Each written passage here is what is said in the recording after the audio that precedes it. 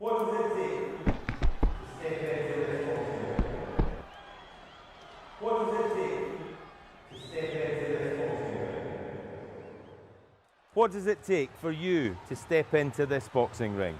It takes a lot of hard work, dedication and the right mentality. You can watch it from your screens and you think, oh, I can do this, this and that, but when you get in there, it's a different story. It takes a lot of guts, and it takes a lot of motivation, and you need to have the heart to get back in the ring.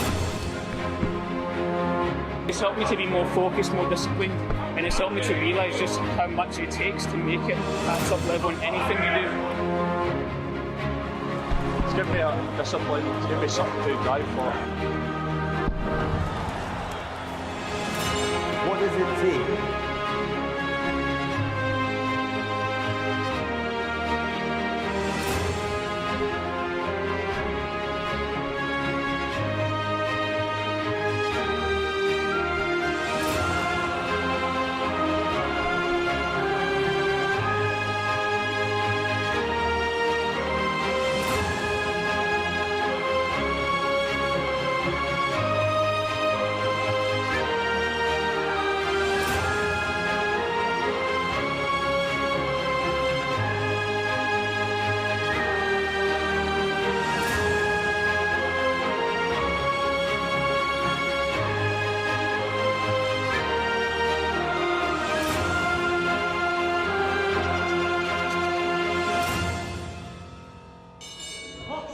If it wasn't for boxing, God knows where I'd be right now.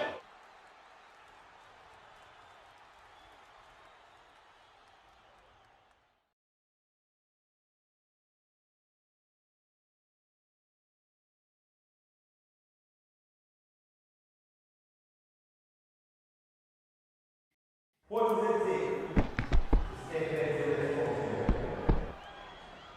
What does it take to step into this boxing ring? What does it take for you to step into this boxing ring?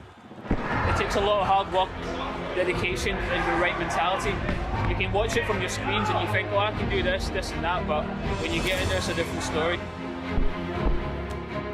It takes a lot of guts, and it takes a lot of motivation, and you need to have the heart to get back in the ring. It's helped me to be more focused, more disciplined, and it's helped me to realise just how much it takes to make it at top level in anything you do. It's given me a discipline, it's given me something to drive for. What does it take?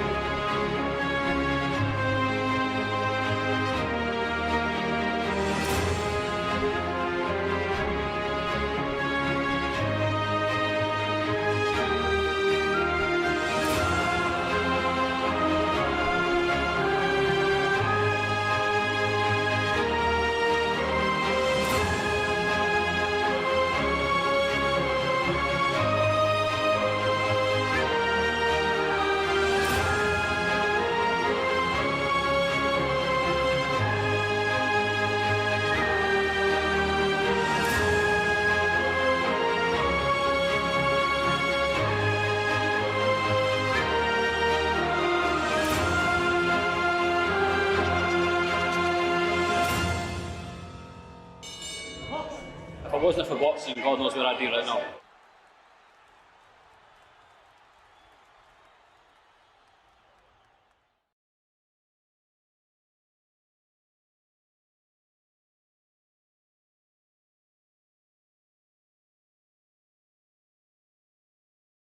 What does it take to step into this boxing ring? What does it take to step into this boxing ring? What does it take for you to step into this boxing ring? It takes a lot of hard work, dedication and the right mentality. You can watch it from your screens and you think, oh, I can do this, this and that, but when you get in there, it's a different story. It takes a lot of guts, and it takes a lot of motivation, and you need to have the heart to get back in the ring. It's helped me to be more focused, more disciplined, and it's helped me to realise just how much it takes to make it at top level in anything you do. It's given me a discipline, it's given me something to drive for. What does it take?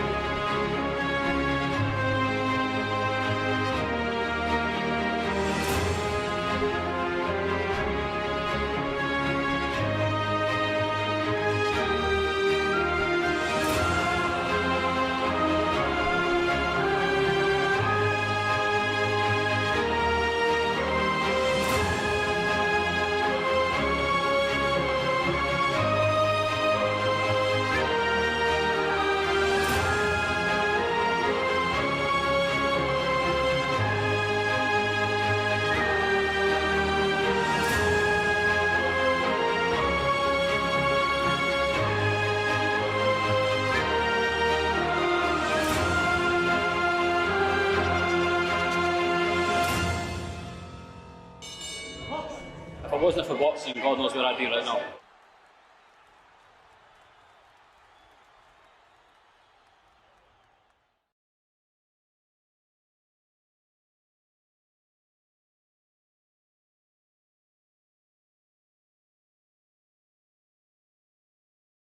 What does it take to step into this boxing ring? What does it take to step into this boxing ring? What does it take for you to step into this boxing ring? It takes a lot of hard work, dedication, and the right mentality. You can watch it from your screens and you think, oh, I can do this, this and that, but when you get in there, it's a different story. It takes a lot of guts, it takes a lot of motivation, and you need to have the heart to get back in the ring. It's helped me to be more focused, more disciplined, and it's helped me to realise just how much it takes to make it at top level in anything you do. It's given me a discipline, it's given me something to drive for. What does it take?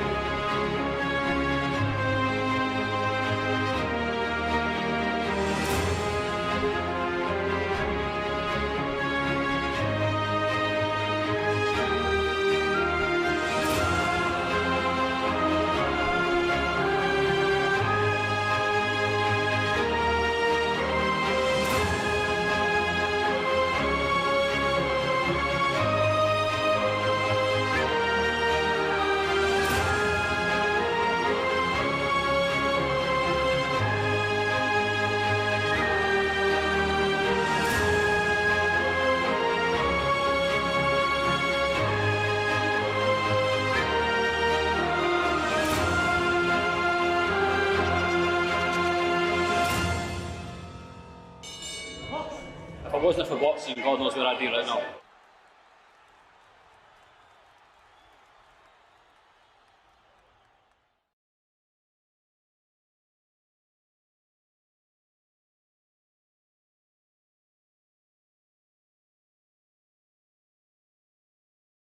What does it take to step into this boxing ring?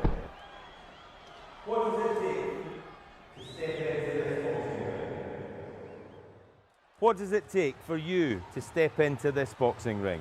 It takes a lot of hard work, dedication, and the right mentality. You can watch it from your screens and you think, oh, I can do this, this and that, but when you get in there, it's a different story. It takes a lot of guts, it takes a lot of motivation, and you need to have the heart to get back in the ring. It's helped me to be more focused, more disciplined, and it's helped me to realise just how much it takes to make it at top level in anything you do. It's given me a discipline, it's given me something to drive for. What does it take?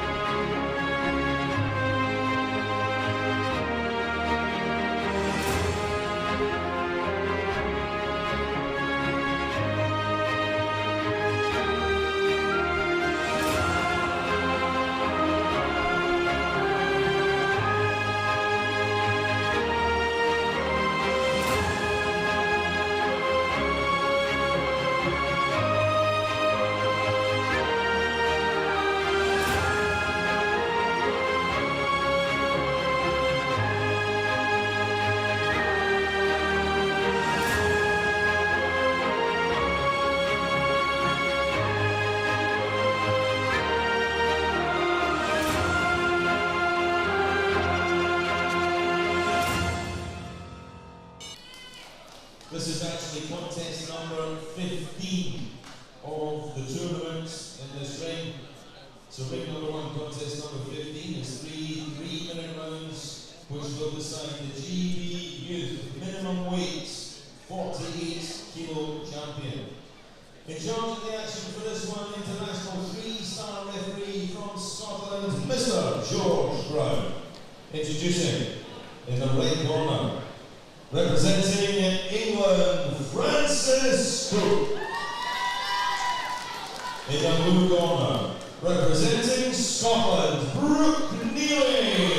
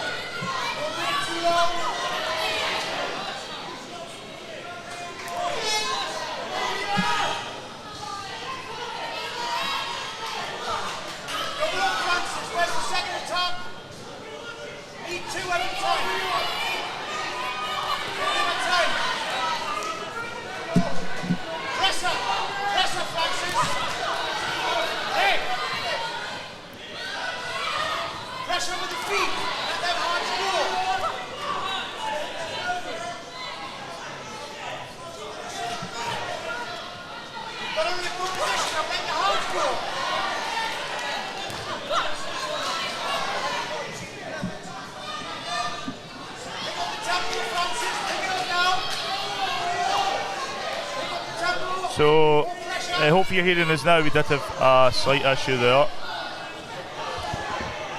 Morning, Jamie.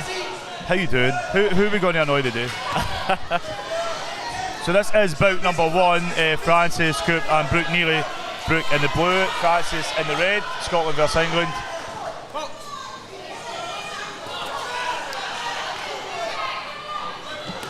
Vicky Clark, thanks for pointing out the issue with the sound.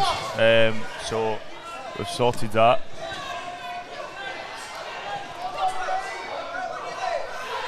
So we're in round number 2 of bout number 1. We have posted the running order, so if you check up in the comments, the youth final running order is posted there.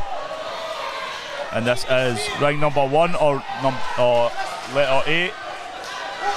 And in round 2, you can see at the top of the screen, there's also a separate link there. You can watch that without commentary.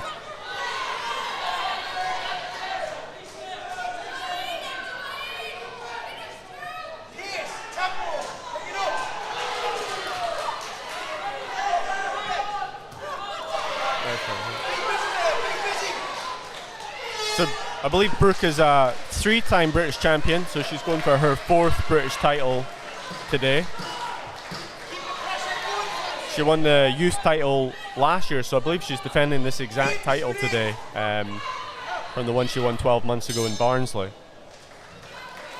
So that's it for round number 2. So good morning, welcome to Boxing Scotland and JATV's coverage of the GB Junior and Youth Free Nation Championships. With me, Jamie O'Neill, and Boxing Scotland's Ben Holme. Ben, who are we going to annoy today? Well, we've been biased against the Scottish boxers and for the Scottish boxers at the same time. Not quite sure how that works. Yeah. We'll try and call it as we see it, and we'll try and be neutral as well. So if we think a Scottish boxer's lost, we'll say that, and if we think they've won, we'll say that. And we will point out, like we said yesterday, sometimes moderating the comments, dealing with the sound, the technical aspects, the firefighting, anything else that goes on. We maybe see glimpses of a round, and then that sticks in our head, and when we say, oh, we think this person won or whatever, don't take it personally. We honour the judges. Yeah. The judges far more qualified than us. And it'll probably be worse because I'll be up and down doing interviews as well today, so I'll be in and out as the action goes on. I'll leave Jamie as the lead commentator to guide you through the day. So Shea Smith, like they're picking up the win in round 2. Ben will go grab him for an interview.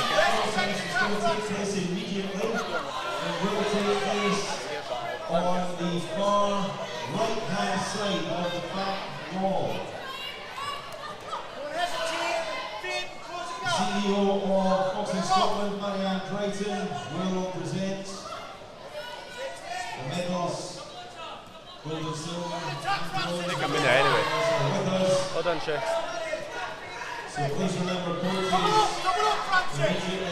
So we're in the third and final round of our opening youth final today. All of the contests today are finals in both the youth and the junior ring. We have 17 finals scheduled in this ring one that you're watching, the youth ring. And the one you can see in the background that's empty just now is the junior ring, where we have 20 junior finals. We do have a separate stream for ring number 2 with the juniors. So if you are wanting to watch that a bit closer up, you'll find that on the Boxing Scotland official YouTube channel. Alternatively, you can stay here with us and you can kind of see both at the same time. This will decide the GB Junior Hockey 2-0 champion. Give us that second phase. Referee, away from Wales, Mr. Mike McClendon. So if you do have any comments and abouts, as long as you keep them respectful, fire them in the comment section on YouTube.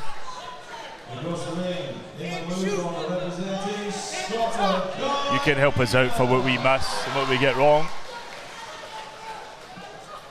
If you are joining us on the live stream, as opposed to watching it back later on JATV Live, the link for JATV Live's YouTube channel is in the comments. You can give us a follow. It means when we edit up all the finals for ring 1 today, we'll be posting them individually, so boxers can share with friends and family without having to scroll through the whole stream. So bout number 2 in ring number 2 is just kicked off. That's Alfie Knipes and Kai Meehan.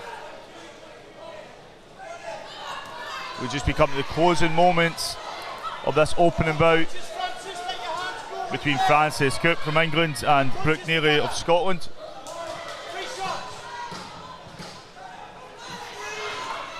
In a few seconds of round number 3. I think from what I have seen, very, very consistent pace throughout the 3 rounds. I have no idea what the judges are going to decide. So we'll pass to Craig Stephen, our international sports announcer and JATV Live Scottish boxing announcer of the year, who will give us the results. So this is Brook Neely from Scotland in the blue corner and Francis Cook from England in the red. Result of contest number 15.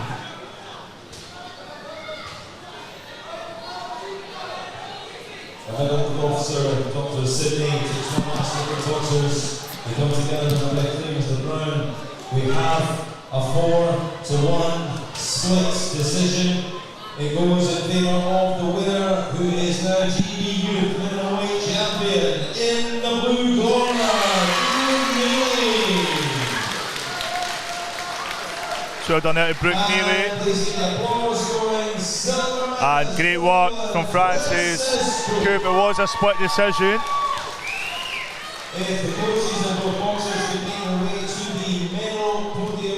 That's our gold and silver medalist. Ben will be doing interviews throughout the day, so he'll be popping in and out with the commentary.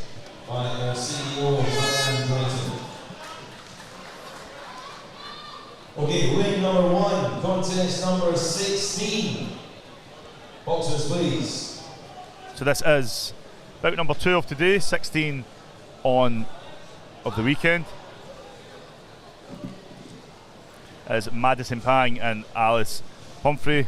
Madison representing Wales and Alice representing England. This is female light flyweight. To decide the GB Youth Light Flyweight Champion. In charge of the action for this one, star referee from Scotland, Mr. Jim Smith. Introducing in the red corner, representing Wales, Madison Pang. In the blue corner, representing England, Alice Humphrey. Just before we go forward, Jason, I seen that you said robbery. The way it works is 5 judges. There's 2 for the homes for the the blue corner, 2 for the red corner, and then 1 from the third nation. So there are no Scottish judges. The referees are changing throughout. We've got Scottish, English and Welsh referees here as well. But I think that bout was a close, but I think it could have went either way, and I think I would have been happy with it. We would go with round number 1, bout number 2, Madison Pang and Alice Humphrey. Sabagani is cheering on Alice online.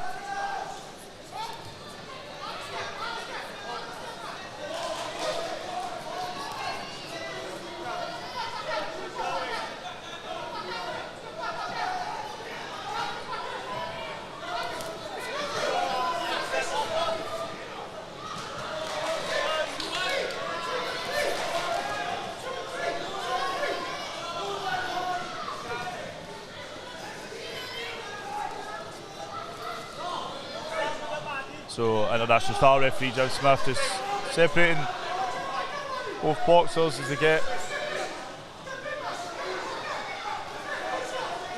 a bit scrappy in the right.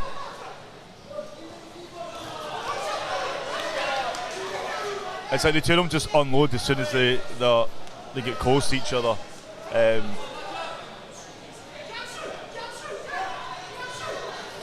Nice right there landing from Alice, the blue corner. Nice work there.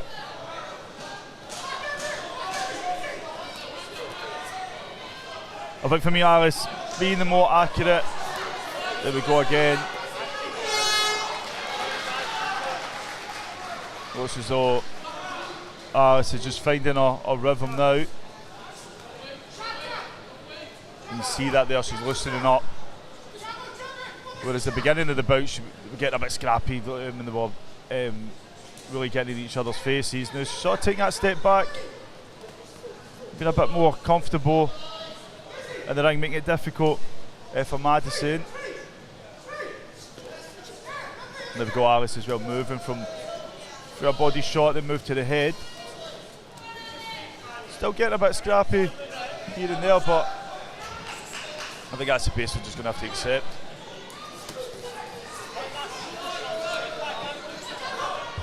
So I'm back, sorry for that.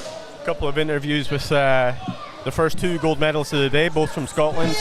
Shea Smith in the junior ring and then Brook Neely in the youth ring, so a good start for Scotland. The robbery comments on. Oh, right, I did explain how the referee works for the judging. We have officials from Wales and England here. There's no more than 2 of the 5 judges will be from any one country, so we do have neutrality, and they've worked really hard. I've seen all the officials this morning drawing up all the lists, so there is neutrality across the board. I think robbery is the most overused term in boxing, especially for that bout, because it was a closed bout. I don't think people understand what the word robbery means. I mean, I've seen a couple of robberies, don't get me wrong, in the boxing ring. Usually that's where there's no case that the person could have won and they get the decision. I was going in and out for that bout, so I have to be honest, I didn't see it in full, but from what I saw, it didn't look anywhere near. I would agree with it. It was a split decision, albeit 4-1. Yeah. But I think I could have, either way, I would have been happy with it. I think both boxers really put in a good display of boxing, and regardless of who won. I'm enjoying this bout. It's actually the first bout of the competition that doesn't have a Scottish boxer in it. So yesterday, all of the semi-finals yesterday in both the youth and junior. In both youth and junior had a Scot, because as the host nation we're allowed to put 2 boxers in it away, just 1 from the travelling nations, and it's the same when it's reversed. So last week England were the hosts for the elite, they were able to put 2 in. So we had 44 Scots entered into this competition, but yeah, this is the first one without, because obviously in the junior ring we've got Kai Meakin from Scotland in the blue, boxing Alfie Knipes from England in the red, which you can see in the background.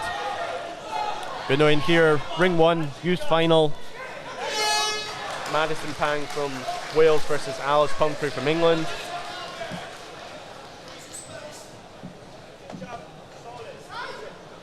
We saw Alice have a very, very good win yesterday. Alice in the blue from England she stopped Tamsin Quigley from Scotland in the second round in her opening contest. She came out very fast, if you remember, and again you see a multi-punch combination from her. And the thing is, in the first round it was getting a bit scrappy. There wasn't a lot landing. Alice sort of found her feet, her rhythm. Not to say that Madison isn't finding success, but I think for me, Alice has really found her rhythm, and it's great when they're unloading and she's landing like constantly and consistently. Here we go again. Unanimous decision. The winner now, GB Junior 42 kilo champion in the blue Gorer, So that's Kai Meekin picking up the third gold of the day. No, that we're counting. All for Scotland so far, which is great. Yeah, we'll be cashing in at the bank.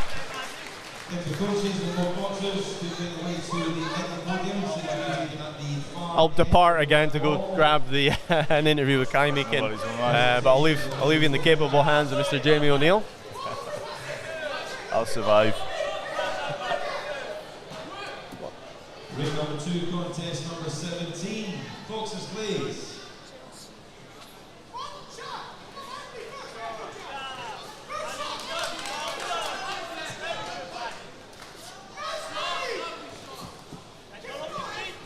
Contest number 17, ring number 2, 3 2-minute rounds, which will decide the GB Junior 44 kilo champion. In charge of the action for this one, international scholarly from Scotland, Mr. Tommy Winters. Introducing in the right corner, representing England, So in ring number 2, Hamza Khan, Caden Wallace, England vs Wales. So in both rings you get England vs Wales competitions on.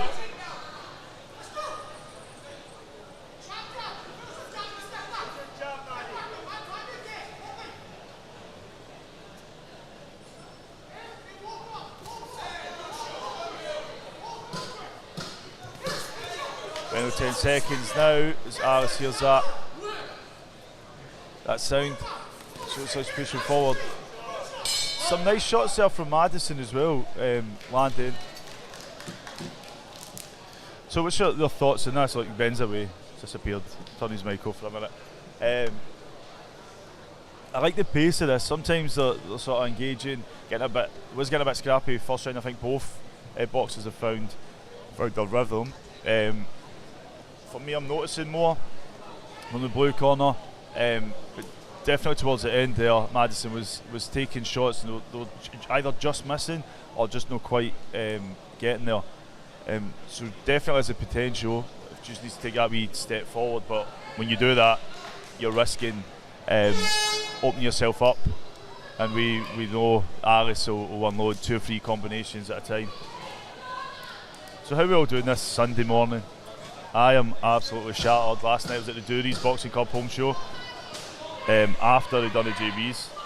So you go third and final round for bout number 2 and ring number 1. International star referee Jim Smith brings together Madison Pang and Alice Humphrey.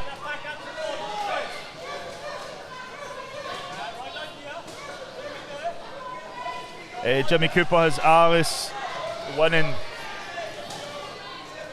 Say easy win, I don't think it's that easy, but I would say more a comfortable win. Comfortable, I'd replace your word easy with comfortable.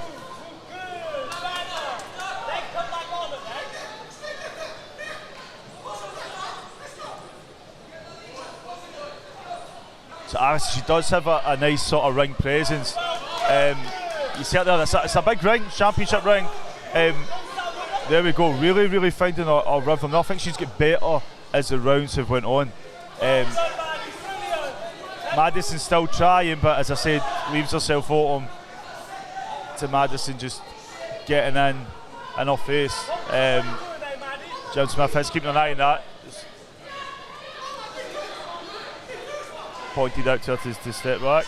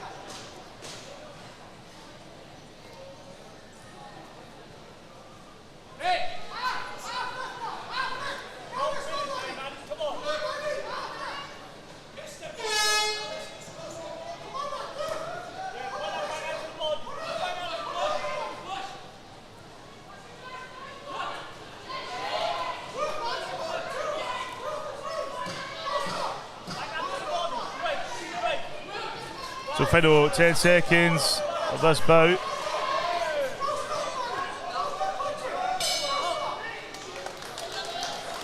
Well done there to both boxers.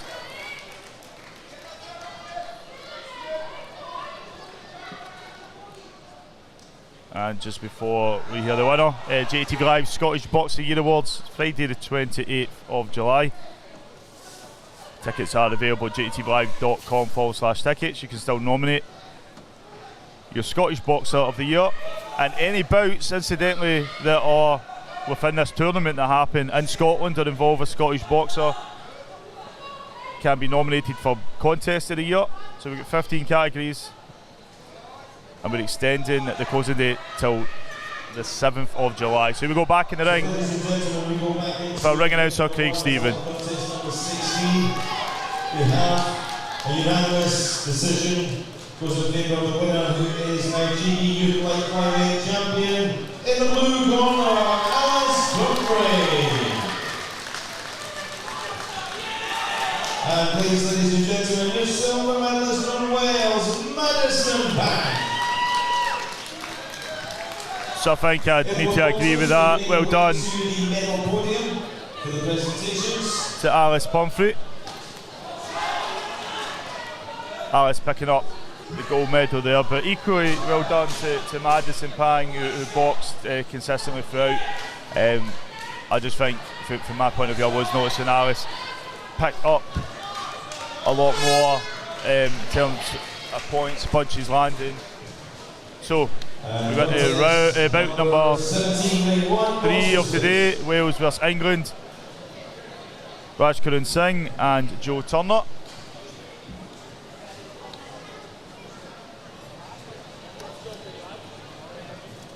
So contest number 17 and ring number 1 is 3 3-minute rounds. This will decide GBU flyweight champion.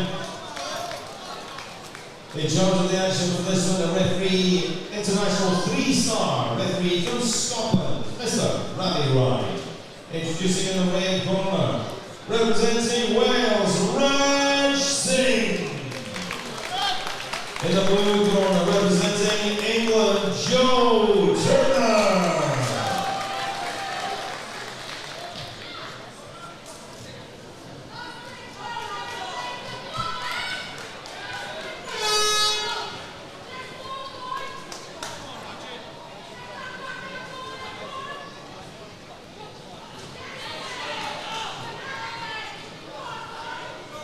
So this is bout number 3 of this afternoon.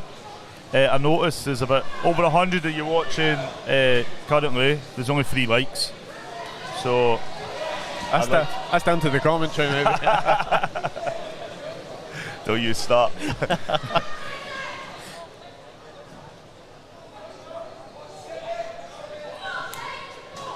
So Gurda Singh is your brother in the ring. So he's supporting, send all the positive energy through the stream. I'll try and pass it on. So in the red corner, Ravenscraig Singh from Wales and Joe Turner from England. In the blue corner, here we go, round number 1.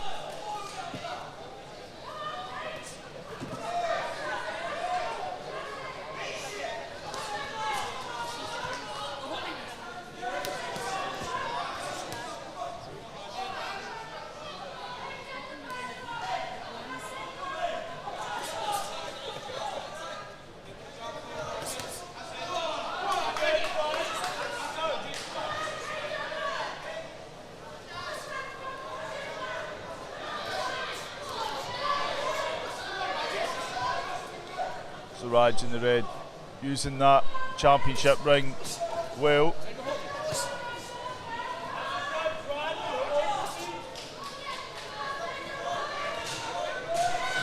But Joe trying to keep busy. You see there, Raj boxing the back foot. Already we're seeing he's countering Joe. Sometimes that's where boxers work better. Some nice shots there landing with Joe. Raj, take a wee step back, again using that ring space. He's got his guard up as well, so although Joyce throwing, not everything is landed, that one did. As Ravi Rai separates both boxers, restarts about.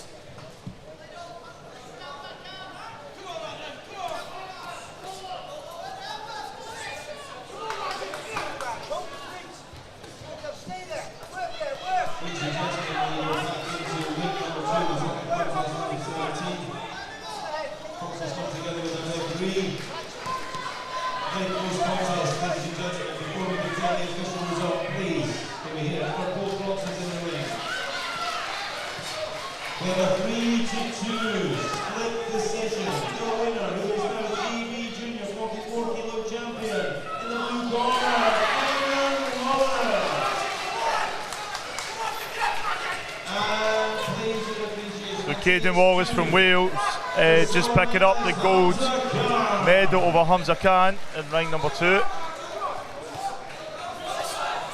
So well done to both boxers there. Meanwhile, ring 1, what you're watching now.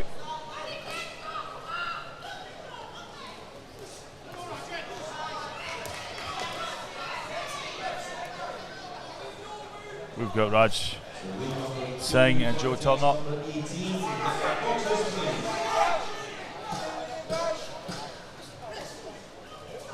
So contest 18, ring number 2, these 2-minute rounds for the Southern TV Junior Middleweight Champion within the 46 kilo division.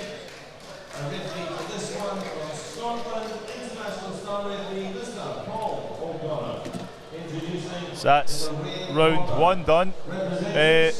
For me, Joe attempting to be busier, but there is an element of skill that's coming with Raj. He's using that ring space well, he's got his guard up when he needs to. I just think going in the next 2 rounds he needs to be a bit busier and just try and match the pace. Whether Joe can keep that up, I don't know. But I've seen it in the past, boxers will be very guardy in the first round, then the second, third is when they'll find their rhythm.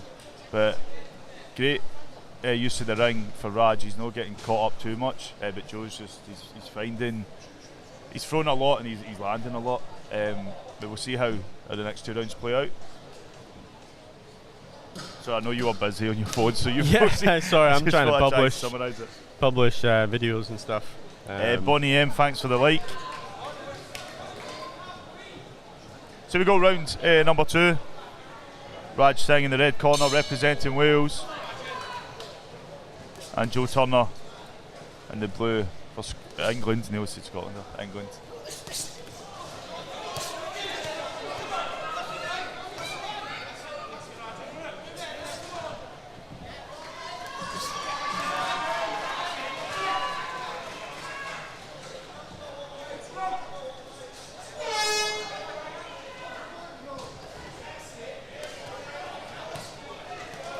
Nice work there, nice body shots landing for Joe.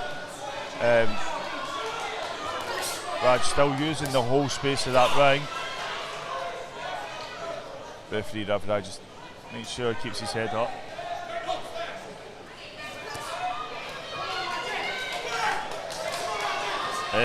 Dean and Charlotte, I'm not sure. I don't know if we've got the stats, it's maybe English boxing could answer that. Or Welsh boxing rather. Can you answer that now?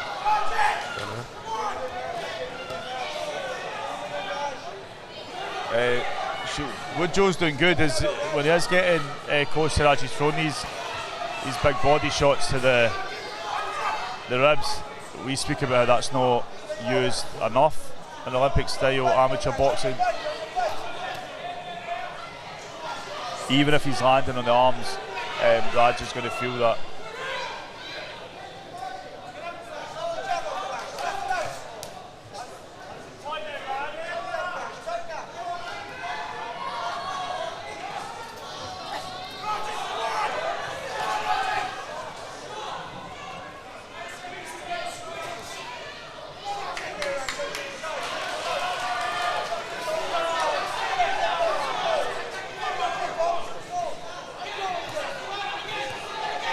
Big shots again coming from the blue corner.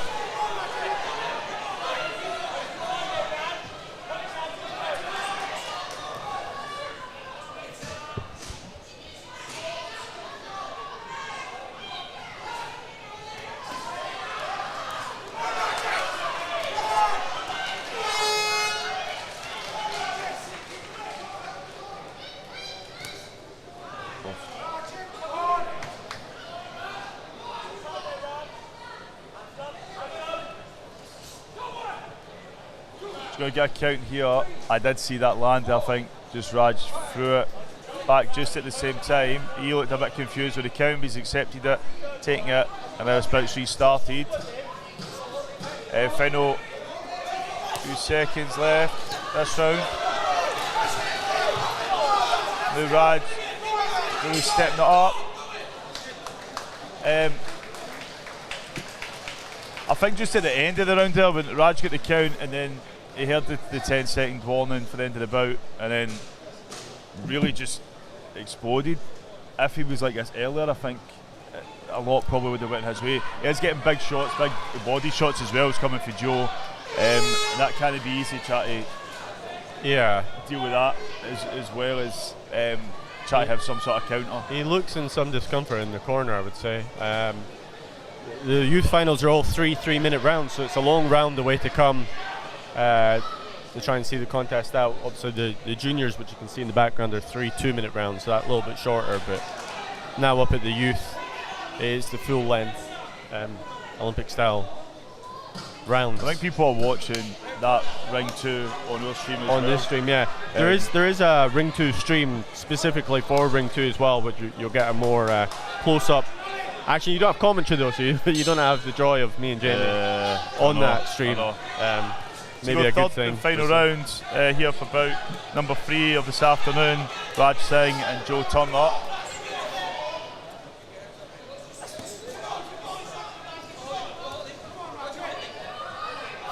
I think if these two boxers merged into one, they'd be an amazing boxer. Raj is very impressed with his use of the ring, but Joe, just everything else, changing it up, moving body to head when he needs to.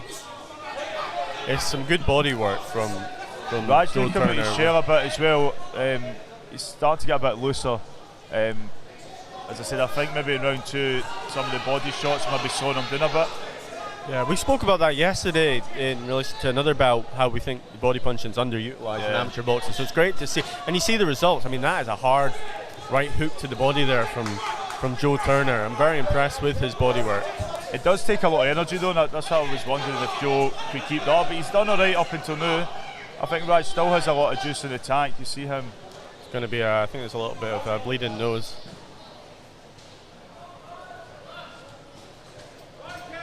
But just a slight bit of blood there from Joe. This bit restarts, and now Raj really finding his rhythm now in this round.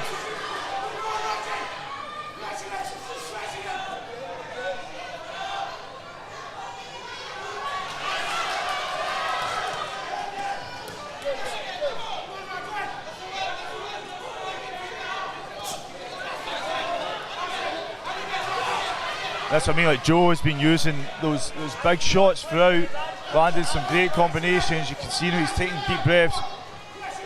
Nice wee sidestep there from both boxers. But Raj,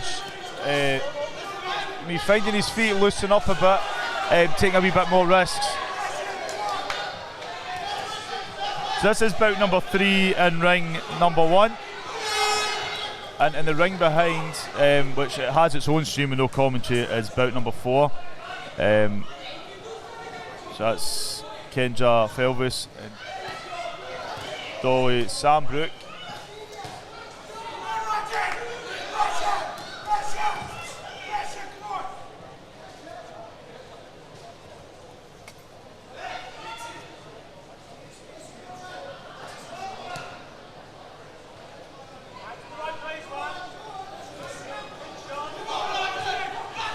Raj's been a bit more laid back, taking a few risks in this third round.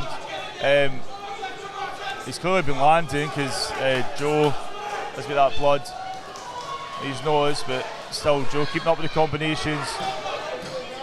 Final 10 seconds now in round number 3, and then we will have a GB 3 Nations gold medalist.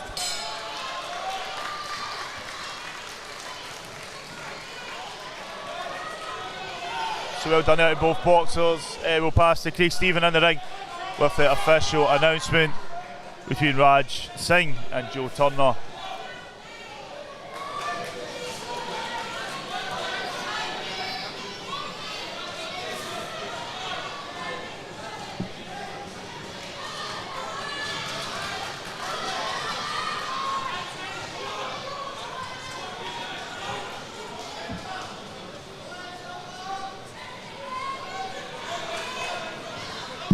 So ladies and gentlemen, back into ring number 1, result of contest number 17. We have a unanimous decision. The winner is now the GB Youth Flyweight Champion in blue, Gorer, Jenkins. Well done there, Joe. And please your appreciation, silver medalist. Well done, silver medalist. Raj Singh, I think. It was just a bit late in getting into his rhythm. To the medal table, the presentation podium.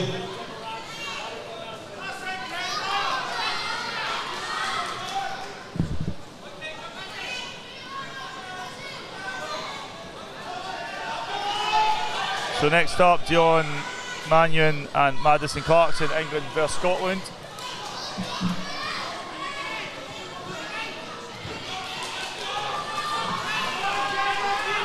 Contest number 18, ring number 1, boxers please.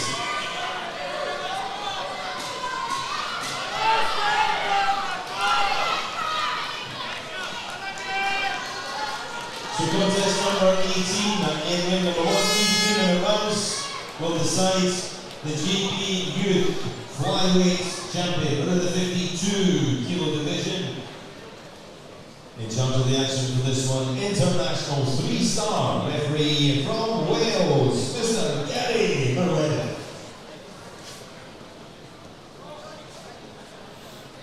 Introducing first the boxing out of the red corner, representing England, Dion Manion. And in the blue corner, representing Scotland, Madison Clarkson.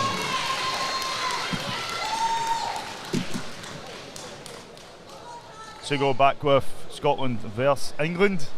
Madison Clarkson in the blue corner, Dion Manion in the red. This is round number 1, about number 4.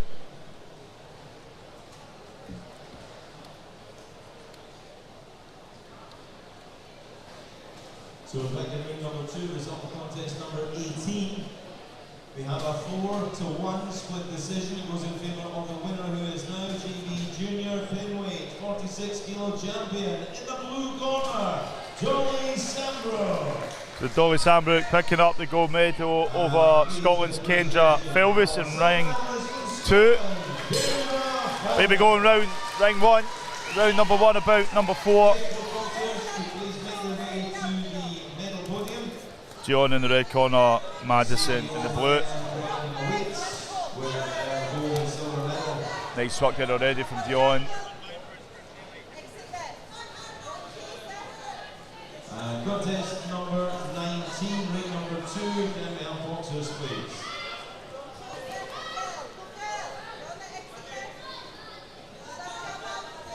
Ring number 2, contest number 19, 3 2-minute rounds will decide the GB Junior Pinweight 46 kilo champion. In charge of the action for this round from England, major panel referee, Mr. Phil Panter. Introducing in the red corner, representing. So in ring 2, Hamza Malik and Gavin Alexander, they're just starting off. In the blue corner, representing Wales, Gavin Alexander. Nice work here from the English boxer, Dion Manion. Madison just waiting slightly too long, trying to get the count up.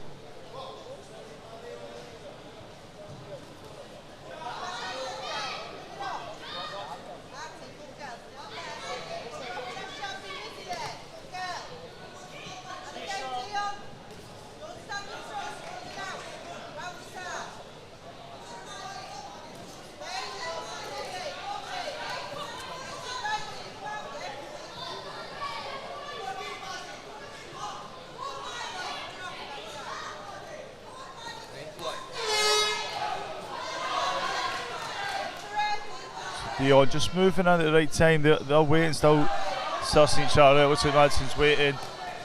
It's interesting to see the difference that they're holding the centre ring rather than the bout before.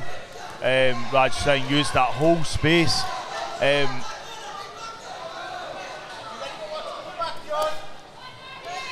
whether that was Joe pushing him back or him just trying to find an exit or try to just tire his opponent out by following him.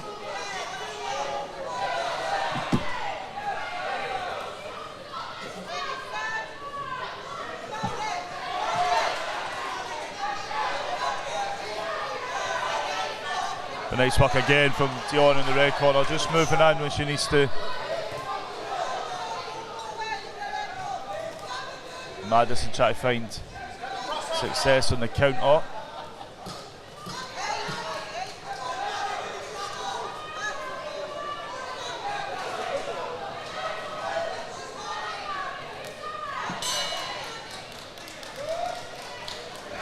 So that's round number 1, about number 4. Madison Clarkson from Scotland in the blue corner, and Dion Manion from England in the red.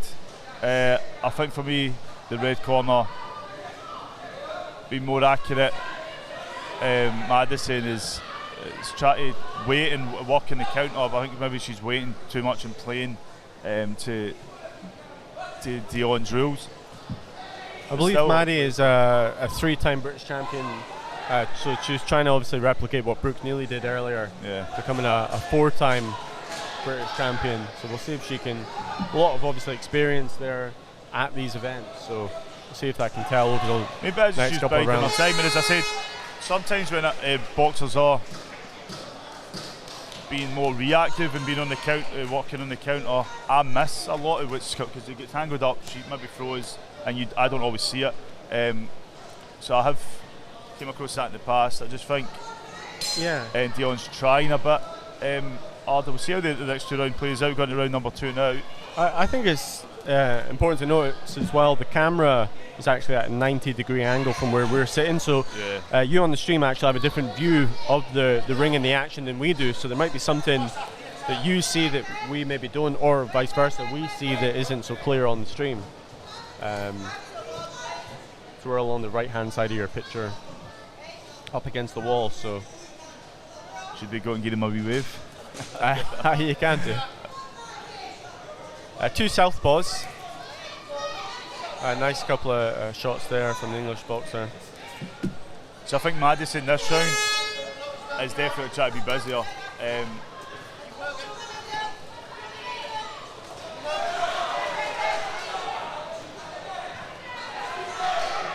The head guard must be annoying for some people. You can see them like also trying to adjust it. Yeah. Well, all of the contests we're going to have over the rest of the day in both rings obviously have the head guards at this level. At junior youth, there's head guards for all competitors. As it moves into the seniors, the men lose the head guards. The females still keep them on. Although I have heard some information that might be changing. Maybe the senior females might have the head guards off as well. It seems to constantly change every few years because the senior men had them back on, and then they were off, then they were back on, then they were off. So it just seems to be a constantly evolving thing with the head guards.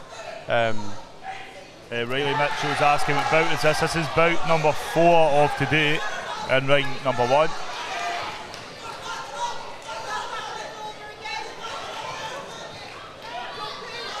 This is Dion Manion from England and Madison Clarkson and the blue from Scotland.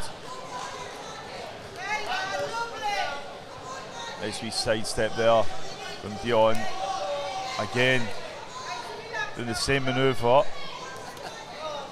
And then switching it up, she lands that left.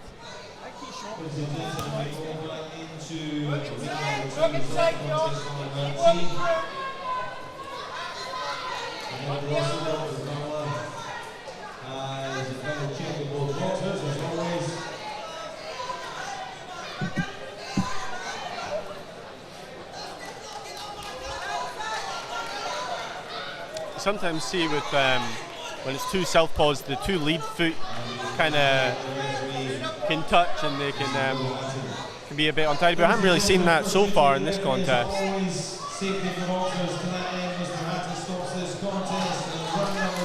And obviously for boxers, when you face the southpaw, it's maybe something you're not as used to, but it's the same when you're actually a southpaw boxer. You don't come across as many southpaw boxers, so for both of them it'll be a different challenge to come to grips with, even though they are themselves southpaws.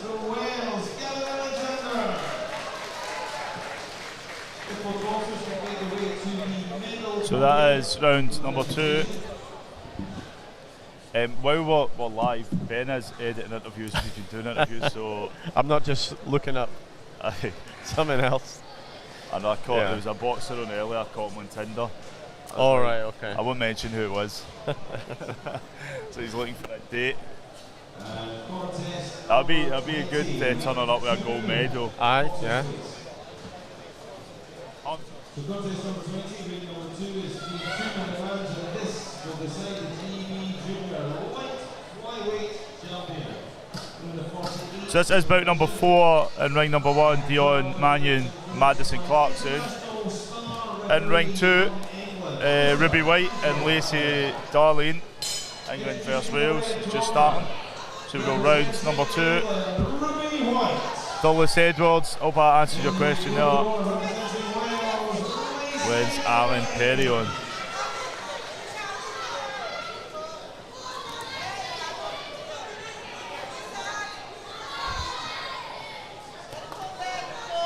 Nice left hand there from Dion in the red from England. And again, and also catching with a right hook. She's impressed so far, the visiting boxer from England. So Alan Perry will be boxing bout 15 of today, but we're currently in bout 4, and we'll probably have an interval between them. There will be a 30-minute break. I haven't heard what time that will be.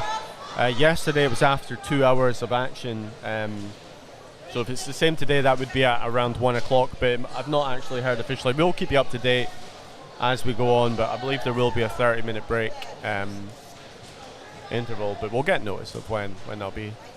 Scottish corner just adjusting the head guard. Looks like there's maybe a bit of a problem with the hairnet underneath the head guard, and coming loose for Maddie Clarkson there.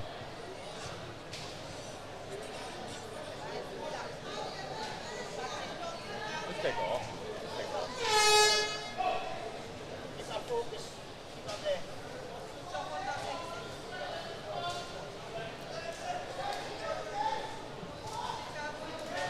Sorry, there was a falling banner behind us. If you're wondering what we're talking about.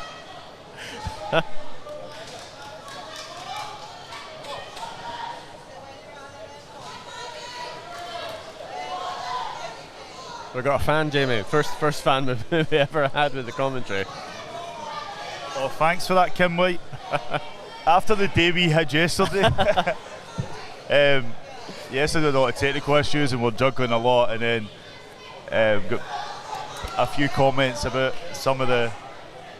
We're being biased against the Scottish boxers somehow. I wasn't expecting that accusation.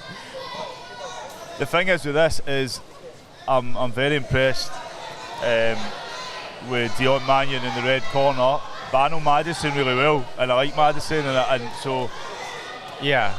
But you can, and I think now she is picking up, but I think Dion is just, for me, showed the better skill throughout. We will just, I mean, we said it 2 or 3 times yesterday for anyone who joined us, but we don't know what the scores are. It's close scoring, so we find out the result as you do. It's not like some of the major international competitions where you kind of see the score round by round as it goes on. So we've got no idea sitting here who's up, who's down. It'd be handy if we did know. Oh, that would be good. But we'll maybe get that for future competitions. But right now we don't know what the scores are. So so this is bout number 4 for those asking. We'll try to keep up with some of the comments coming in.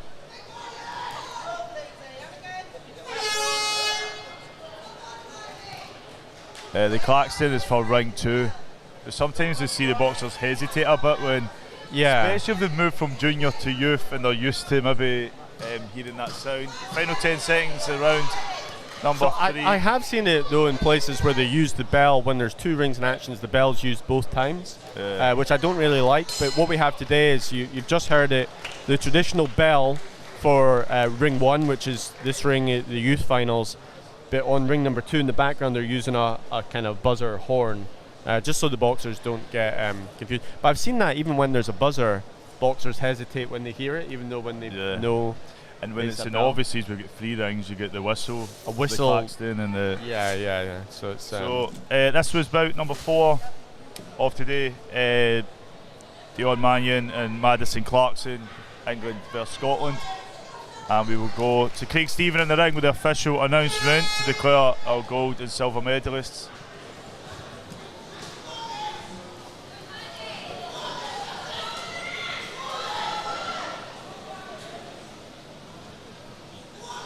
Ladies and gentlemen, we go back into ring number 1 with the result of contest number 8. We have a unanimous decision. It goes in favour. The winner is now GB Youth flyweight champion in the red Gorer, Manion. And please, your appreciation, silver medalist, Clarkson. So done to our 2 new medalists, silver and gold. If both boxers to please make their way to the medal podium for the presentations.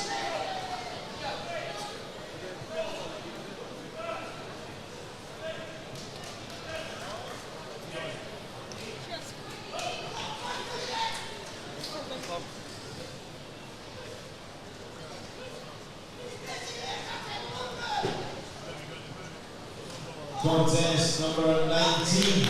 Ring number 1 boxers, please.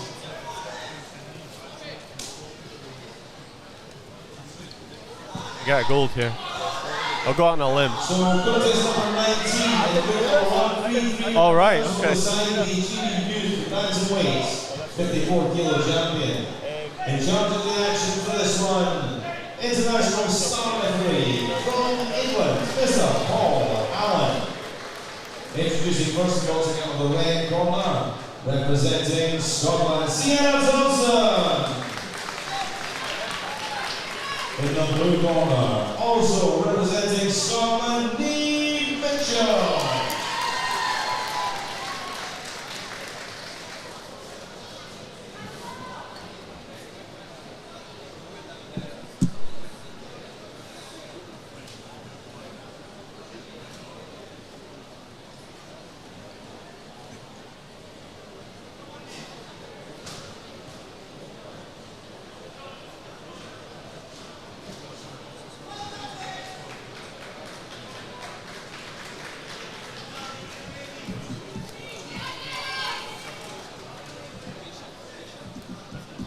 So we go back into ring number 2 result contest number 20, and as I have said before, ladies and gentlemen, first duty of the So this is actually the first time I've had a chance to see Niamh Mitchell live. I've seen her broadcast on obviously on the streams at various international.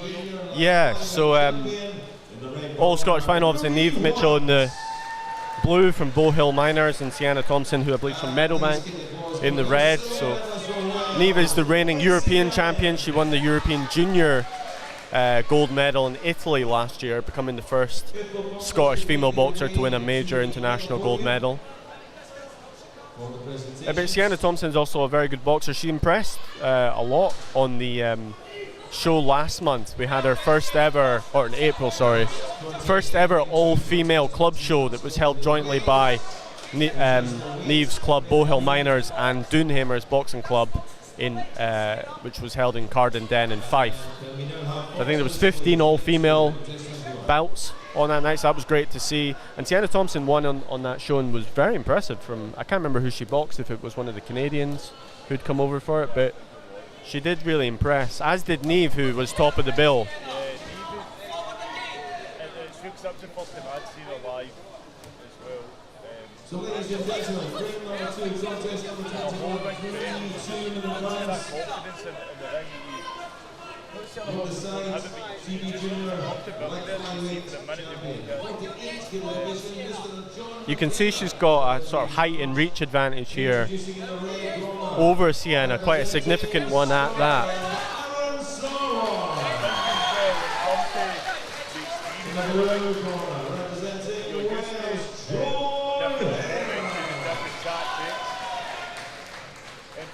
Number 2, Aaron Starwall, is one I was watching as well, is boxing Troy here from, I think they boxed, did they box as well? They may have boxed in the final of the schools last year in Dundee. The Troy Hare name rings a bell. So you can see that in the background, ring number 2, the junior ring. You can get a stream that's just dedicated to that. It's more close up. Remember I'm watching from the Philippines. I've got cousins from the Philippines. But I'm going to say this story because I say it all the time. My cousin from the Philippines came to live in Scotland and she was in the first ever female bout, the first ever sanctioned female bout to box the Inverness Boxing Club, Laurie Redfield, in 1998, I feel, was the first sanctioned bout. And she won in the first or second round. I was too young to go on until I was too young. So there's my connection with the Philippines and boxing all over the world. So a little bit of a standoff in this contest there. Both boxers kind of waiting for the other one to make the move.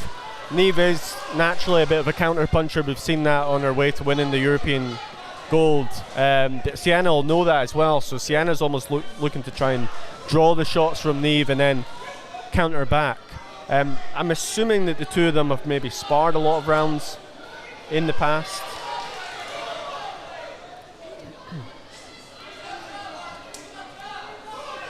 One of the reasons why it's the first time I've seen Niamh, if people are wondering, is because of I guess there's a lack of female boxers in Scotland. Often she's a single entry at her weight. I believe both of these boxers were single entries for the Scottish Championship, so they didn't get a bout. One of them must have moved up or down weight to be joined up for the British. I'm not quite sure what weight they entered into the Scottish at. So I think Niamh's had more international contests than she has had domestic. Boxing for Scotland across Europe.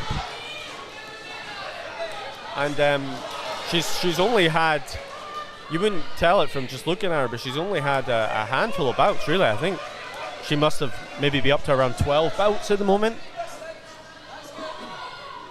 which really isn't that many all, but it doesn't look like she's only had 12 bouts, to be honest. You see again here a bit of a standoff. Niamh kind of with her hands down, quite comfortable, looking to draw something from Sienna. Sienna's really not biting though, is she? She's really waiting herself.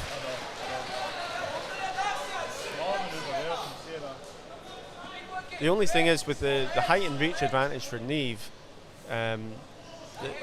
she's able to kind of tag Sienna from the outside in the way that Sienna's not. So although there's not a lot of blows from either boxer in this contest, I would be edging towards Niamh. So far I think Sienna will have to at some point try and gamble and close the distance.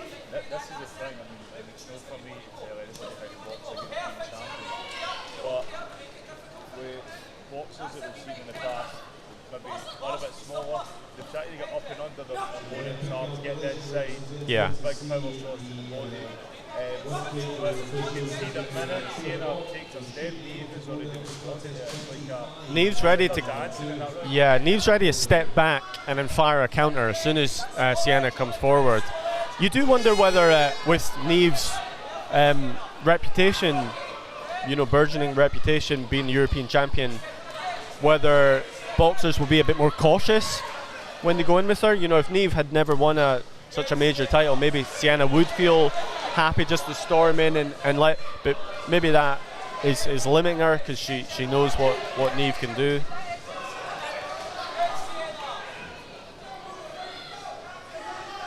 As I say, that comes with experience as well. The more bouts, especially at national bouts, you pick up different tactics, different ways boxers are trained in different countries. Nice right hook.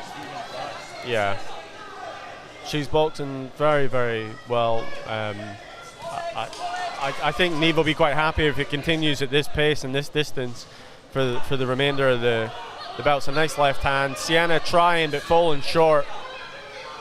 with those 2 punches. She's going to have to really go hell for leather, I think, Sienna, to try and land anything on Niamh. A nice uppercut there from Niamh. Gets through.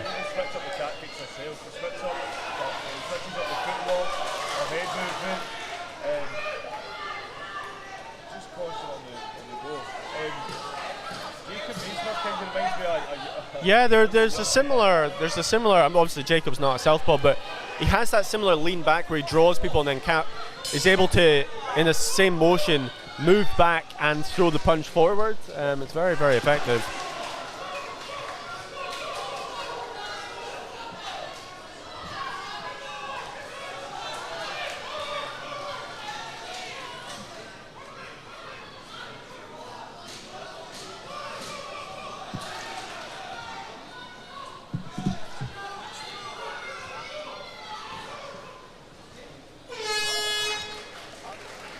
We'll just repeat, we don't know what the scores are as it goes on, so we don't know, but I'd be surprised if Niamh wasn't 2 rounds up. We said similar stuff yesterday and we're wrong, so we'll wait and see. We're not trained officials. We'll leave it. There are 5 judges at ringside. Imagine the judges were listening on JATV and were like, no, we just got to go the opposite direction. Yeah. So they look bad in the comments. So 3rd and final round. Jimmy Cooper, the 3rd round of Sienna Thompson from Scotland and Niamh Mitchell from Scotland. Niamh in the blue, Sienna in the red. Good, Sienna.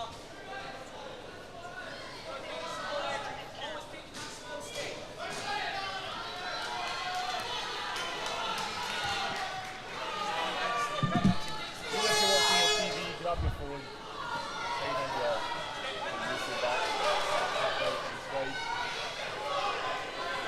Nice left hand there from Niamh, just catching Sienna as she came in.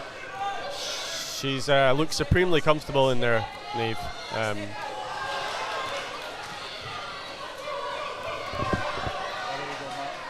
Bonus must be this cable. Cheers for that. Who was that? Declan Downs. My name's Jamie.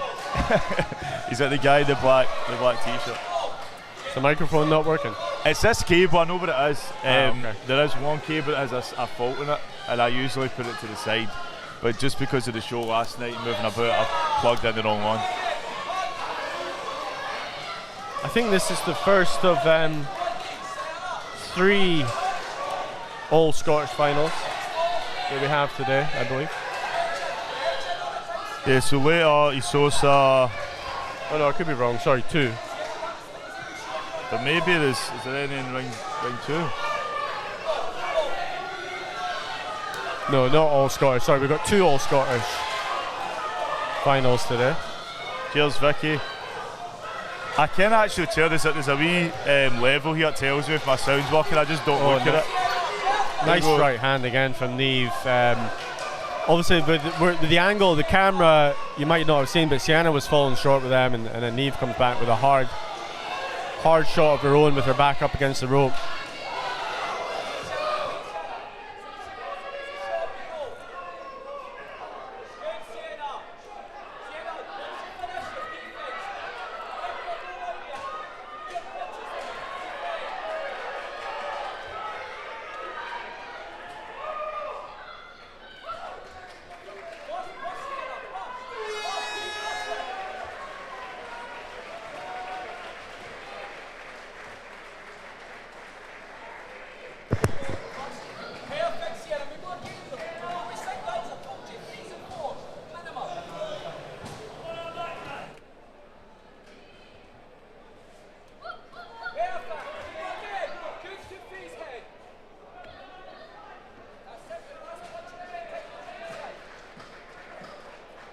Ten seconds.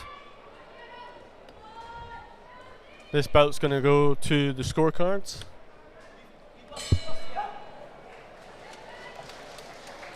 Well, we can confidently predict Scotland's going to get the gold here. Yep. I'll go out on a limb and say I think Niamh's done more than enough across the 3 rounds to get her arm raised. I think this will be her first British title. She's the reigning European champion, but I don't think she's ever won a Scottish or British title, just due to the fact there's a lack of competition to be matched up against. So we're going to get two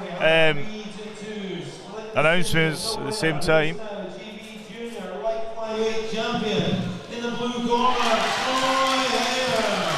So Troy Hayer picking up the gold medal over Aaron Starwart, who'll be gutted. I've seen clips of that there. And there we go in ring number 1 to see which one of our two Scottish finalists picks up the gold and who picks up the silver.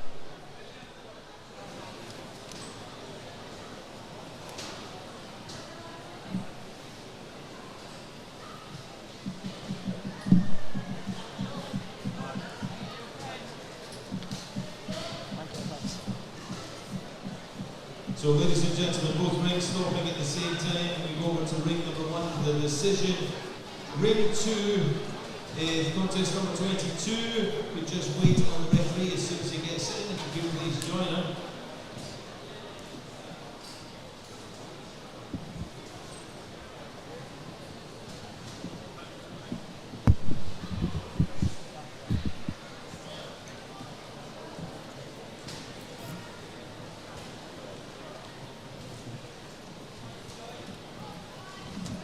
So ladies and gentlemen, we are back in ring number 1, result contest number 19.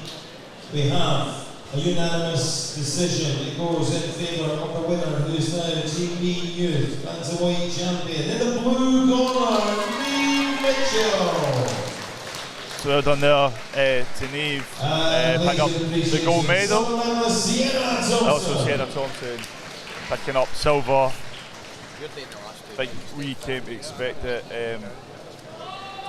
Neve just has this certain ring style, but it's very, very comfortable in the ring, and she throws those shots with absolute accuracy. But well done to Sienna as well. Great boxer. All watching her box. Sienna. And she's still got a smile on her face and buzzing, so there's that respect there, that athleticism, the way athletes should act. So in ring number 2, Holly Haskins and Sky Taylor, England versus Wales. This is about number 8. And in ring number 1, or ring A, it's ring A on the sheet, ring 1 on the stream. We have Cody Jones and Leighton Birchill. Now Leighton was very good, yes, I was very, very impressed with him. I've not seen Cody box.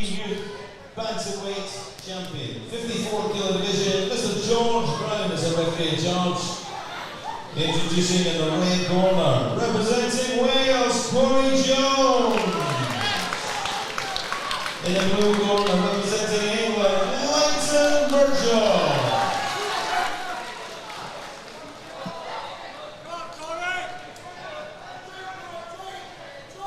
So this is bout number 6 of today.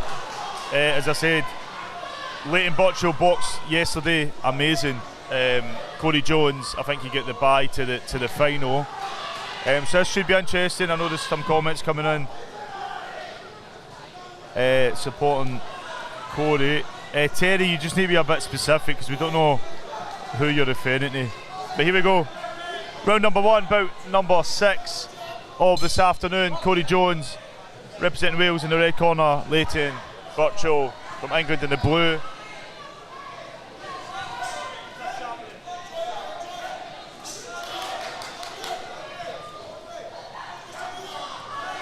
And I think already I'm seeing these two are like a mirror image each other already. The way they crouch down.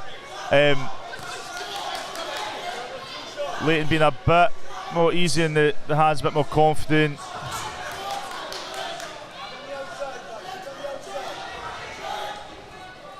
But Cody, look, you can see that. Well, I can see it. You've got him head on. I can see the side. Very determined look in his eyes. Very focused.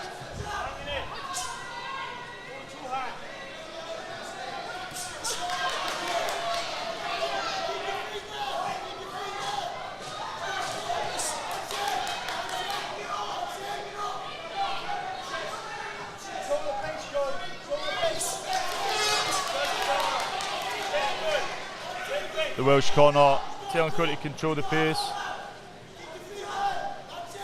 Declan Downs points out Josh Taylor's boxing on the 10th of June.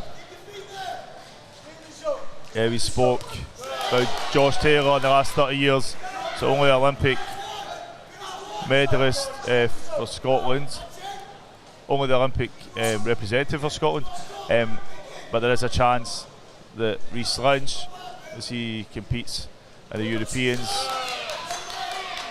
may also get picked, and he'll be the second boxer from Scotland in 30 years. And Leighton, similar to yesterday's style, very, very relaxed. He's got his hands down, very, very sharp, fast punches.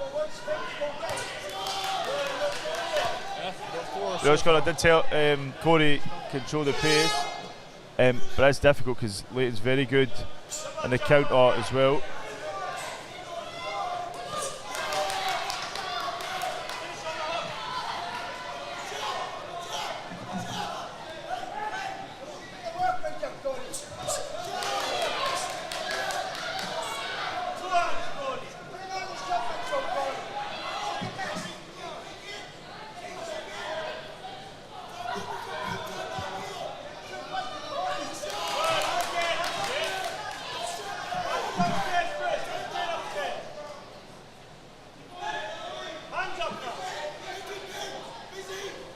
So Liam Flynn will be boxing in ring 2. It's about 19, so you get quite a bit of weight. It's about 12, 13 bouts away. 11 bouts away, we'll have a break. But in ring 1, Leighton Birchill and Corey Jones. I actually went and found Leighton yesterday just because how impressed I was by him. I think probably one of my favourite boxers. Out of Neve Mitchell, that I think is just outstanding boxer. Leighton Birchill, I think, is probably one of my favourite boxers of the competition so far. Just very, I like to see boxers very comfortable in the ring. Sometimes it's borderline cockiness, arrogance, but it's that confidence that you need in the ring. A very pleasant out with the ring, so it's not like to me as if it's arrogant. But Corey, you could see there his stance, the sort of charisma in the ring as well. He's ready for this, and he needs to be. This is for the gold. So round number 2, bout number 6 of this afternoon. Corey Jones from Wales and Leighton Birchill in the blue from England. There we go, Corey turning the pace up ever so slightly, and he needs to change the pace. He can't let Leighton play it by his game, but we see there Leighton using that ring space now, taking a wee step back. Something that they didn't do too much in round number 1. They sort of kept the centre ground. Now Leighton pulling back when he needs to. He's got plenty of space. Nice work there from Corey. Great manoeuvre there.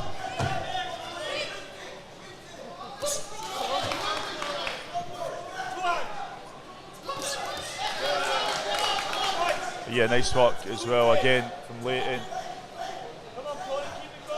who works very well in the counter and sort of anticipates what's coming towards him. Similar to what I've seen with Neve, when you've got that experience in the ring, you're used to different styles, different ring manoeuvres that you can adjust. You know it's getting a bit scrappy. Sometimes that's the only way you can go, just close the gap right down. It's hard for Corey to be pushing Leighton back because he is so good in the counter.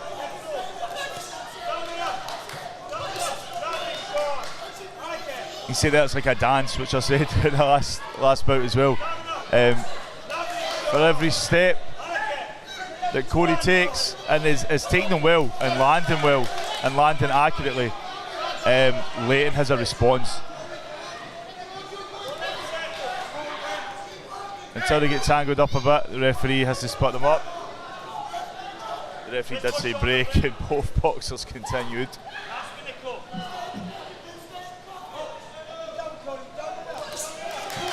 Oh, sorry, Vicky, my mistake. So Corey did box yesterday. I know what happened. It's when we had technical issues and I had to shoot.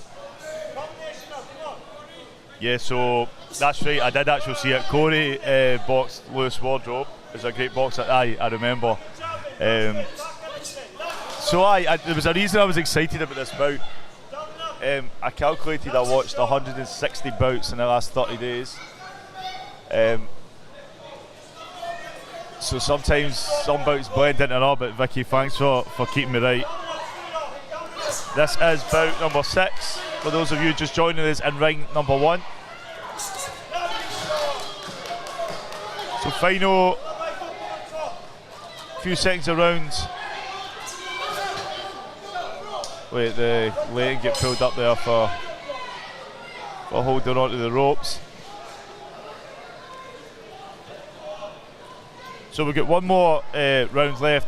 My mistake, Vicky, thanks for pointing out. I do remember, it's because I know Lewis Wardrobe really well, so I was probably more focused on him, and I remember the boxer that he boxed was brilliant. So, and it's good when you get to a final and both boxers have had to sort of earn their place there and not get the bye. So thanks for pointing out. This is bout number 6 for those of you asking.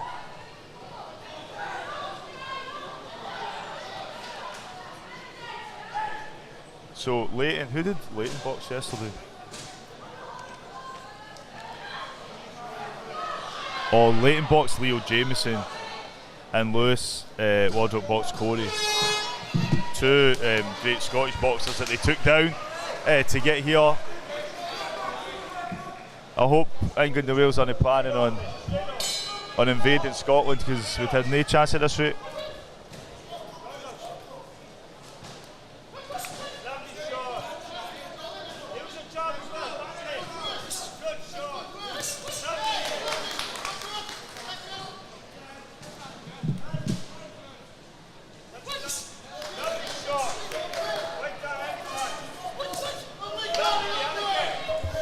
So I keep making mistakes, Ben. Right. Yeah. So when I seen this in the paper, there was a reason I was excited about it. I thought it was because Leighton, I thought, was brilliant yesterday. He boxed Leo Jameson. Yeah.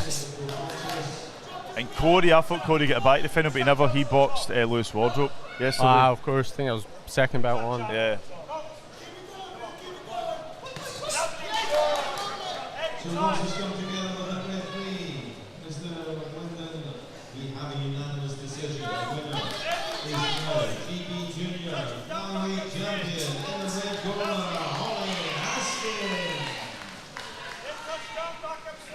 And please, ladies and gentlemen, your appreciation. So let us start Taylor.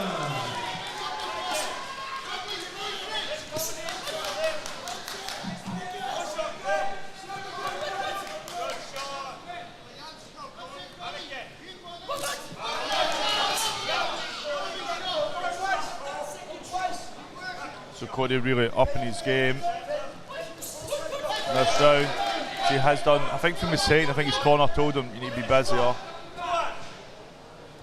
And he's done that. But, well, he's wide. I seen a tongue come out there.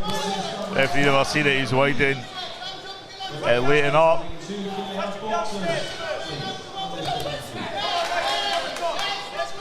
He's like, Corey's celebrating each time he lands that shot.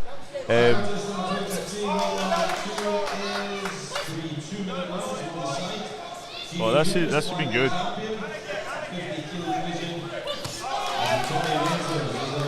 The two of these, so he's been caught. So I don't know how much you were able to see in the stream, but each time Corey was landing this wee manoeuvre, he was sort of sticking his tongue out, and the referee couldn't see it. He done it twice. Then Leighton responded, landed well, and then smiled and sort of done a wee dance, and he get caught. He get pulled up. I wouldn't be sticking my tongue out, because one punch you could lose a piece of it. Yeah, I know. But I'm enjoying this. These two try to wind each other up. Wow, great bout. You see them hugging it now. They've got huge respect for each other. So they did get a wee bit of showboating there. Leighton got caught for the ref. But there we go, the hugging again. Great work from the two boxers. We'll pass to Craig Stephen in the ring with the official announcement.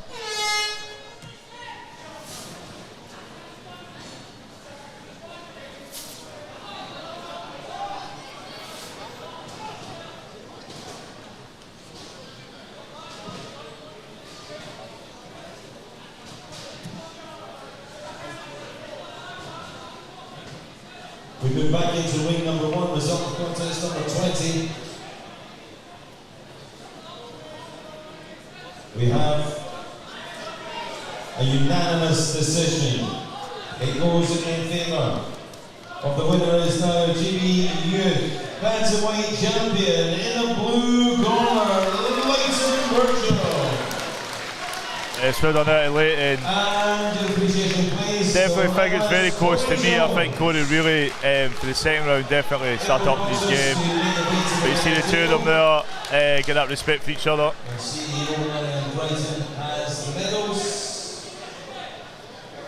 So next up, Paige, Haworth and Theon Wilmore, England versus Wales.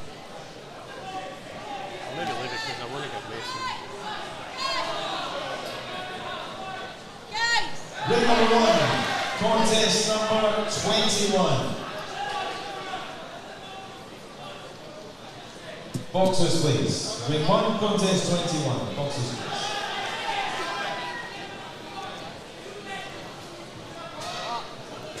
So contest number 21 in ring 1. 3 minute rounds. This will decide the GB Youth Featherweight Champion. They're in the 57 kilo division.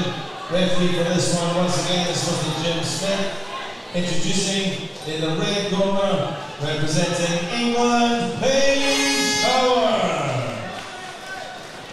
In the blue corner, representing Wales, Wilmore.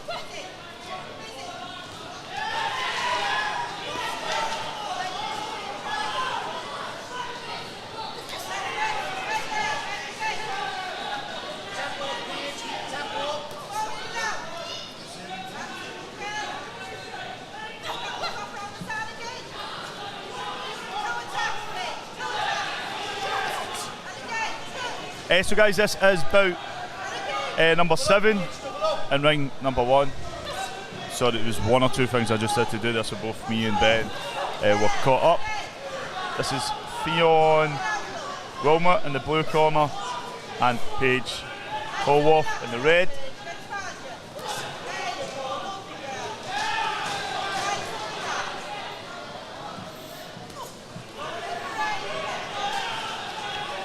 I just had a quick chat with both Leighton Birchill and Corey Jones, both very upbeat, both posing with their gold and silver medals and also the bronze medals for the Scottish competitors, Lewis Wardrop and Leo Jamesey.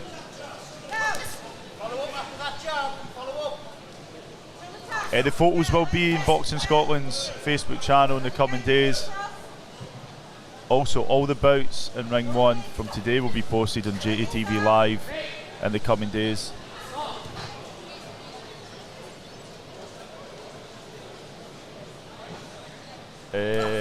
Ring B should be live. I'm just going to check that for you.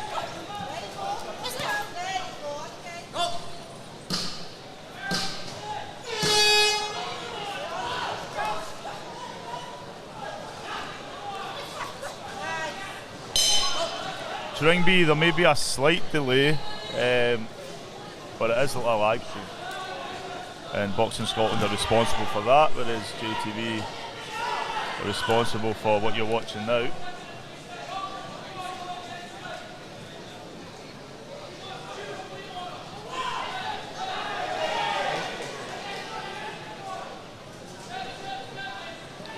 So I'll just check that for you. TCT Clan official. Yeah, so ring 2 or Ring B is live. You may be getting a faster shot with my technology. So I work for JTV Live and we are covering Ring 1. It was Boxing Scotland are solely responsible for Ring B, Ring 2. So we go round number 3 possibly, sorry, I missed the first one. So somebody will need to keep me right.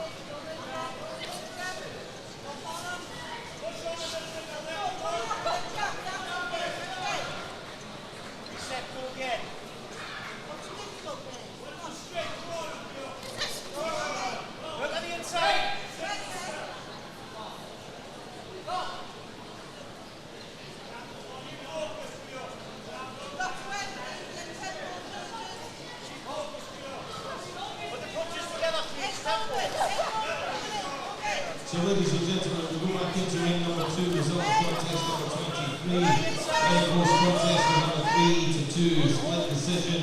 It goes in favour of the winner who is now GB Junior Flyweight Champion in the blue corner, Wallace.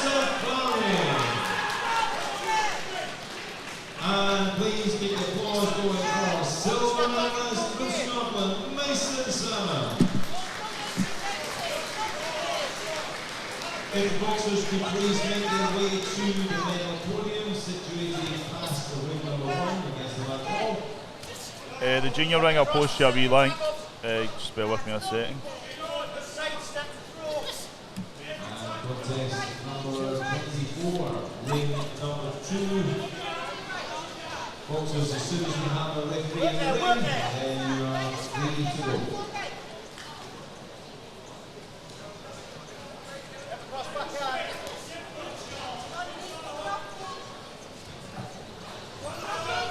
So ring number 2, Contest number 24, 3 2-minute rounds. This will decide the JV Junior Light Bantamweight Champion, 52 kilo division. This one. The referee in charge, Mr. Paul O'Connor, introducing in the red corner. So we do have one round left. Yeah, a bit disorientated. And it is difficult, as we said, to sort of manage the scene, watch the comments and everything else that's going on. Ben's also doing interviews and recording each of the wins to report later, so that's what he's doing.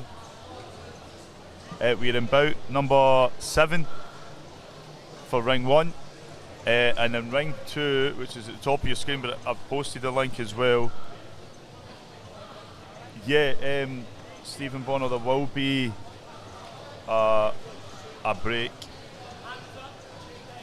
I don't know when it's going to be, maybe at 1 o'clock, so possibly 20 minutes. We probably won't know until close at the time.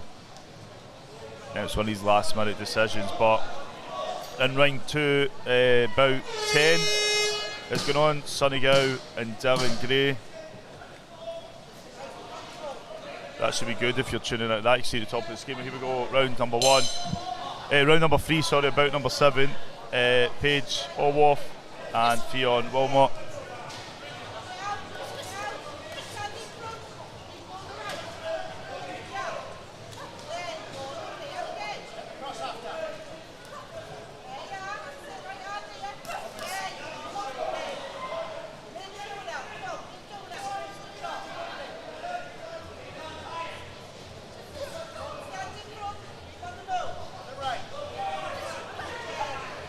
Stephen, I think they may be able to squeeze in about 11, but don't rest on that yet.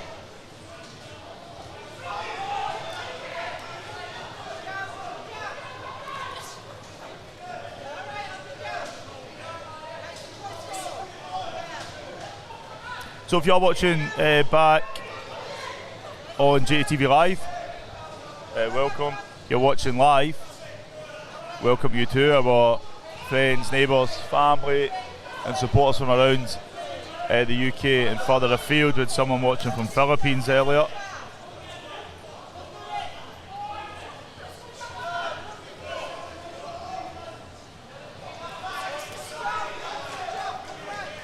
So Paige from England in the red corner and Fionn Wilmore from Wales in the blue. Paige Orworth.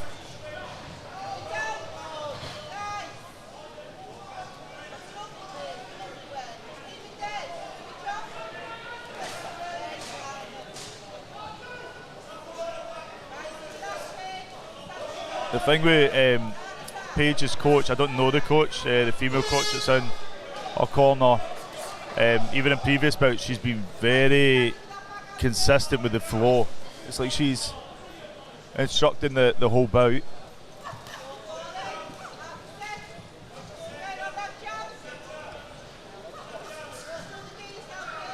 And Paige has done well to follow what she's saying.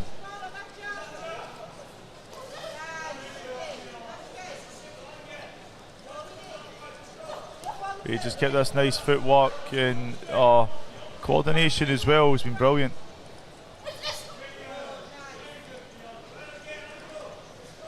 And as Fionn tries to take the risk and land, Paige is just finding an answer. That overhead right, overhand right, sorry.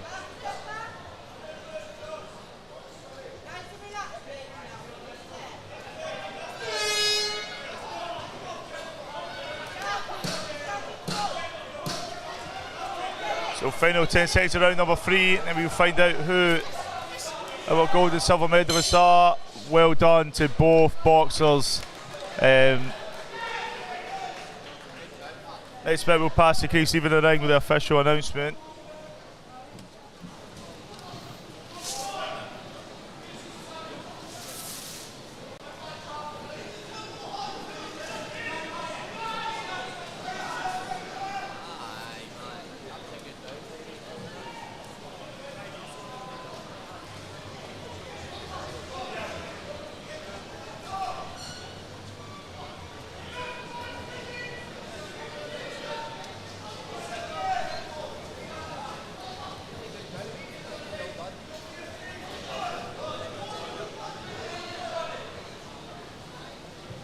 Ladies and gentlemen, we go back into ring number 1, the result of contest number 21. And before we declare the result, the referee, Mr. Smith, has asked me to ask you to join him in congratulating both boxers in a fantastic contest. It reflects, ladies and gentlemen, in the scoring we have. It's a close one, 3-2, split decision. The winner is now GBU featherweight champion in the red corner, Paige Wilmore. Paige Howard, Paige Howard. Good on to Paige Howard. Plays for our silver medalist, Fionn Wilmore. Well done, silver medalist Fionn. We'll be back after this short advert.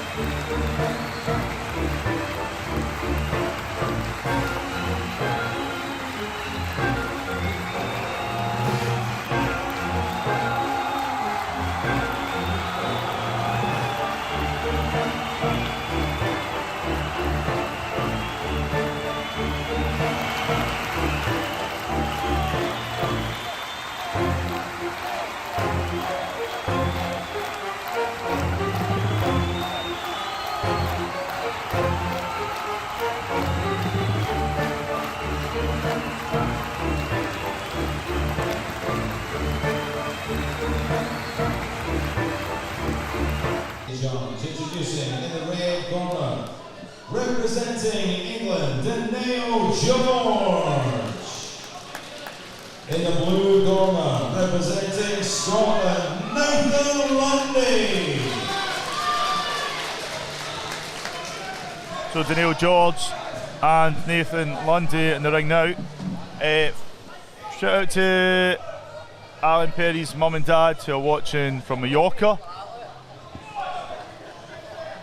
Is that that's not the Mallorcan flag, is it? What's that from? No, I think sometimes what happens is when you post a flag, not all of them translate depending on what device. Oh. So then, because I've done that before, put a Scottish flag, and then when it goes up, it's just blank. So yeah, there's some depending on what device you use. Oh. So I'm sure it's the Scottish flag they've tried to post. Now I've been told, I've not had it officially confirmed, but somebody said there'll be a break at 1 o'clock, which if true would make this the last contest before a half-an-hour break. So I'll try and get that officially confirmed. But somebody so Ben did say Bonner is, I'm assuming, it's a relative. Stephen Bonner was asking. This is bout number 8, and then the next one is Shay Jenkins versus Eloise Edwards, Wales versus England. So yeah, I'll try and get that confirmed if there's a 1 p.m. half-an-hour interval. Somebody said that in passing just now. So. And you'll see in the background there's the junior final going on, which is Scotland's Sonny Gow in the red versus England's Dylan Gray in the blue. You can watch that closer up if you want. There's a live stream dedicated to the ring number 2, the junior finals. No commentary on that one, it's just a stream just by itself. But here, Nathan Lundy from Newark Hill, just up the road from here in Motherwell, reigning Scottish Golden Gloves champion, versus England's Daniel George. Is it George Daniel or Daniel George? Daniel George is how it is pronounced. Because I did notice a couple were round the wrong way on the sheet, because Marcus McEwen should be the other way on the sheet. So.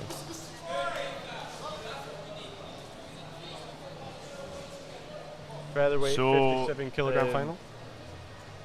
Someone's asking when's Dylan Gray on. He's on now in ring number 2. It's just finished by the looks of it. Just finished.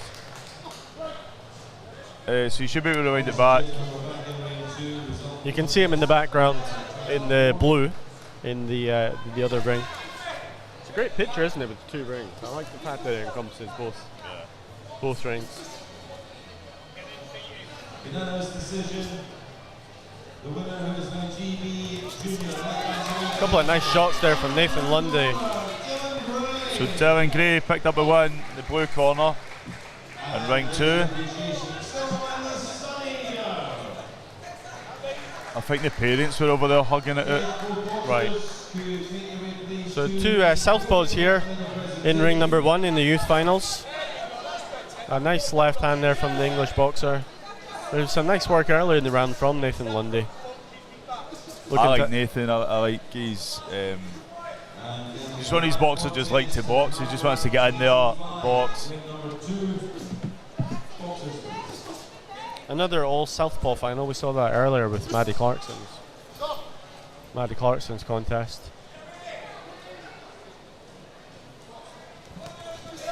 Contest number 20, fighting number 232 analysis for the South. GB Junior, Bantamweight champion, 153. Final 10 seconds around number 1. That's bout number 8. Introducing in the red corner, representing England, Lee Bryce. End of the first round. In the blue corner, representing Wales, Mary Teresa.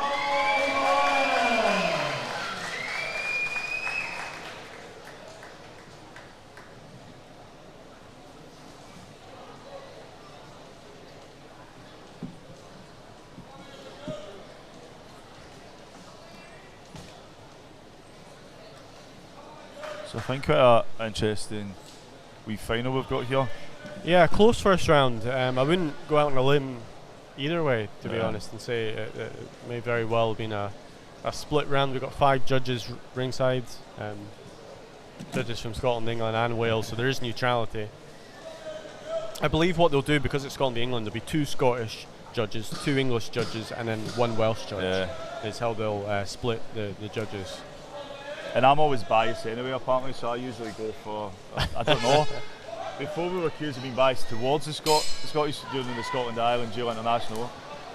And then yesterday it was against Scottish. So, you can't win.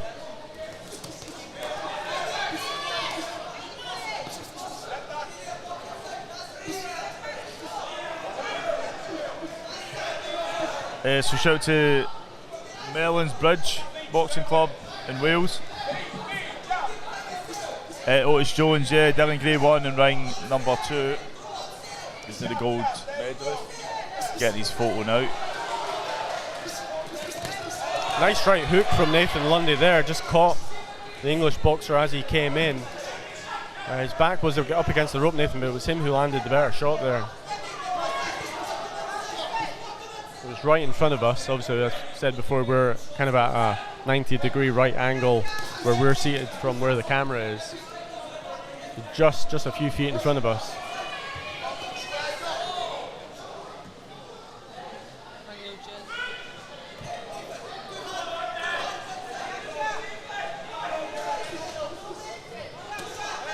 Nice left hand there though from the English boxer, gets through. From Daneo George in the red from England.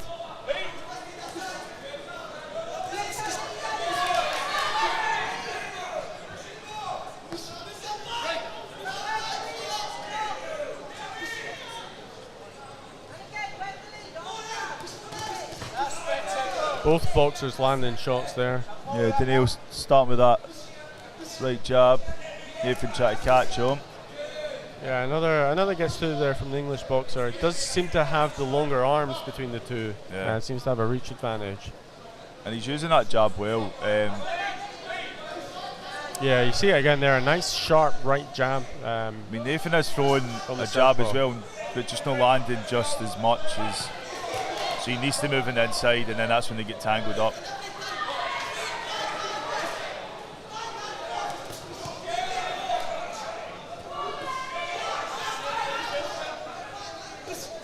So this is bout number 7 for those asking. In ring 2, they're on bout number 11.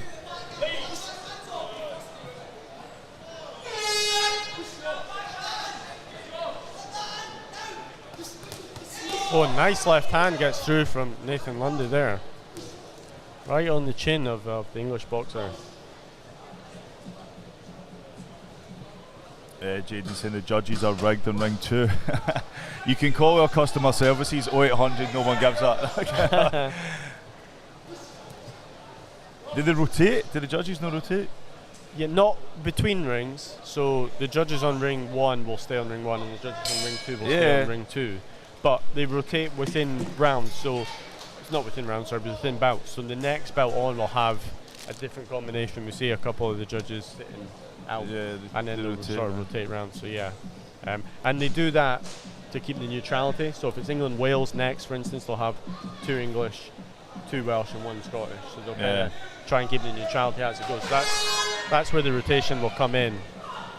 And it is England versus Wales next, so that's exactly so GNS, PEMS, ground maintenance and cleaning solutions. How you doing? He said it looks like a lovely place. Yeah, Ravenscraig this is only like a tiny section of the sports centre. Yesterday big place, they had karate on, there was judo further down, there was gymnastics and dancing, and in the next room there's football across. So I spoke to one of the wee guy from my youth group was here yesterday. His mate was competing in the karate. I saw a lot of karate. And he was complaining about the referee. Oh, was he? The referee left. He said, it's all combat sports. Yeah, he was like, oh, that referee's biased towards him. So at the third and final round, bout number 7. Back on black. Oh, fuck.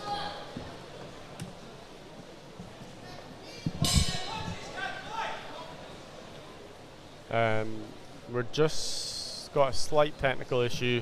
There's actually a break just now while the English corner fixes the shorts of the English boxer, so you're not missing anything just now.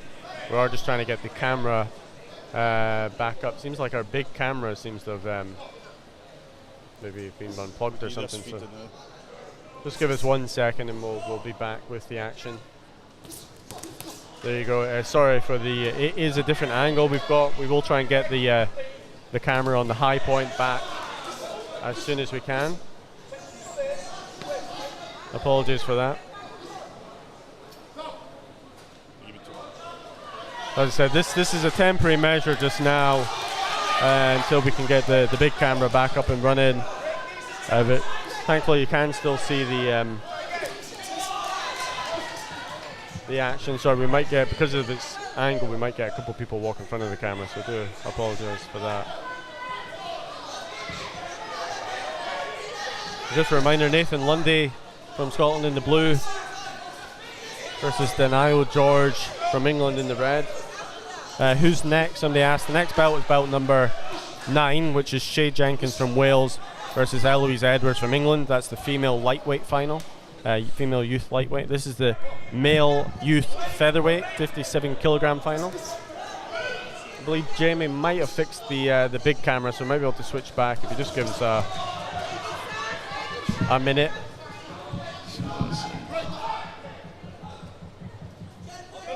There we go. That seems to be it, Jamie. It was all running so smooth as well today. We had a couple of technical issues yesterday. The joys of trying to live stream an event. Apologies for that. Obviously, we're doing this as giving this to you for free, and we're not. This isn't Sky Sports, so hope you'll forgive us. But back to the third and final round here. Probably around a minute left, or maybe just a few seconds left of this featherweight final.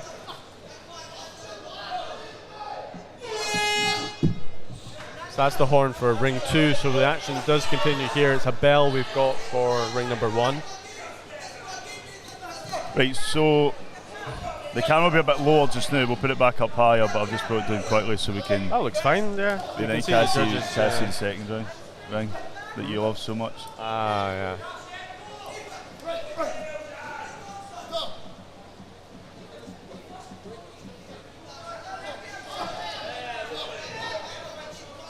Somebody asked about the female 46 kilogram final. Now I'm assuming you mean the junior, because there was no youth at that weight. The winner was Dolly Sambrook from England. She beat Scotland's Kendra Phelps. So Dolly Sambrook, the new female junior 46 kilogram final.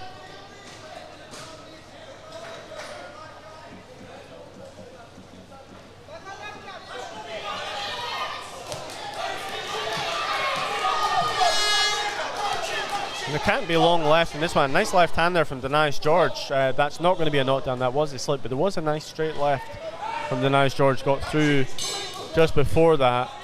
It was correctly called not called a knockdown. It was just a slip from Nathan Lundy. We will go to the scorecards. It'll be the 5 judges ringside will make the decision here. So pass to Craig Stephen for that announcement.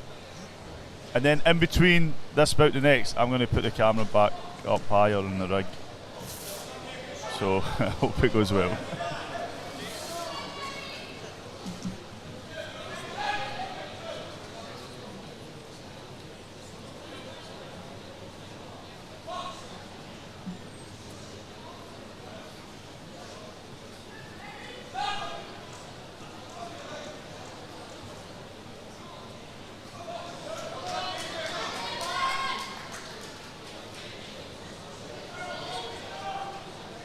Ladies and gentlemen, back in ring number 1, result of contest number 22.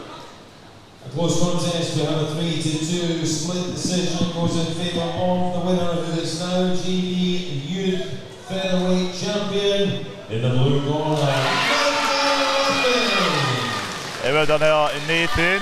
So Ben will be going to get an interview that they'll post online. I'm going to go fix that camera, so I'll allow you to keep watching. We're going to go to bout number 8 next, 9. Stu Jenkins and Eloise Edwards. If the boxers could make their way please to the medal podium.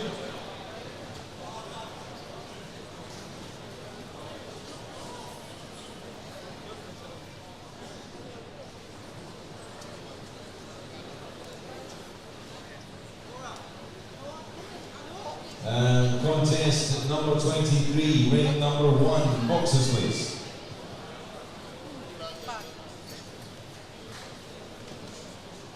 So contest number 23, ring number 1 is 3 3-minute rounds. This will decide the GB Youth Lightweight Champion, the 60 kilo division.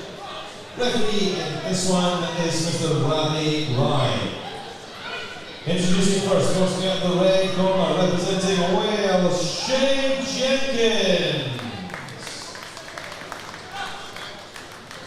And opposing her in the blue corner, representing England, Eloise Edwards.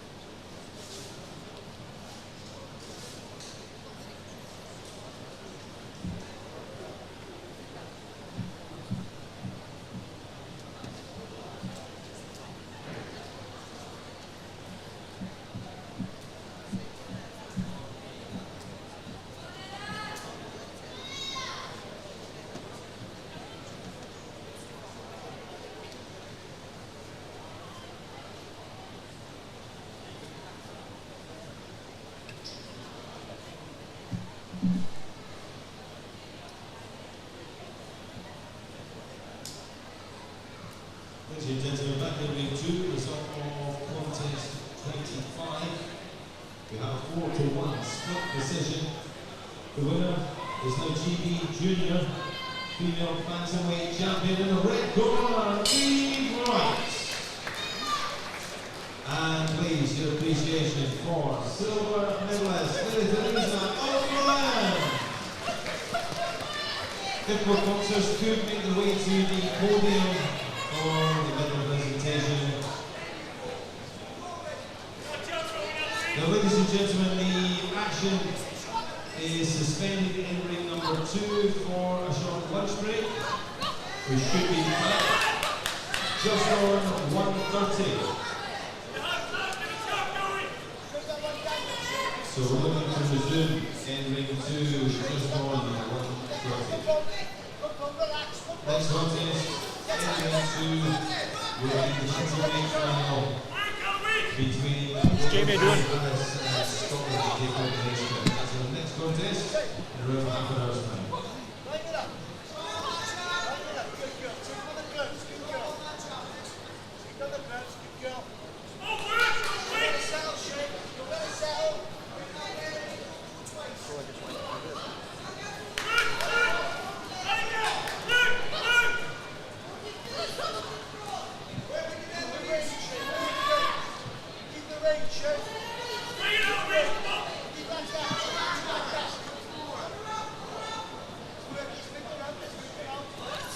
So I think this will be the last bout before the break. Dylan Gray's been on, he won. You can watch it in round 2, you can round it back.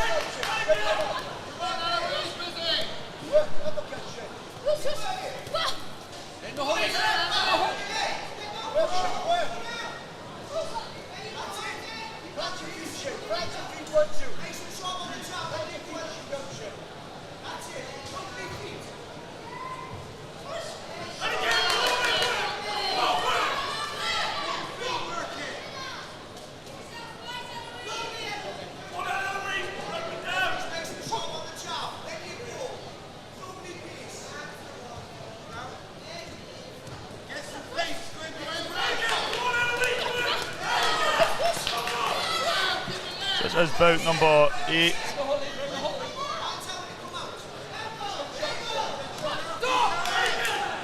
So that's a lie, sorry. This is bout number 9. Shea Jenkins and Eloise Edwards, Wales versus England.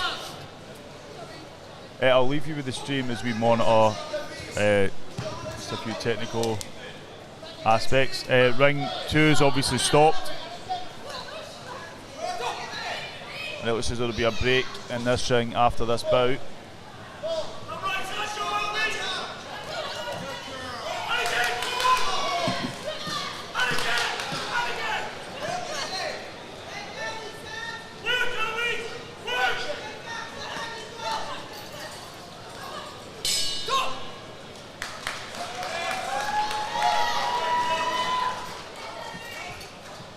You're watching JATV Live's coverage of the GB Junior and Youth Three Nations Championships with me, Jamie Alexander O'Neill of JATV. A lot of people ask, is it JATV, JAVTV? JA stands for Jamie Alexander. That's how the name came about. So you can watch all our edits back on JATV Live's YouTube channel. So if there's any boxers you see and you're saying, you know what, I want to see that in full HD later, then we will be posting that in the coming days, but it won't be in Boxing Scotland's channel, it'll be in JATV Live. So you can click the link in the description, or just remember JATV Live messages on Instagram, or you can WhatsApp us if you need any specific bouts edited in a certain way. We can also sometimes done a combination of bouts, so if you've got a boxer who's boxing 2 days and you want both bouts, we can edit them together for the clubs. So drop me a message. There you go, we're back. And with Shea Jenkins and Eloise Edwards.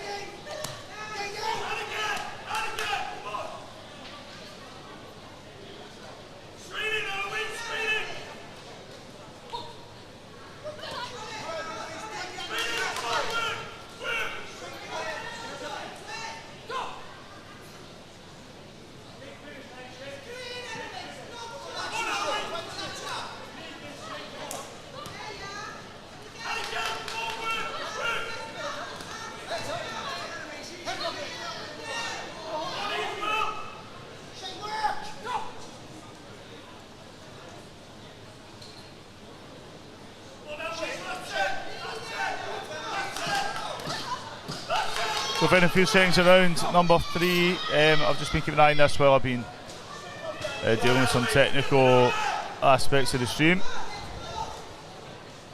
We will go to a break after this.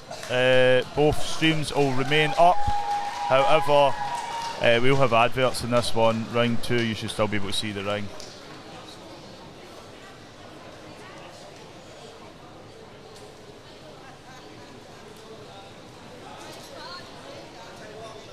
You're watching JATV Live's coverage of boxing Scotland hosting the GB Junior and Youth 3 Nation Championships. This is bout number 10. No, 9. Shea Jenkins, Eloise Edwards. Here's Craig Stephen with the official announcement.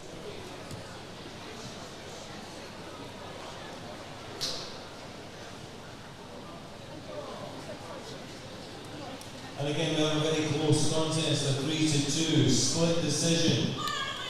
It goes in favour of the winner, who is now GB Youth lightweight champion in the blue Gorer,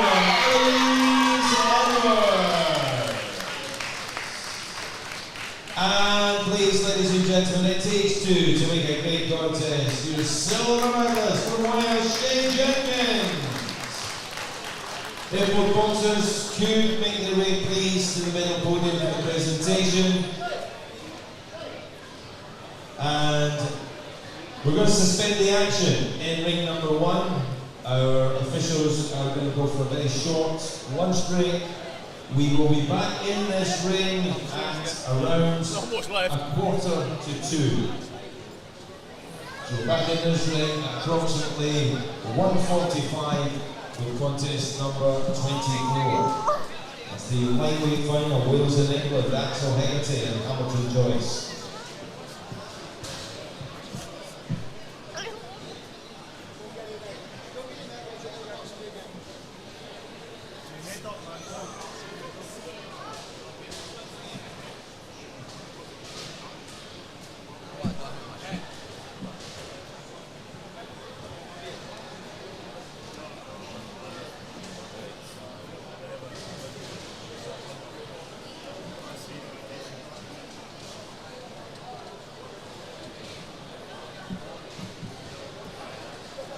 So we will go for a break. We'll be back in this ring in about half an hour. Keep an eye on ring 2, they'll probably start earlier than us. What do you want to watch while I'm away? It's just going to be JATV adverts, so no luck.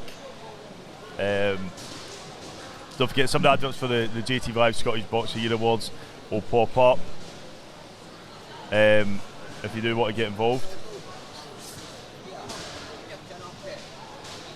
You can, but we'll be back in about half an hour or so. You'll be watching JATV Live's coverage of the GB Junior Youth Championships. I'll be back soon.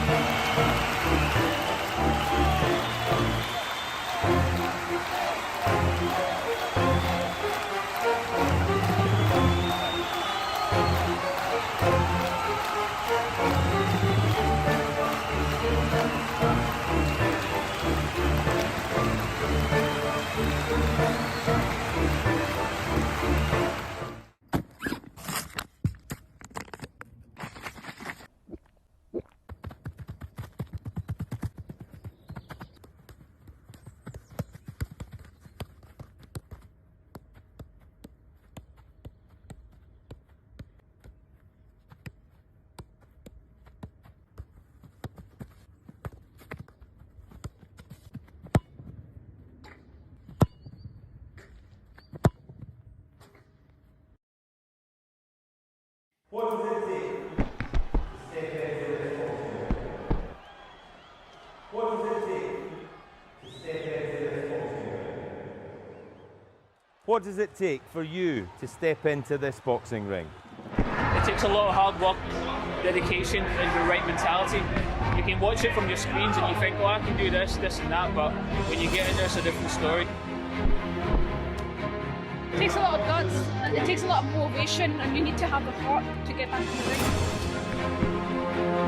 It's helped me to be more focused, more disciplined, and it's helped me to realise just how much it takes to make it at top level in anything you do. It's given me a discipline, it's given me something to drive for. What does it take?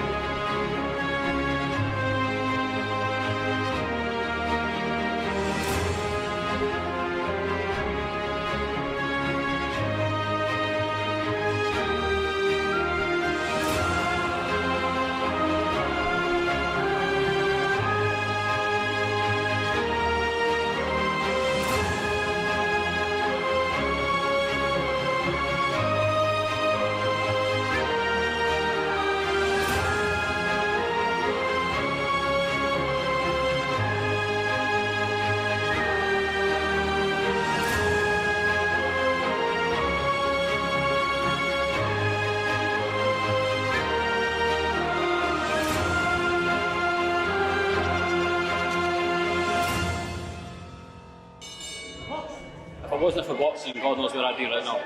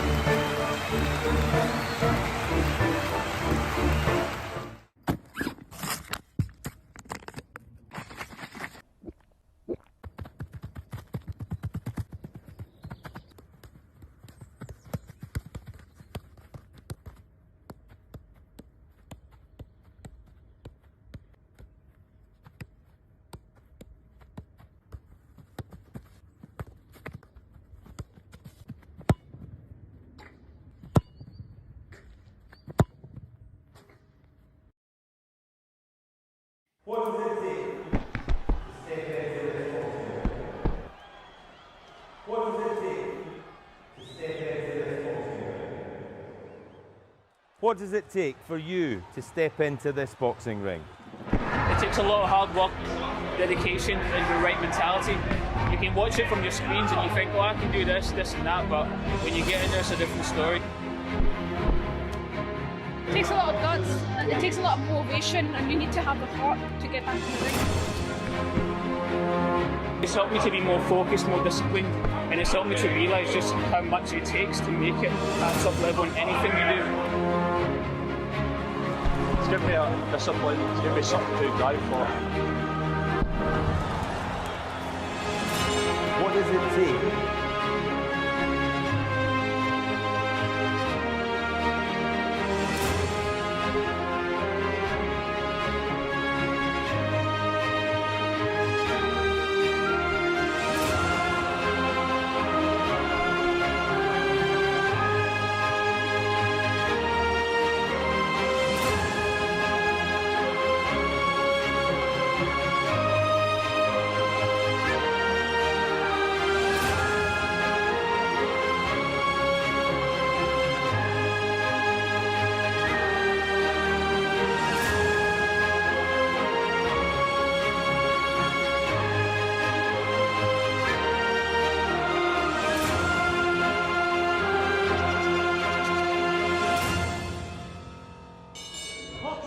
If it wasn't for boxing, God knows where I'd be right now.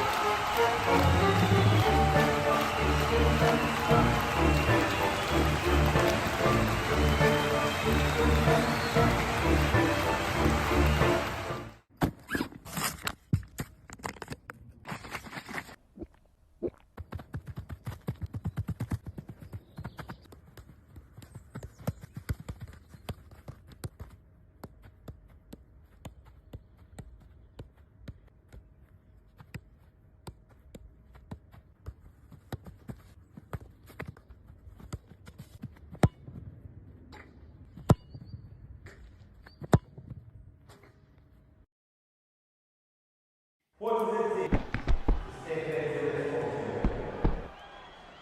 ring? What does it take to step into this boxing ring? What does it take for you to step into this boxing ring? It takes a lot of hard work, dedication, and the right mentality. You can watch it from your screens and you think, oh, I can do this, this and that, but when you get in there, it's a different story. It takes a lot of guts, it takes a lot of motivation, and you need to have the heart to get back in the ring.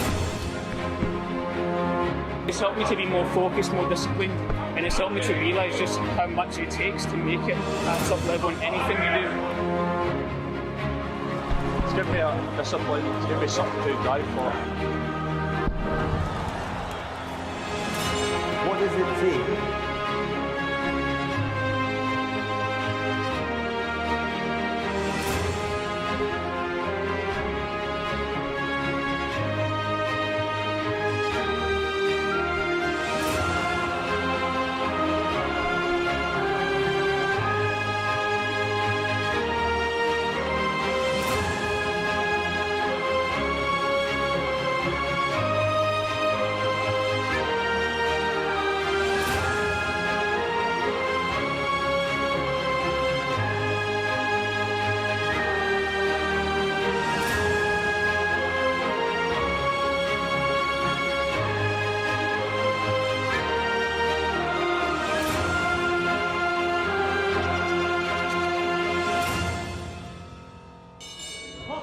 If it wasn't for boxing, God knows where I'd be right now.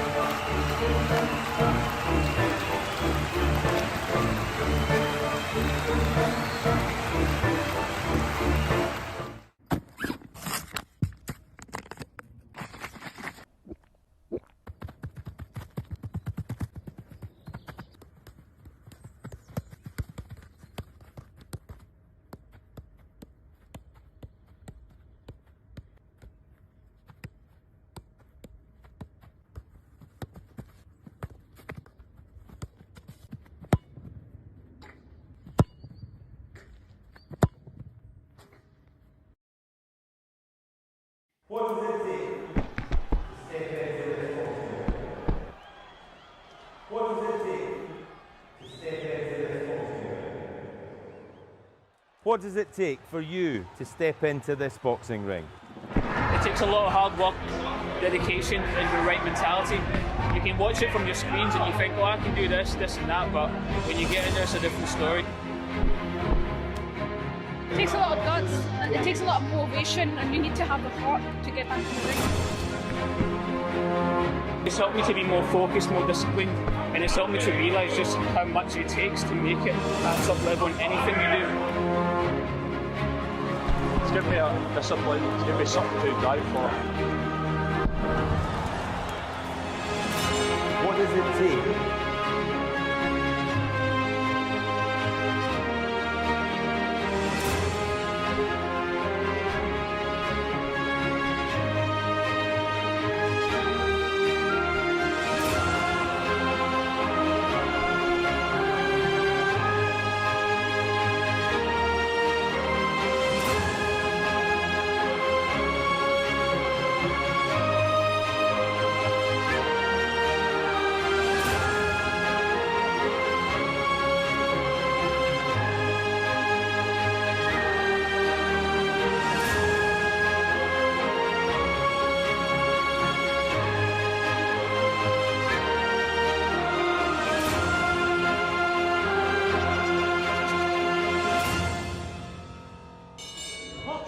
If it wasn't for boxing, God knows where I'd be right now.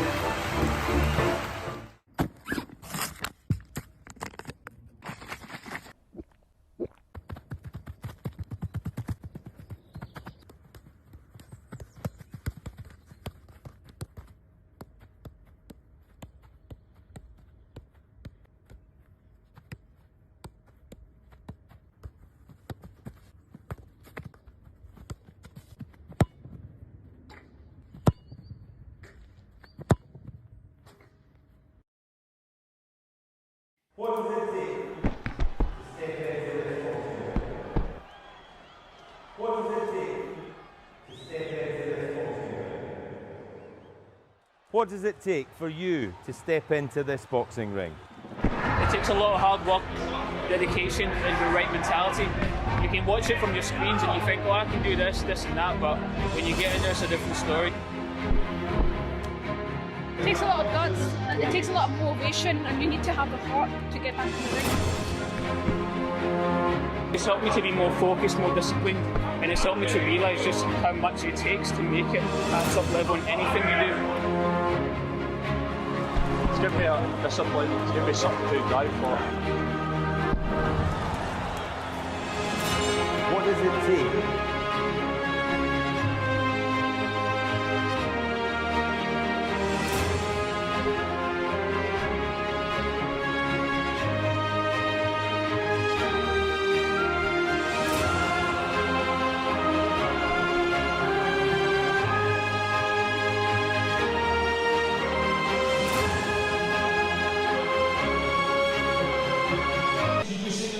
So guys, as ring 2 is starting, we're going to let you watch that from this stream. So you can keep an eye on ring 2 until ring 1 is back up. Representing Scotland, Jacob Naismith.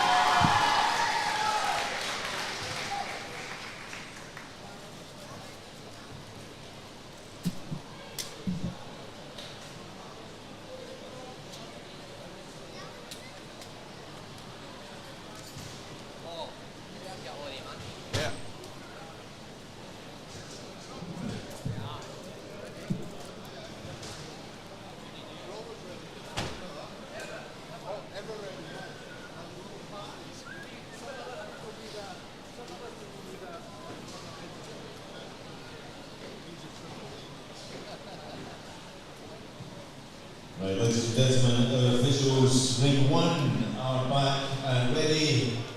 Mr. Smith poised in the ring. Contest number 24. Ring 1. Boxers please. Wales and England. Axel Hagerty and Hamilton Joyce.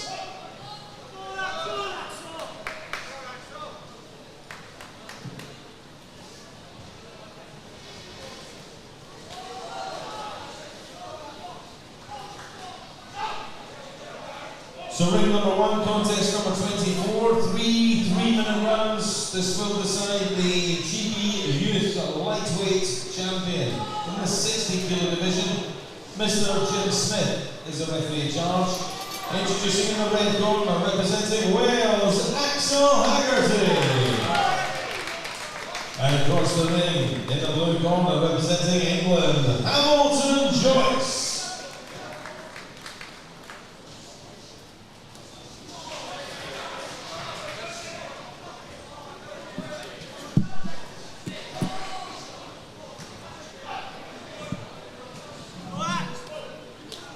So guys, welcome back to ring number 1 as well. It's just kicked off.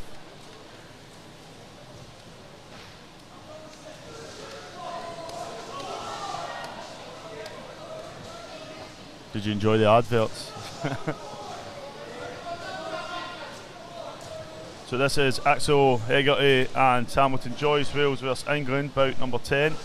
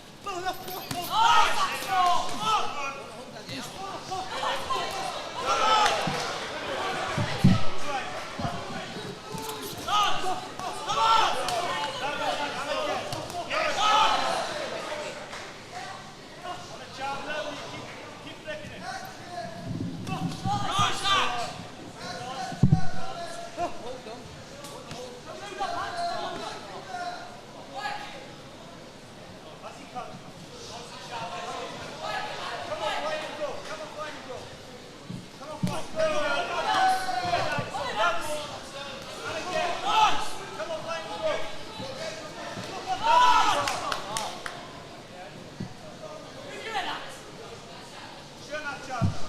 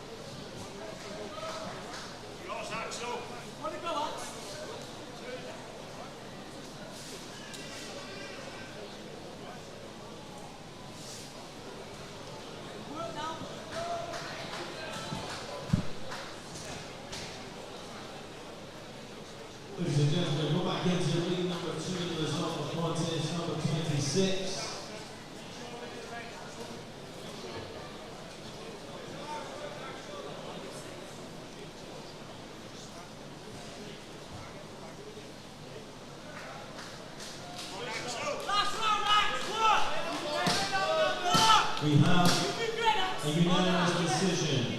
Goes in favour of the winner, who is now GB Junior Bantamweight Champion in the blue corner, Jenkins. And please get the applause for the silver medalist from Wales,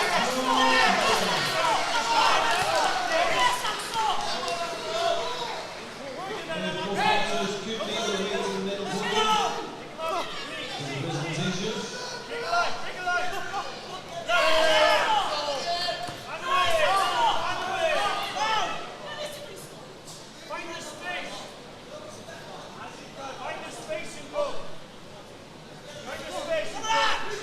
Boxers to remain outside of the boxing ring. Boxers, please come away from the stage.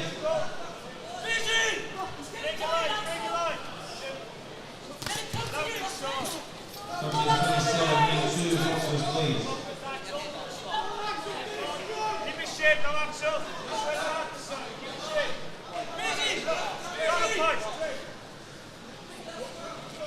Right down roll, right down roll, right down roll.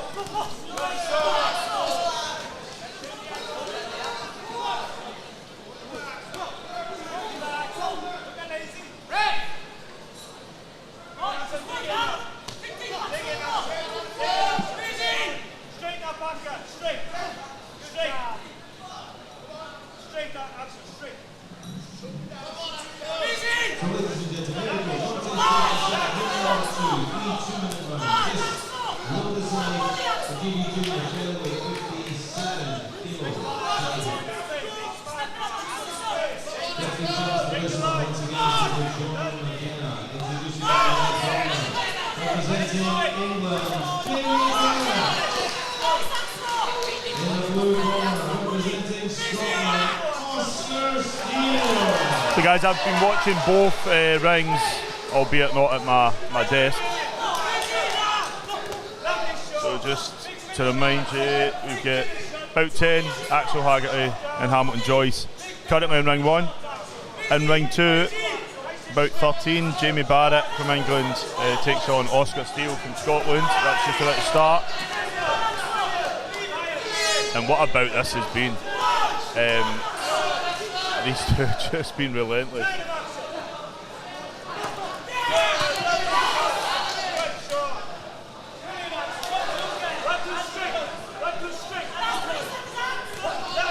I'll speak to Boxing Scotland about ring B and find out what's going on. Just bear with us.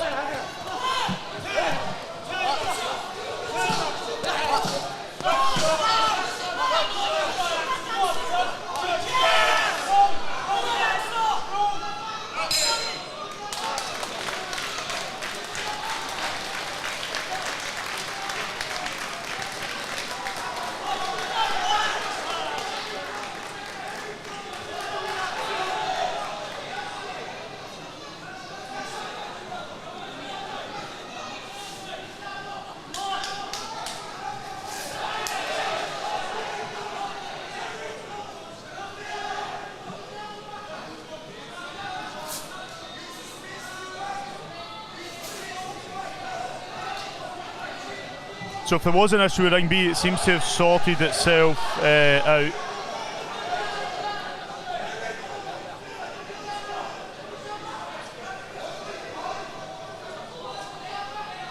Should we go back in the ring for ring 1 for the results of bout number 10, Axel Hagerty, Hamilton Joyce. Reese, Cole Reese is up next with Ben Bonner. I know there's a few people watching.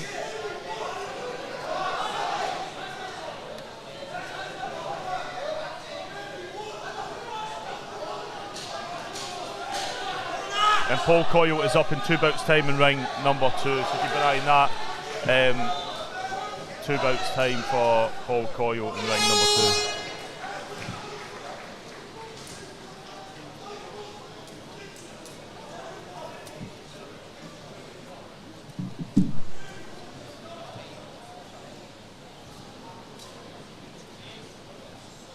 Ladies and gentlemen, ring number 1, apologies for the delay. We go to our judges' scores.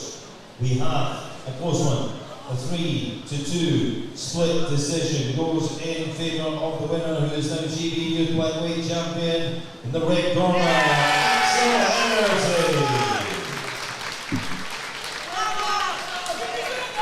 And please, ladies and gentlemen, it takes two to make a great contest. In appreciation for silver medalist Hamilton Joyce. Four boxers could please make their way to the medal podium for the presentations.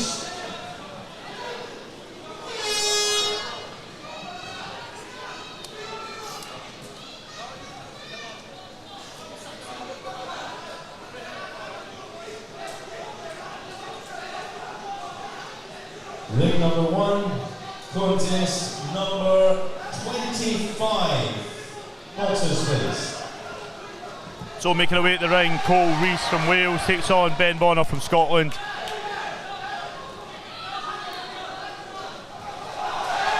So this is bout number 11 of today. Reese will be in the red corner for Wales, and Ben Bonner will be in the blue corner for Scotland.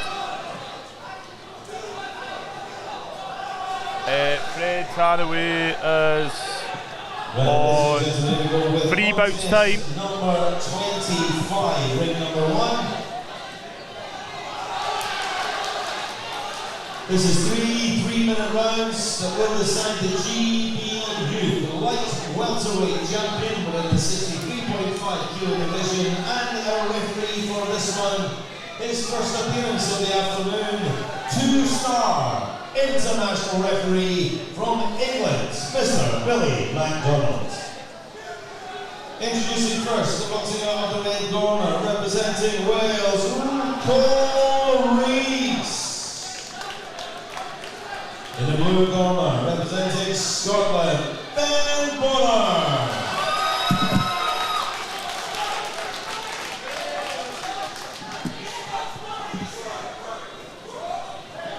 So Ben Bonner has got a lot of support in the crowd. So you lot that are watching from Wales, better get the comments on fire to support your man in the red corner.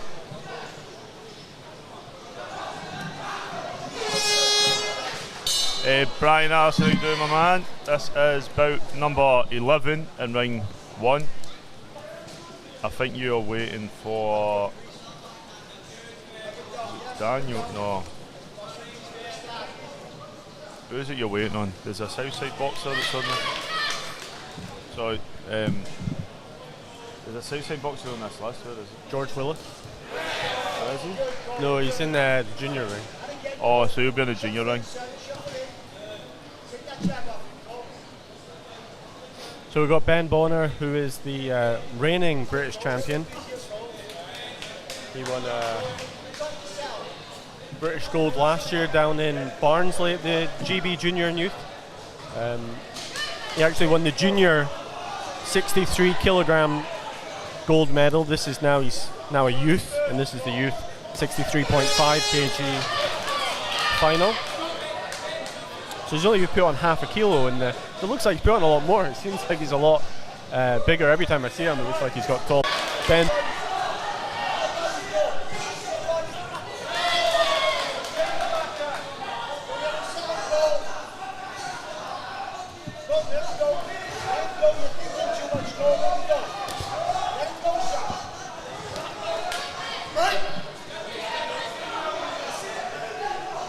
Sure, Mum Claire will be here watching, cheering him on again, as she was yesterday.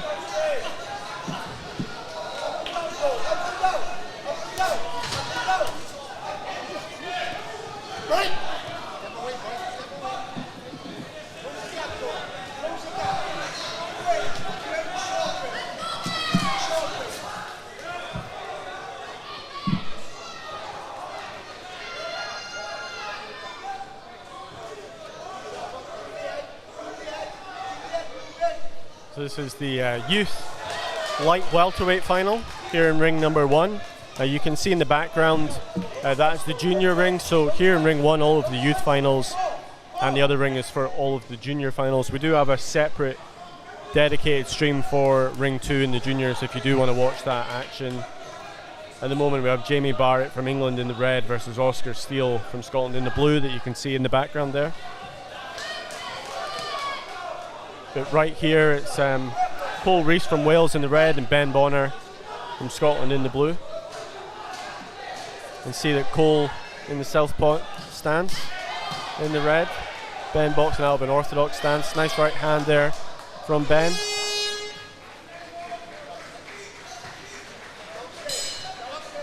And that ends the first round.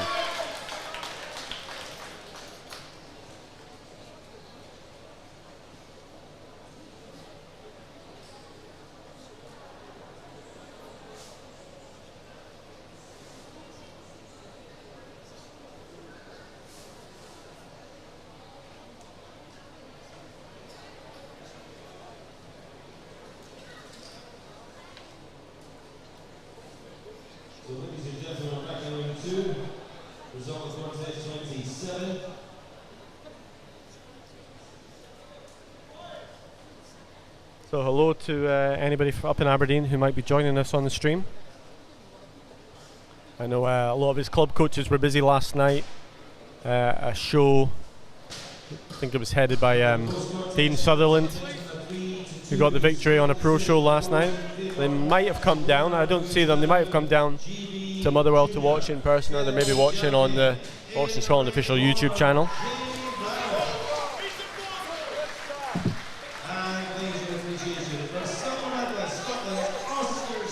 You may have heard that in the background. Jamie Barrett from England becoming the new junior 57 kilogram champion.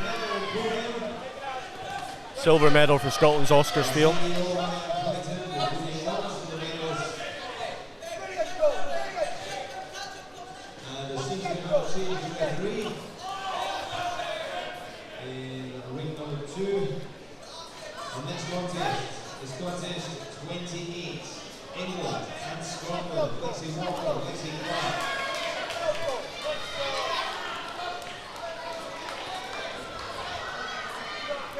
So Ben in the blue is also the reigning Scottish Golden Gloves youth champion.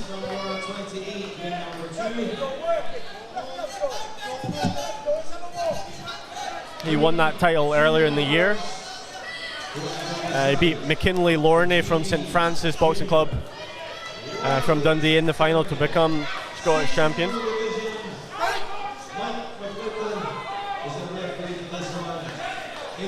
And he boxed his way into the final. He got a good win yesterday, Ben. He beat the reigning English youth champion George Peacock from Barnard Castle in the semi-final yesterday. I believe that was a unanimous decision victory. So good, nice right hand there from Ben. But a left does come back from the Welsh boxer, Cole Reese.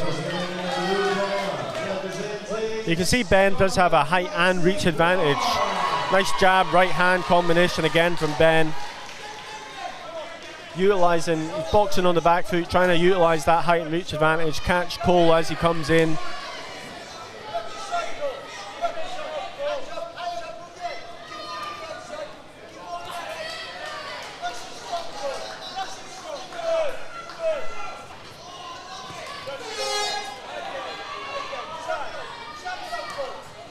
Nice right hand again from Ben. He's boxing really well in this round. Obviously we do not know what the scores are, it's close scoring, so we'll find out the end as you will.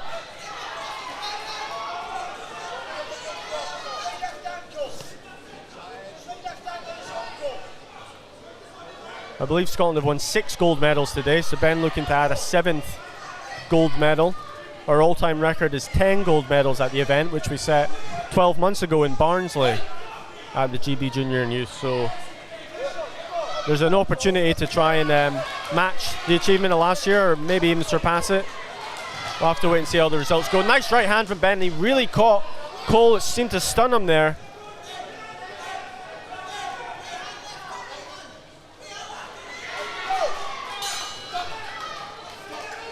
Ends the second round, so we have one more round left in this light welterweight final.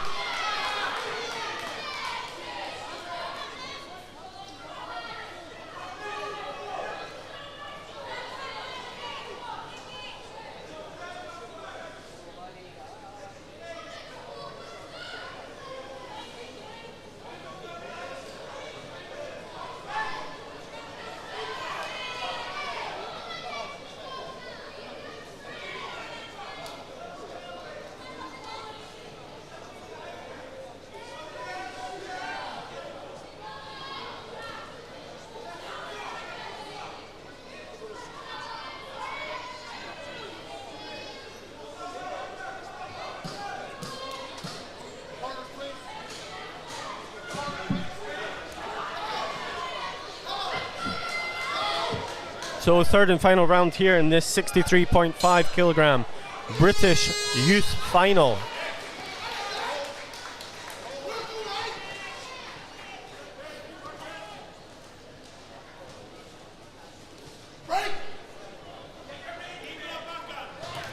I was impressed by the work from Ben Bonner from Scotland in the Blue in that last round. Obviously, I don't know what way the judges have gone with it, but to my eye, at least, looked like he was doing well in the second round. But could still all be to play for going into the third and final round here.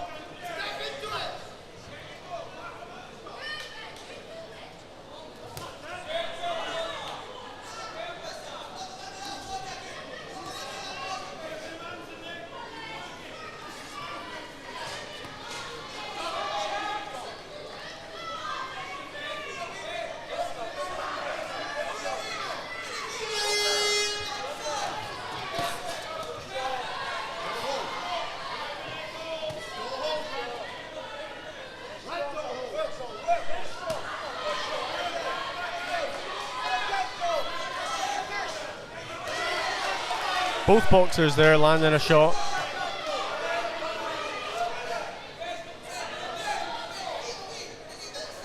About halfway through the third and final round here.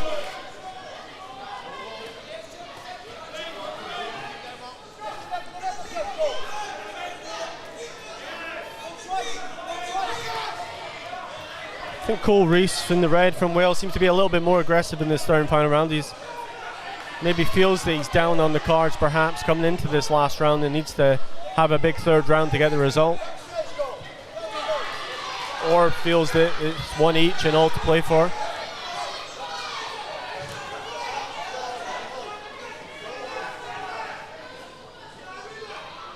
Certainly seems to have stepped up the aggression in this last round.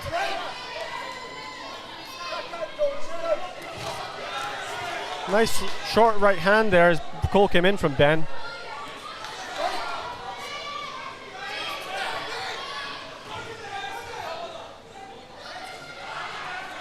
Misses with the uppercut though. He's trying to catch Cole as he ducked in.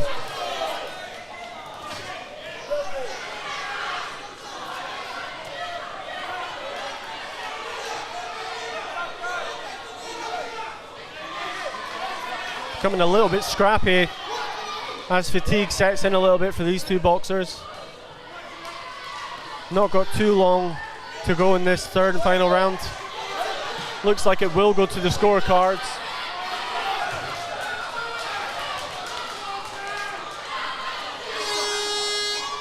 That is the horn for the other ring, but there goes the bell for this one, and we'll go to the scorecards past our Master of Ceremonies, Craig Stephen, for the announcement.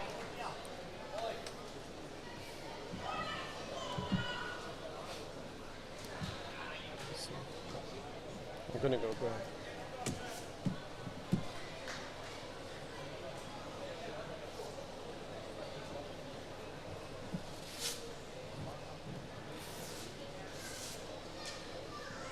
So don't forget JATV Live Scottish Boxing Youth Awards nominations are still open for the next week or so. JATVlive.com.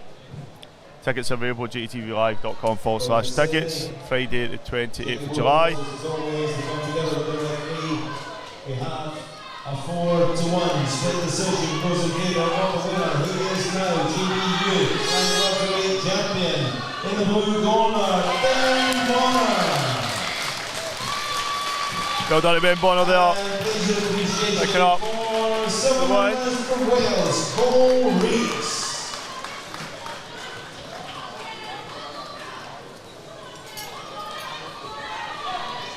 So as we wait for our next bout, again, JATV Live Scottish Boxing Year Awards, Friday the 20th of July, Glasgow Marriott Hotel. Tickets are available at jatvlive.com/tickets.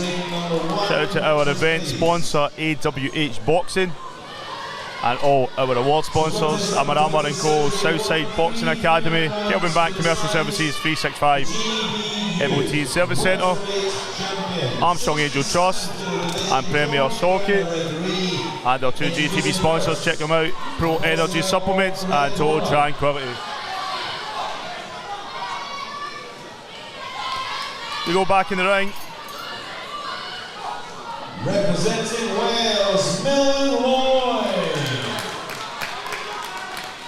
In the blue corner, representing England, Panter.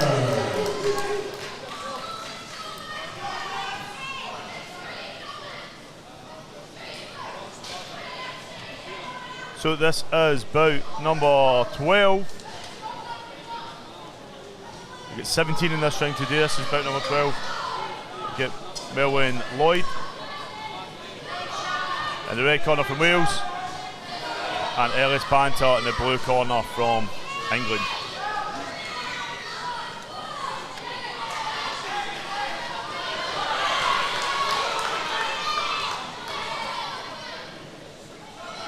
So if it is a youth tournament, it's in ring 1, also known as ring A. If it's a junior tournament, it will be in ring 2, also known as ring B. So regardless of the weight, if you got a question specific, then Dunfermline Boxing Club says free Macklin Arthur. I was off social media the whole week. I did see some posts last night, but I've not been doing too much. But maybe we have a chat on my podcast with Macklin at some point. I've been out to Triple A. I'm due another visit, have a wee chat with the boxers.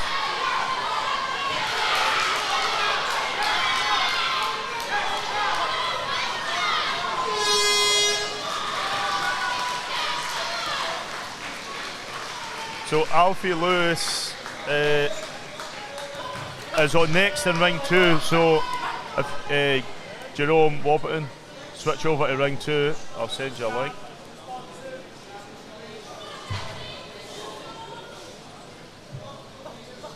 Lexi Clark and Lexi Walker. Chances of that, 2 Lexis in the same GB tournament. They're just finishing their bout right now. So if you are looking for ring 2, Paul Coyle and Alfie Lewis, it starts just in a second. I'm just sending you the link now, it's there. But in ring 1, referee Mike Clinton has our boxers. We have the score totals 4-1 split decision. Goes in favour of the winner, who's the JATV Junior lightweight champion in the red corner,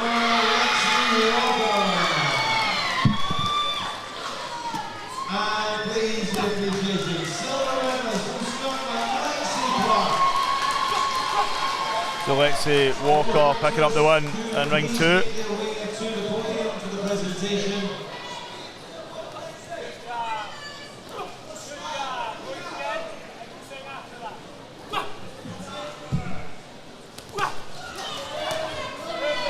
Nice comeback there from Melwin.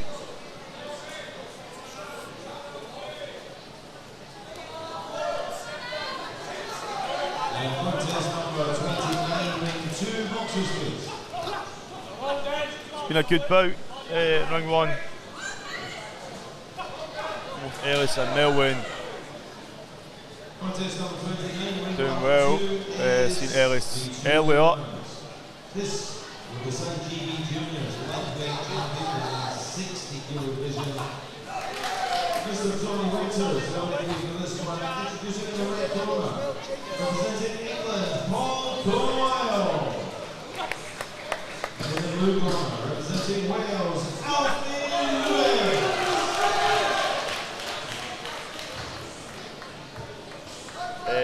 Caitlin, no, this is bout number 12 in ring 1. So guys, just to be update for you, we're about 12 in ring 1. Ring 2 is just about to start, about 15. So they have Paul Coyle and Alfie Lewis.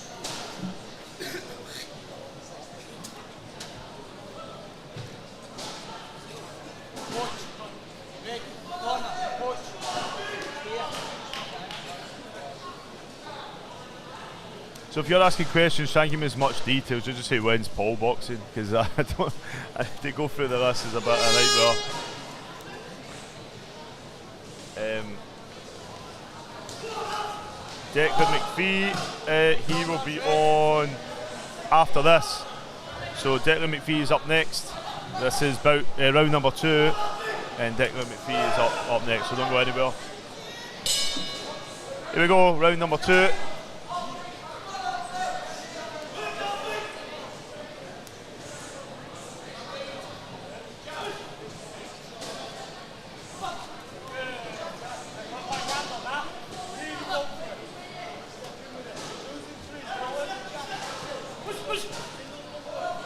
Well, boxers just testing each other out with that threatening double jab. Now they've caught up.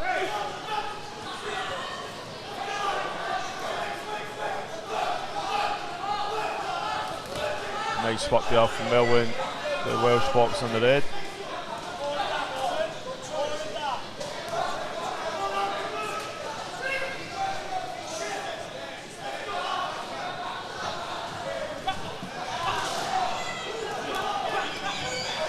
Good wee back forward there, the English box just landing a nice, clean, straight left jab.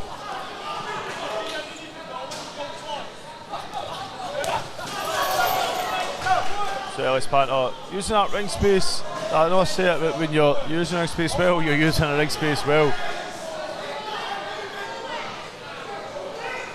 The boxers touch gloves.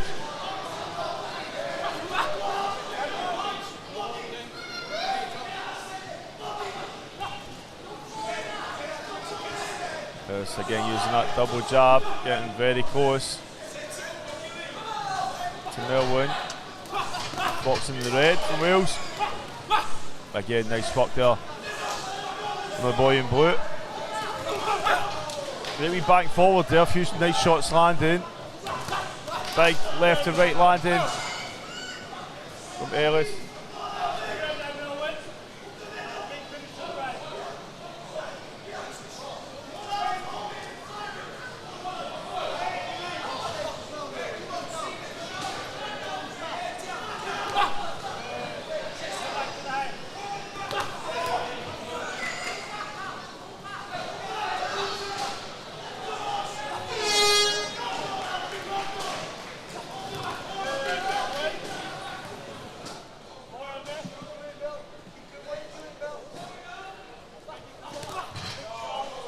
Mullen running through there, landed a nice wee shot.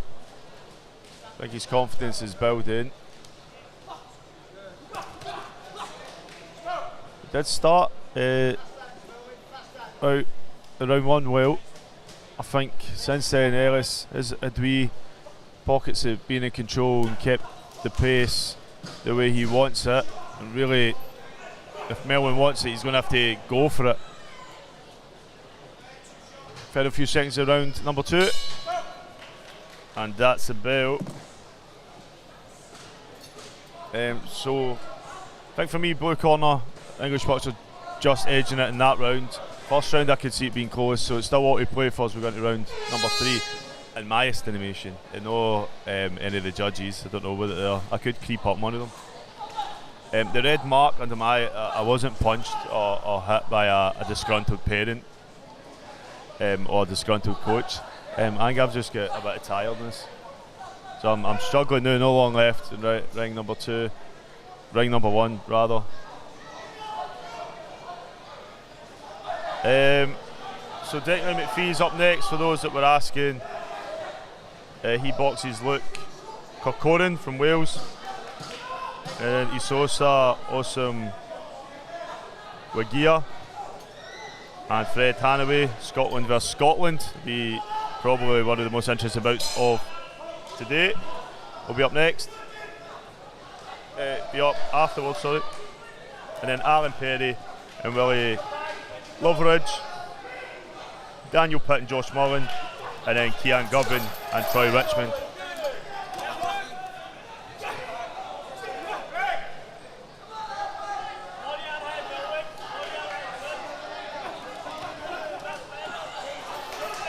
See Mullen really going for it, he'll get thrown over the ropes there.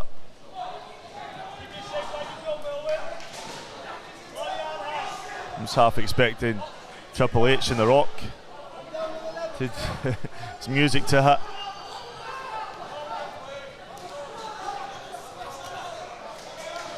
So a wee bit of holding there, the referee pulled up the blue corner, but blue corner let go and the red continued to go, landed some nice shots. Blue then responded, a few big shots of his own.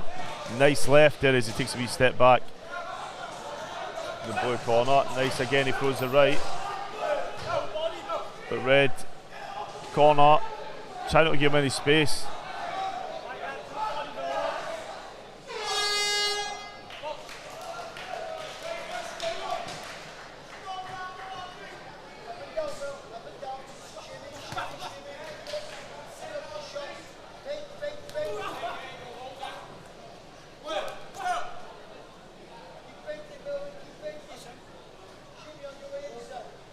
A few times Blue's been pulled up for holding. I don't think it's anything that's done deliberately. I think he's... Oh, nice shots there landing from Melvin in the red. One or two one shots from the blue, it was nice. Another left. Ellis got this great wee... So he throws a wee sharp hook and then spins into it to avoid any retaliation. He's done it a few times, it's nice to watch. There's a few times in this round that Mullen's tried to just close that gap, throwed some really, really nice shots. Great head movement there from the red corner. What about this has turned out to be? Very happy with the performance of both boxers. I don't even think I could call it. I feel like there is strength and sharpness and very good coordination with Ellis. Foot movement, head movement, hand coordination, all just really perfectly in sync. However, when you see Melvin break through, he's finding some really, really nice shots, and it's a pleasure to watch. It's like just very like tat tat tat. It's very fast, very sharp. He's trying his best not to get any space to the English boxer, but that's it. I wonder it'll come down to the scorecards and we'll see. Really enjoyed that bout. Whatever happens here, we've got two fantastic boxers in the ring. Great work from the two of them. We'll see how it goes as we pass back to Greg. Wrong announcer. As we pass back to Craig Stephen in the ring. International sports announcer Craig Stephen. Here he is.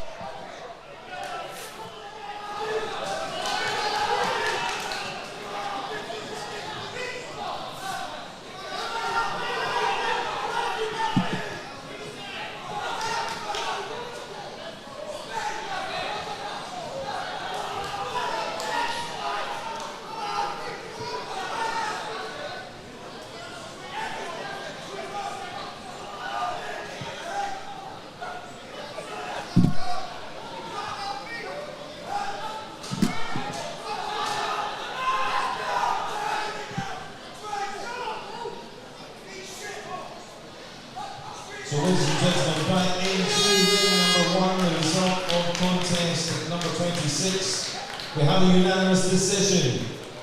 It goes in favour of the winner, who is now GB Youth Welterweight champion in the blue corner, Panter. And please your appreciation for silver medalist Mullen Lloyd.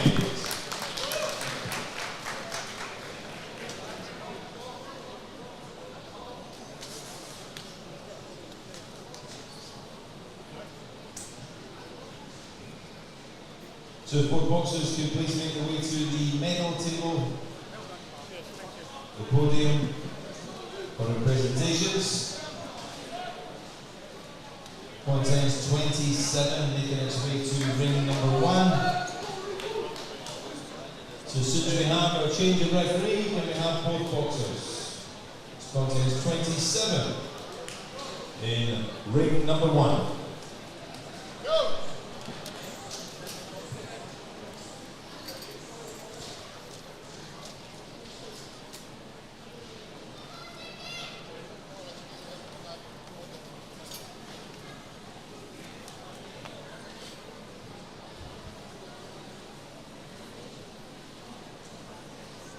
So we are back in ring number 2, result of contest 29. We have a 4-1 split decision. It goes in favour of the winner, who's the GB Junior Lightweight Champion.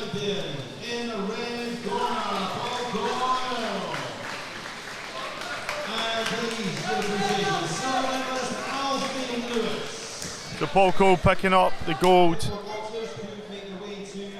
in ring number 2. And we go back into ring number 1 for contest number 27.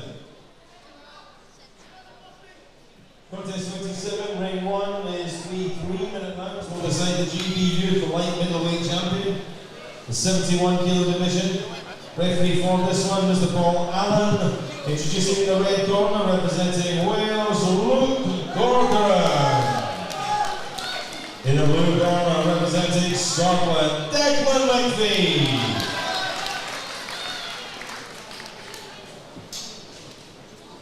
So back in ring number 2. Contest number 30, boxers, please. Contest number 30 is to be 2-minute rounds, and this will decide.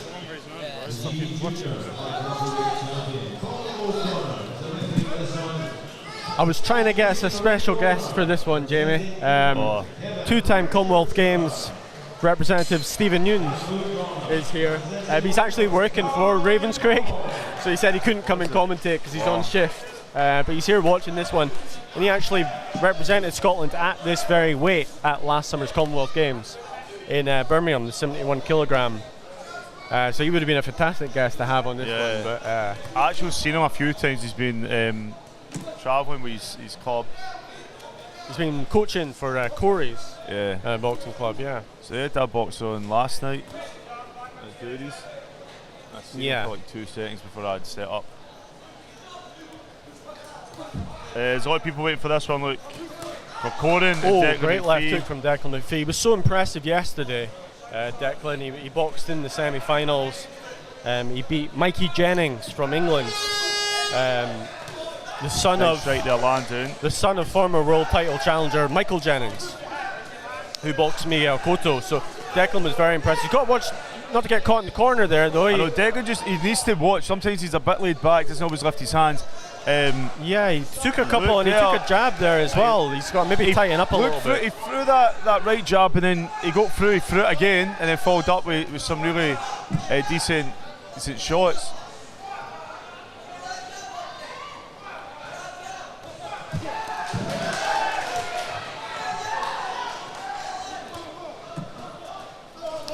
So this is our GB Youth Light Middleweight final. Luke Corcoran from Wales in the red versus Declan McFee from Scotland in the blue.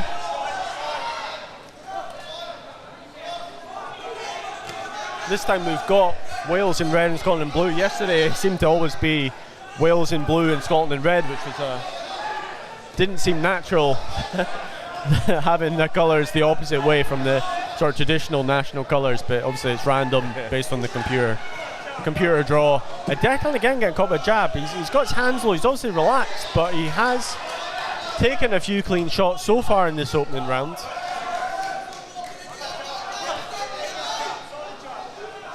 So Liam Flynn is boxing about 3 bouts time in ring 2, which is the other ring B. So you need to switch over for that. It's in about 3 bouts time.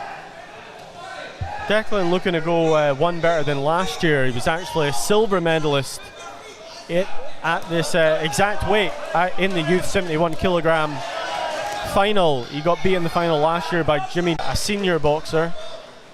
Should be hoping to add a British title before he can do that. He's landed some shots, but he's taken a few as well. Be interesting to see how the judges scored that. We won't know till the end of the entire contest how the judges have gone.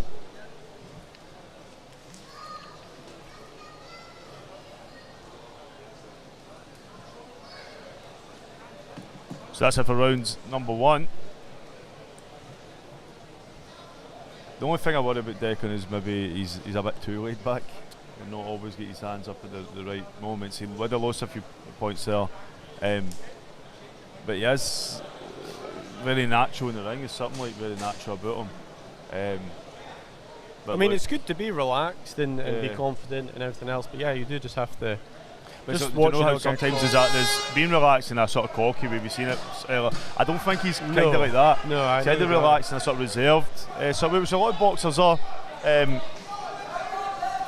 I know Luke seen an opening there and took it at the beginning of that round. Declan sort of picked up a few points towards the middle and the end as well.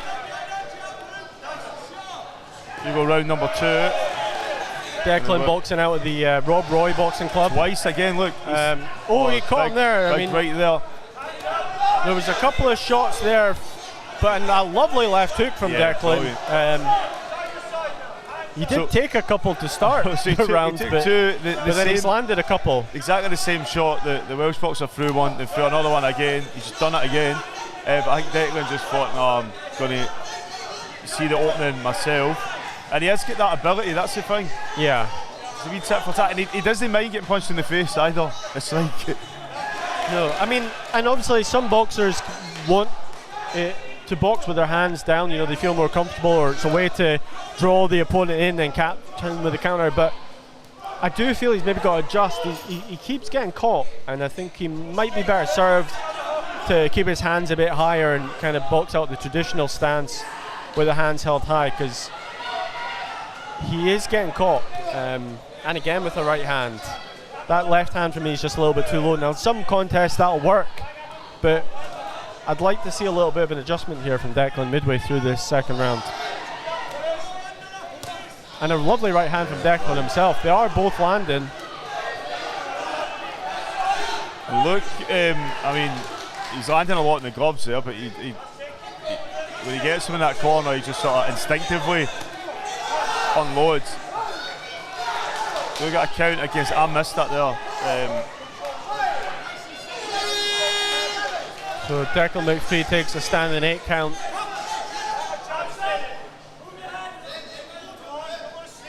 I mean, from my angle, it didn't look any bigger than some of the other shots that had landed against him, to be perfectly honest. Lovely uppercut, left uppercut on the inside. I don't know how much the camera picked up. The camera would have had the back.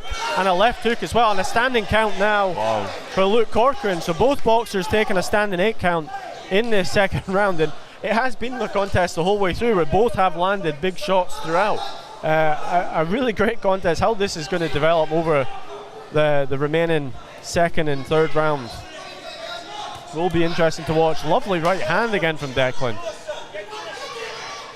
No one boxer can seem to just be able to grab complete control of this. They both defensively are being a little bit porous for my liking.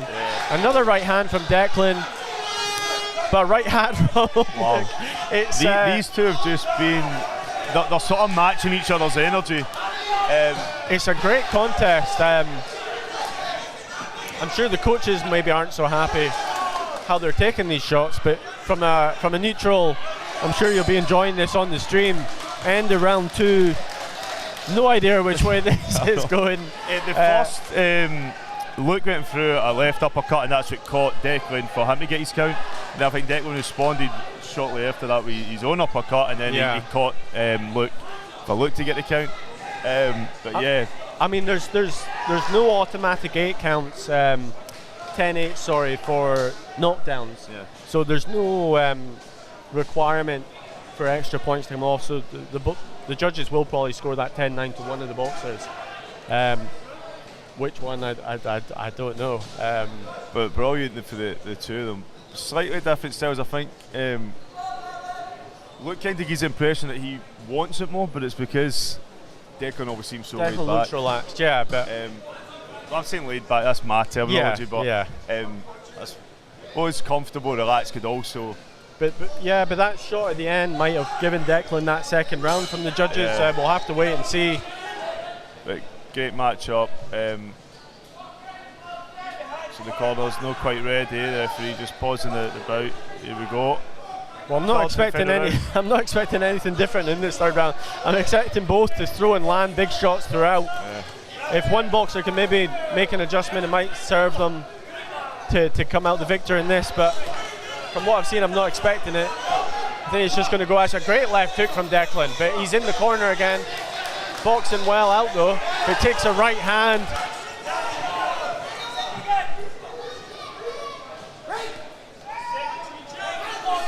Well, it's the most entertaining contest I've seen over the course of the weekend.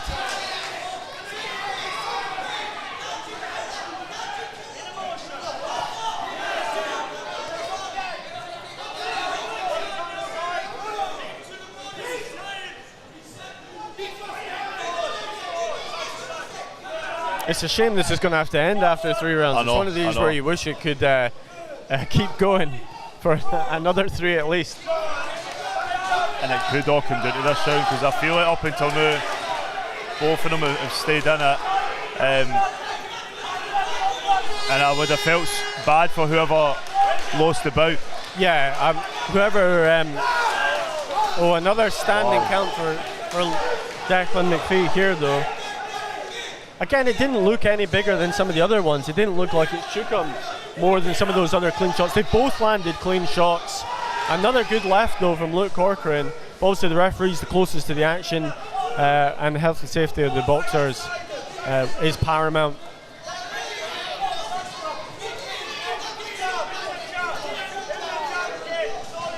But I wouldn't rule Declan out. He's looks like he's got his legs. He's sure he's going to come and try and end this 3rd round strong. There's a wee bit of low blow.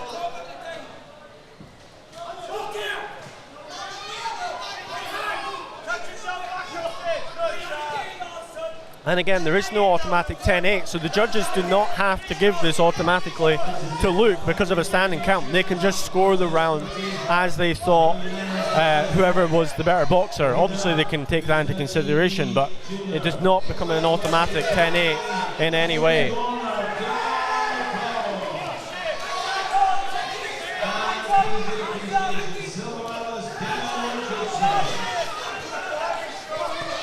Great left hook there from Declan. First big shot he's landed in a little while. They both look fatigued now as we come to the closing stages of the 3rd and final round.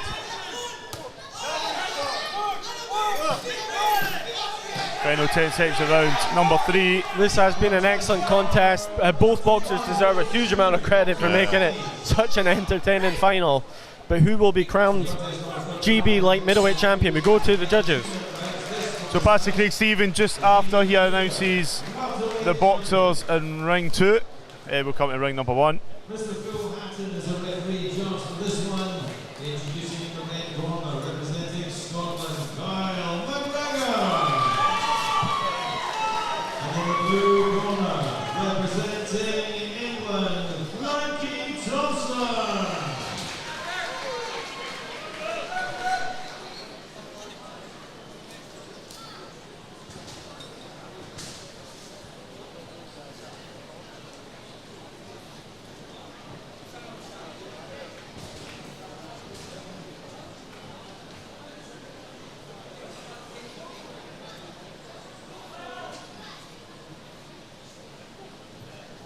So apologies, ladies and gentlemen, both rings having something happen at the same time. We're back to ring number 1. We have a 3-2 split decision. Goes in favour of the winner, who is now GB Youth light middleweight champion in the red corner, Luke Corcoran. And please, ladies and gentlemen, it takes 2 to make a great contest like that one. Our silver medalist from Scotland, Declan McFee.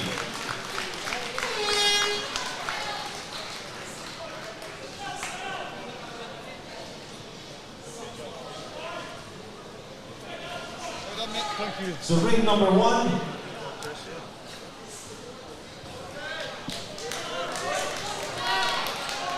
Contest number 28. Can we have boxers? Talk about please? that, mate. Talk about. Contest number 28 in all Scotland affair. So it was a 3-2 split decision. There's going to be people disagreeing and agreeing on both sides. I thought both boxers boxed brilliantly. I think sometimes maybe the laid backness a Declan could almost appear. He's the one pushing it. And in the blue corner, also representing Scotland, Hanway.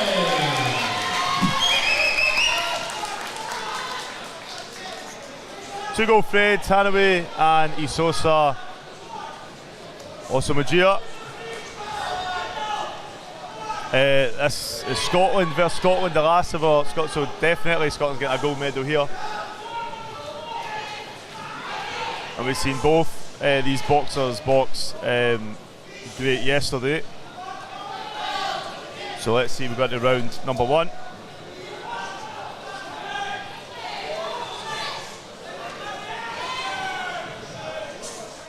So this is bout number 14.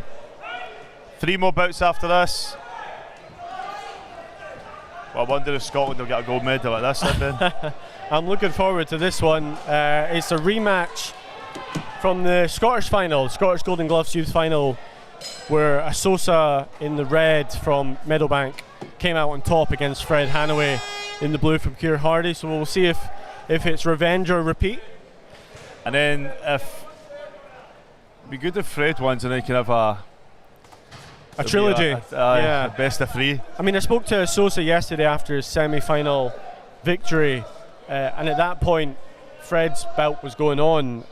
Sosa beat Dylan Edwards, the Welsh champion, yesterday, before Fred Hanway beat the English champion Emmanuel Buttigieg.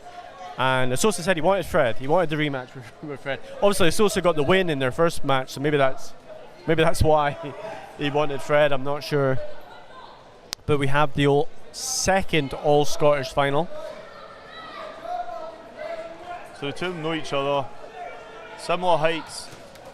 Nice work there from Fred. He gets in the inside, but a wee snap back from his Sosa.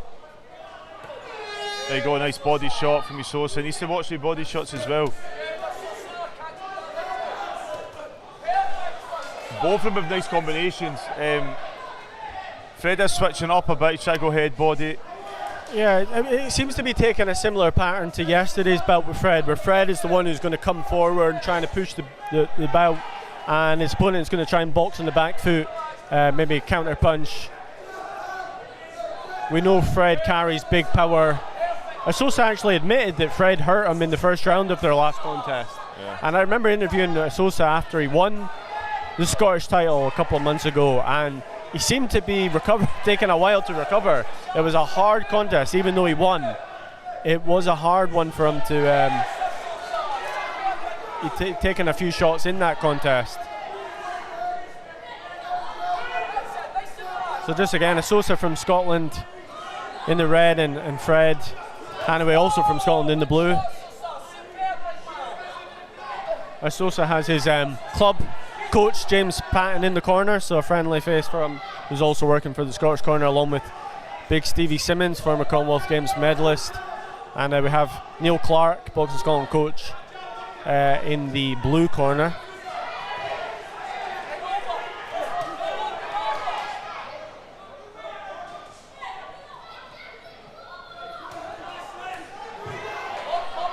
Nice left and right there, just clipping his Sosa from Fred. I'm not going to make any predictions on this one. Oh, I forget that. There was, I'll be honest, I did think Fred was maybe a little bit lucky to get the decision yesterday against the English boxer. Sort of said as such as well on the stream. I did watch the contest back this morning, and I kind of felt the same way this morning as I did when I watched it live. I think Fred won the first round, and the English lad, for me, won the second and third, but 4 of the 5 judges went Fred's way. I'm not a trained judge, clearly, so. I just point cameras and press buttons. Yeah. But we'll see if Fred. I think that was quite even. I did see elements of both of them landing. Fred again got that sort of presence where he's like sort of pushing forward. He's Sosa, good counter puncher. Sometimes big combinations come from both.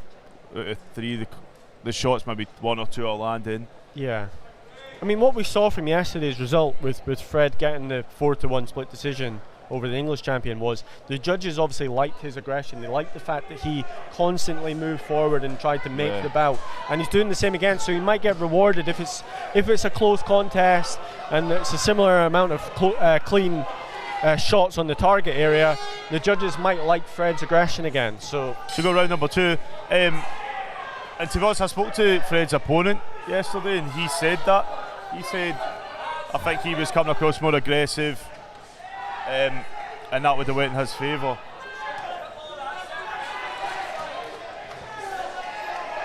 So he just needs to watch, he's not getting caught there. Well, a nice left hook there from Fred. Fred Hanway in the blue, and Again, another left landed, hook as yeah, well as brilliant. they came out of the end of combination. It's been a good start in this second round from Fred Hanway, Sosa, and a lovely right hand as well. That we talked a bit yesterday about the power Fred holds that we'd seen in previous Scottish Championships, a couple of big stoppages. We know he carries big power. Sosa openly admitted he was hurt in their first contest earlier this year, so he doesn't want to take too many of these.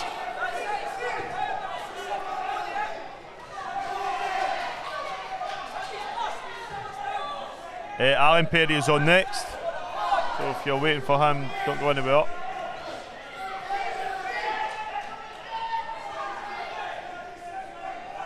Well, Scotland have won 7 gold medals so far today. We're guaranteed an 8th, with this being an all-Scottish final, one of only 2 all-Scottish finals today.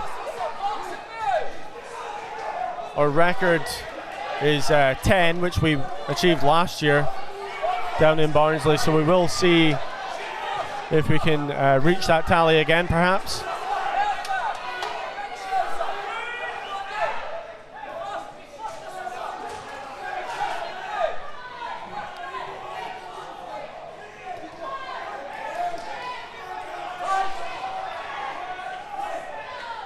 We're going to get a break in the action there, referee. There's a little bit of blood coming from Sosa's nose, it would appear.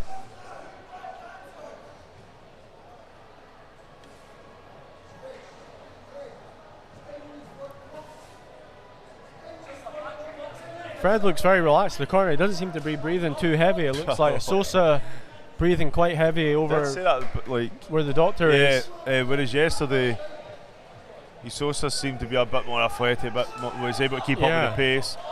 I think it's to do with Sosa, Fred throws these big power shots, and although Sosa does as well, I think Fred just caught him a bit more.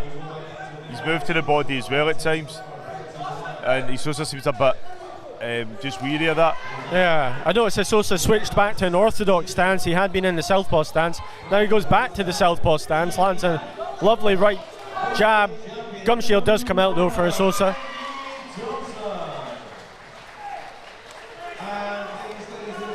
So Sosa's gum shield came out. So in the junior ring, the welterweight final just concluded. England's Frankie Thompson getting the victory against Scotland's Kyle McGregor. You may see that in the background. There is a dedicated live stream for the second ring and the junior finals if you want to watch that. Lovely jab again from Fred. Been really, really impressed by Fred Hanway in this second round.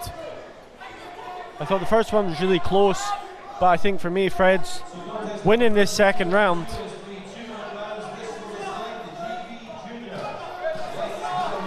Final 10 seconds of round number 2.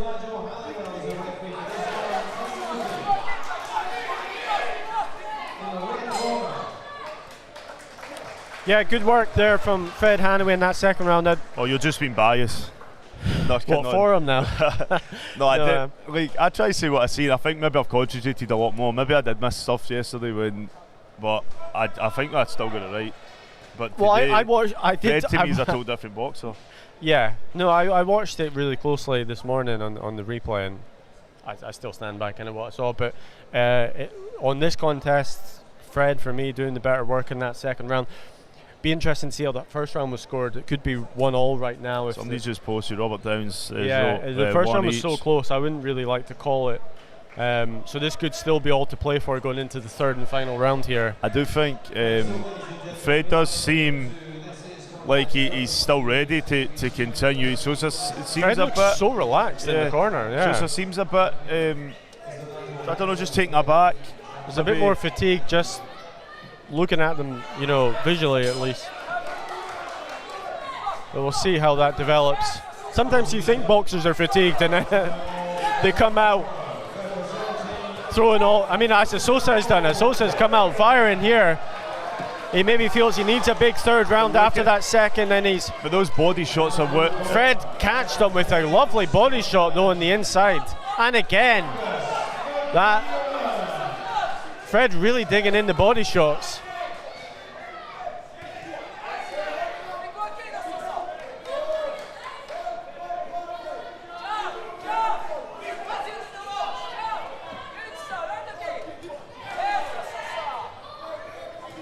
Sosa Osamagia in the red from Meadowbank in Edinburgh versus Fred Hanway from Keir Hardy Boxing Club in the west of Scotland in the blue, so an all-Scottish final. Yeah, Sosa came out aggressive in this third and final round. He was maybe told by the corner, obviously he's got a familiar face in James Payton in the corner, maybe told him, you need a big round. And I think Fred did respond to that. I think he switched to the body. There was when that body shot, then head shot. There really was some great body work in there. Sosa seemed to land more, but Fred landed some clean, hard body shots. And again, right uppercut to the body from Fred. You can see Sosa sort of keeping that arm just a bit across his. A left hook chest from Fred as well. They're heavy. Fred's shots just seem heavier. We're sitting a few feet away and they just feel from where we're sitting like they're heavier shots. The Sosa's gum shield comes out for a second time. You won't want that to happen again. The referee could deduct a point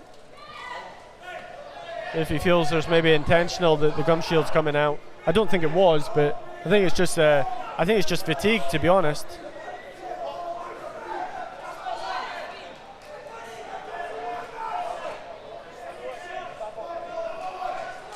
Coming into the closing stages of this third and final round of the Youth British Middleweight Final.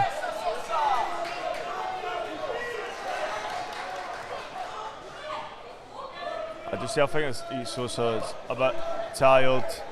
He is trying to still push, but it just seems to be coming a lot easier with Fred. But this round's been close. This round's been a lot more similar to the first round than it has been to the second round. So even if Fred won the second round big, if the judges give the two closer rounds to Sosa, he can still get the decision. So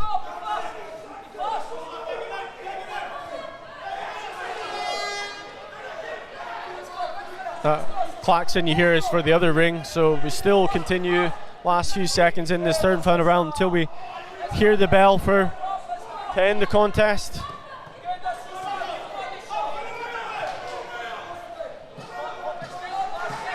Final 10 seconds of round number 3, and then we will have a new GB gold medalist for you and a silver.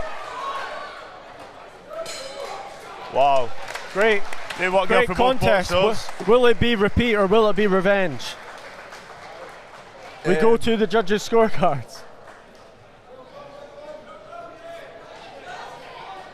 I don't have any idea. I think first and third were close. I think Fred won the second, but that doesn't mean Sosa hasn't won it. I think just because we'll wait and see. I could argue that Fred was still going and still pushing it. I think he was sort of forcing it at times. I think he was tired. I think he had that guard across his chest. It was like he was sort of trying to protect himself from the body shots.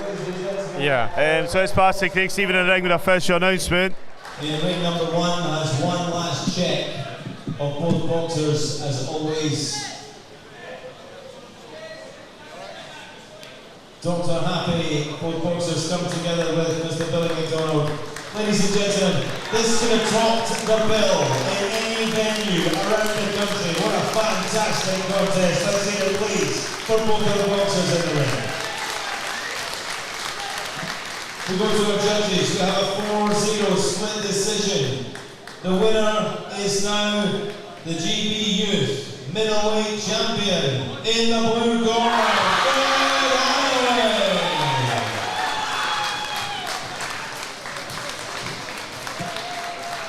I've said this before, ladies and gentlemen, it takes two to make a great contest. There's silver medalist, there's Sosa Osamagia. So it is revenge for Fred Hanway. Sosa won the Scottish Youth Golden Gloves final a couple of months ago, but Fred getting the revenge in the British Youth final. I'd love to see a third fight.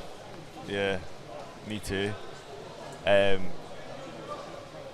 But I do think on the whole Fred done enough for that. I mean, if you look at it objectively, I would maybe say first and third they maybe deserved one apiece because they were so close, and then Fred winning the second clearer would give on my card maybe Fred a 2-1. So we're going to contest 29.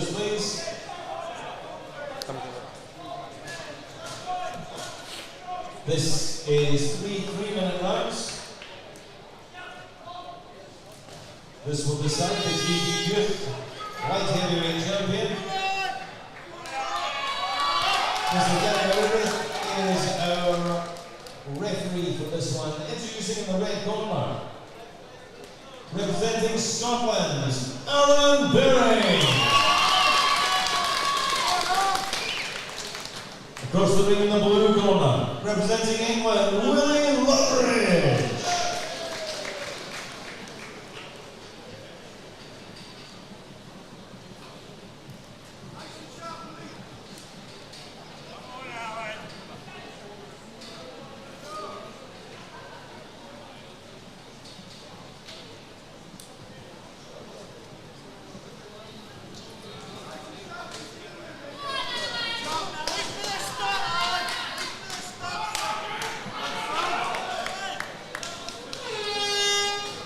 So here we go, round number 1 of bout number 15.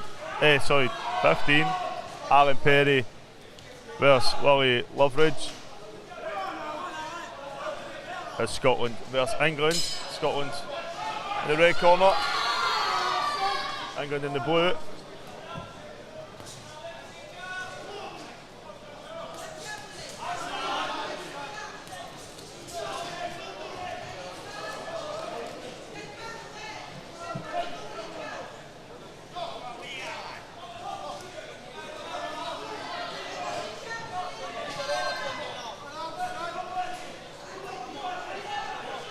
Shout out to Alan's parents that are watching from Mallorca, if I remember correctly. Yeah, Mullen boxed already. He boxed bout 12. We're now on bout 15. So you can wind it back. Alan really going for it in the corner here. He's getting caught up. A headlock.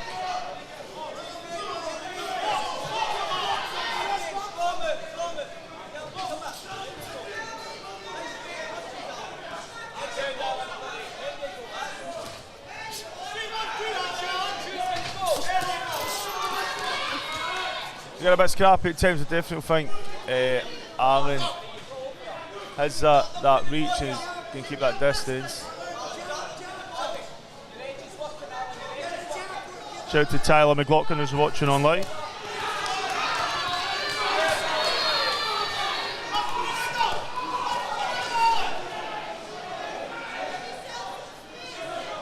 Well, big swinging coming. Referee will just keep an eye on that. The tiredness is starting to kick in with me, I'll tell you that.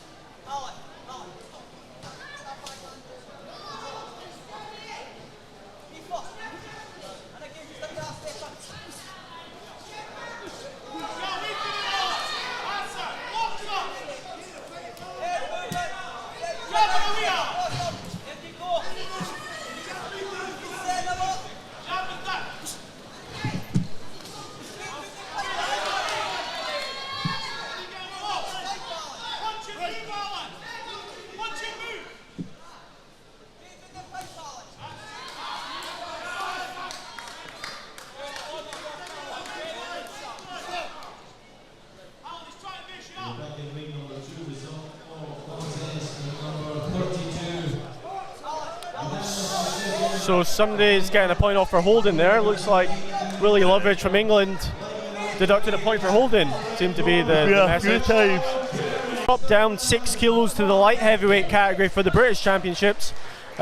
He is somebody who has won a European medal for Scotland before, so a very, very experienced boxer. I missed the start of that first round, I'll be honest, because I was interviewing Fred Hanway. You know, it's scrappy times. I think for me, Alan was landing the Queen of Blows. He's just looking at us there. He looked at what we're saying. Better not say anything bad. But for me, Alan was landing the Queen of Blows, getting a bit scrappy at times. Good head movement for the blue corner, but not enough. And he did get pulled up a few times for holding. But still 2 rounds left in this championship final. Alan Perry in the red corner, and Willie Loveridge. Yeah. Blue. And we saw Willie Loveridge yesterday. He beat Elgin's Lucas Vaikunis in the semi-final. Willie from Ardwidge Lads. He's the reigning English champion. So it's the reigning English champion at light heavyweight versus the reigning Scottish champion at cruiserweight, who's dropped down to the light heavyweight division.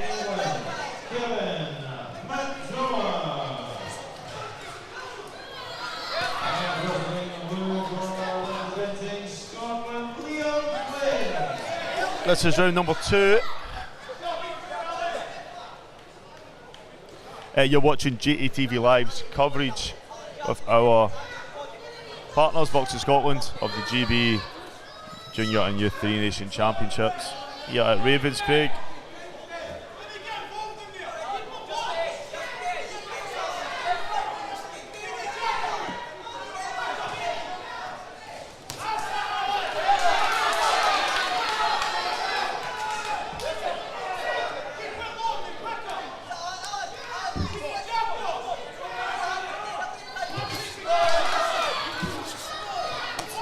Big swings coming from the blue corner. There was a lot of swinging in round 1. Arguably, I could have said a few of them were like slaps. Blue corner getting put up again. Another That's point. Another point off. I think that's the thing. I think Alan's trying to get in a sort of rhythm, and he's been caught up. Yeah, I mean, again.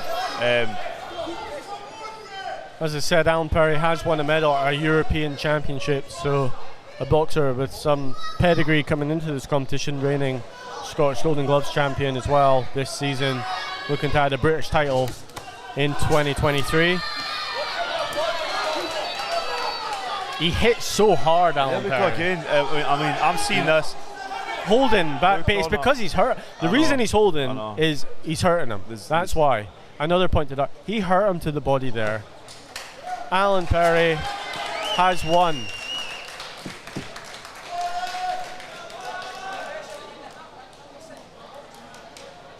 He doesn't seem too happy with that, Alan Perry. But he is the champion.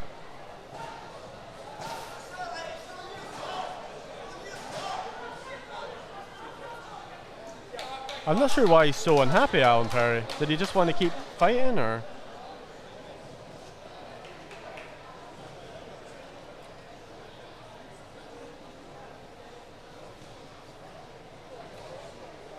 So I'm just having a wee look back, just the closing moments of that bout.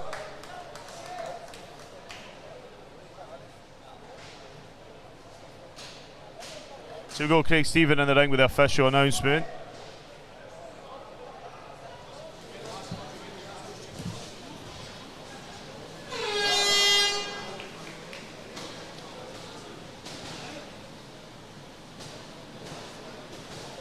So ladies and gentlemen, we'll go back into ring number 1, where the contest comes to an end in round number 2. Our referee, Gary Meredith, disqualifies the blue corner for persistent holding. Therefore, the winner, who is now GB Youth Light Heavyweight Champion in the red corner, Alan Perry. Ladies and gentlemen, please give appreciation round from England, Willie Loveridge. So well done there to Alan Perry, picking up the gold medal. Looked a bit frustrated about how it ended. I think he wanted to continue, but it's a one. Points deducted. Points deducted from the blue corner.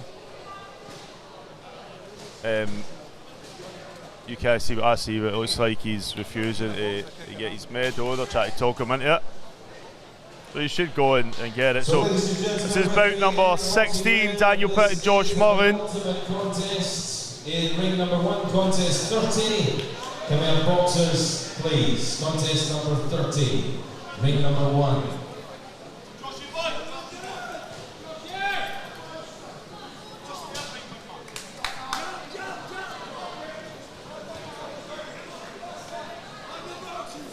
So ladies and gentlemen, contest number 13, leg number 1 is 3 3-minute rounds, which will decide the GB Youth Cruiserweight Champion. But in the 86 kilo division, our referee for this one once again is Mr. Billy MacDonald. Introducing first, and boxing out of the red corner, representing Wales, Daniel Pitt. Across the ring in the blue corner, representing Scotland, Josh Mullen.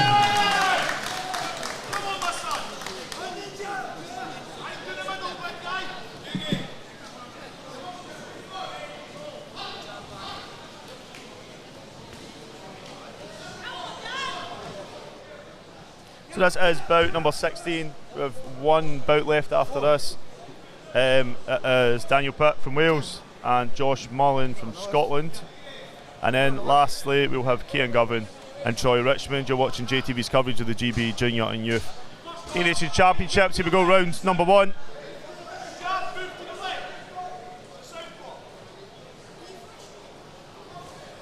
So those asking, Ellis Panter and Mullen Lloyd. Ellis picked up the one for the gold medal and Mullen took the silver.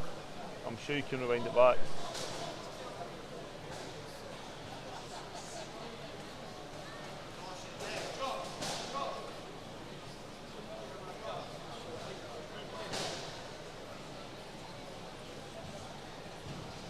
We're just waiting for the officials to do the agreement, the last minute checks, the agreement. There we go, hands up. Bout begins.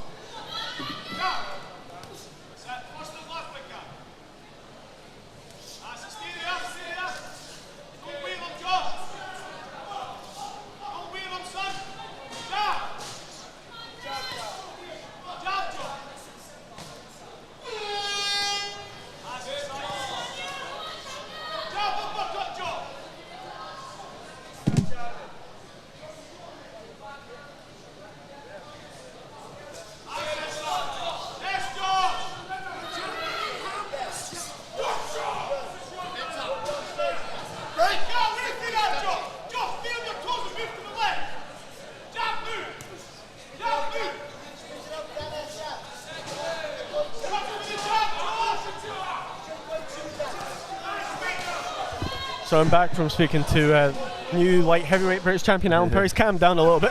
I've never seen somebody so angry to be declared the winner. Yeah, I think he's just frustrated. I think he wanted to continue to box. I think his adrenaline was pumping. He felt he was about to get a stoppage, and the boy was spoiling by holding. And obviously, his opponent got 3 points deducted before eventually being disqualified. I guess it must be frustrating when you feel the stoppage is there and you're about to get it, and the ref decides to call it off. But I'm sure when things calm down, he'll reflect and be happy to. I've just watched Craig Stephen dish out the sweets, and he's coming to get us. So he's coming to share us. They all get a packet each. We get one to share.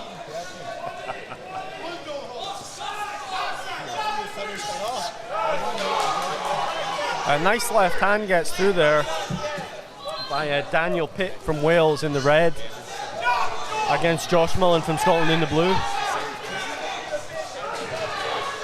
This is our youth cruiserweight final.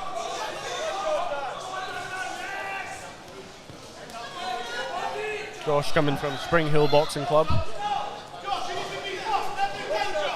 He was a champion in this exact weight class 12 months ago, Josh Mullen. He won the youth 86 kilogram gold medal in Barnsley a year ago, beating Harley Carberry from England. So looking to retain this exact title again 12 months on, and what will be his last year as a youth boxer.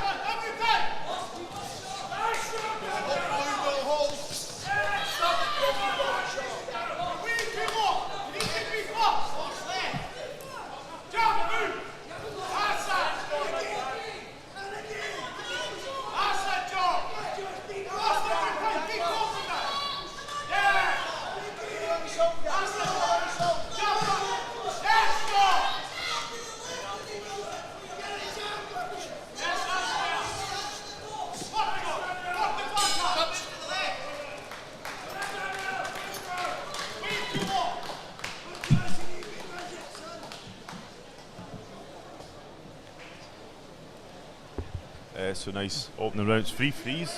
Yeah, That's 3 why it threes feels in so long. all the youth contests. All the juniors are 3 2s. We await the decision. You can see in the background of the junior ring, Kevin McDonough from England versus Liam Flynn from Scotland, the lock-end boxer. The decision's about to be announced. That is the junior middleweight final. We'll just watch it. We have a unanimous decision goes in favour of the winner, who is now GB Junior middleweight champion in the blue corner, Liam Flynn. So well done, Liam Flynn, picking up. Knows a lot of people are watching online. Hopefully you're on the right stream. I think that's Scotland's 9th gold medal of the day. I think I need to double check. I think we're at 9 now. The record is 10. So we're 1 away from maybe equaling that. 2 away from surpassing it. 3 opportunities. I'll have to disappear again to try and grab an interview with Liam Flynn. Up and down like a yo-yo all day.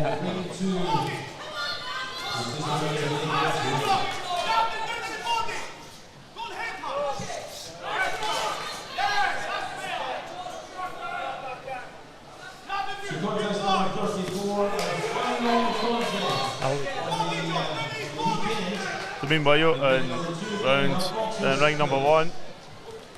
So in ring 2, George Willis and Tobias Taylor go in for the final contest in ring number 2. And we're currently got Daniel Pitt from Wales boxing Josh Mullen.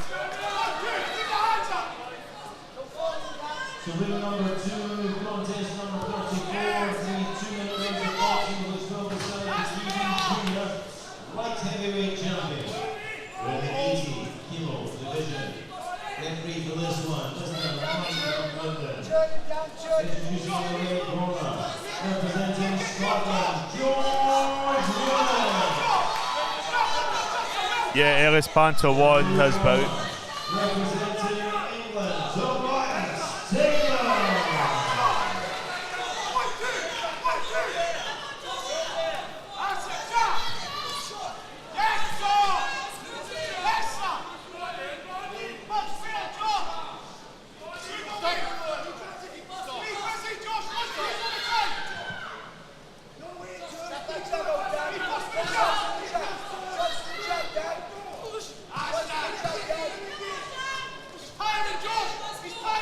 Got a few seconds around number 2. Big shot there landing from the Welsh boxer. It's like a wee back and forwards. It's weird, it's one of these weird ones. When I'm watching the Welsh boxer, his name Daniel Pitt, I've said it like 10 times already. I'm seeing him land big shots. When I'm then watching Josh Mullen, I'm seeing sort of the technical skill.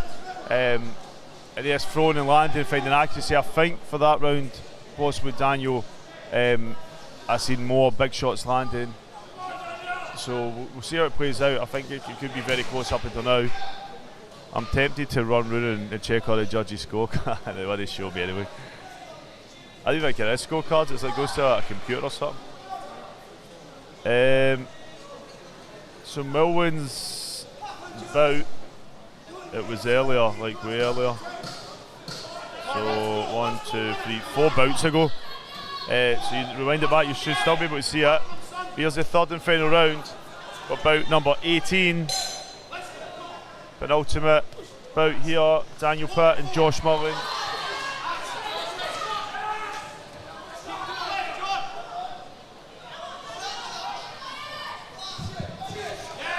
I'm back.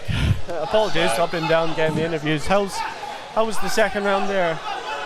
I think for me, the Welsh boxer Daniel Pitt's he's been landing a lot of big shots, but when I do watch Josh, I'm watching Josh be a bit more technical, a bit more a boxer.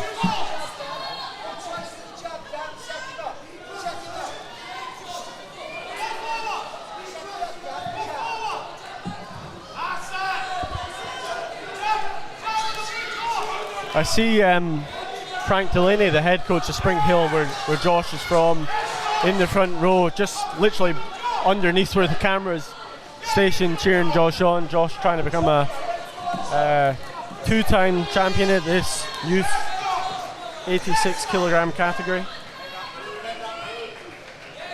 Josh is the last Scottish representative in the youth weight classes. We only have one more youth final to go, and that'll be between. Oh no, sorry, Cian Govan. Sorry, my mistake. I'd made stars beside, but for some reason I hadn't done beside that one. So no, Cian Govan still to come. Of course, Cian Govan, a very good boxer, boxed at the European Youth Championships for Scotland earlier this year. But we'll see how Josh Mullen gets on. Obviously, we saw Josh yesterday beat the reigning English champion Conor McCormack from Panthers Boxing Club. Now hoping to beat the Welsh opposition and retain his British title.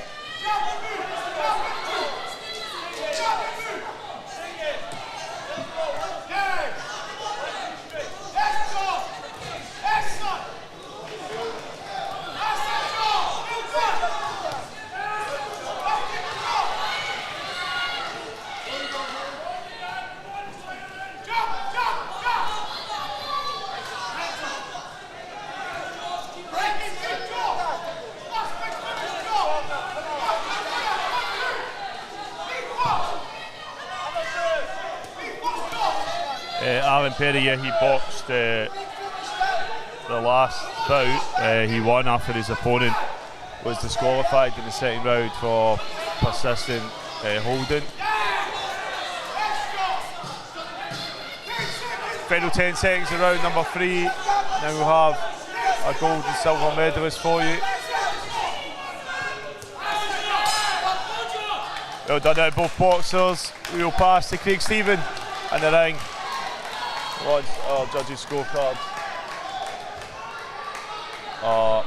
Checked and verified.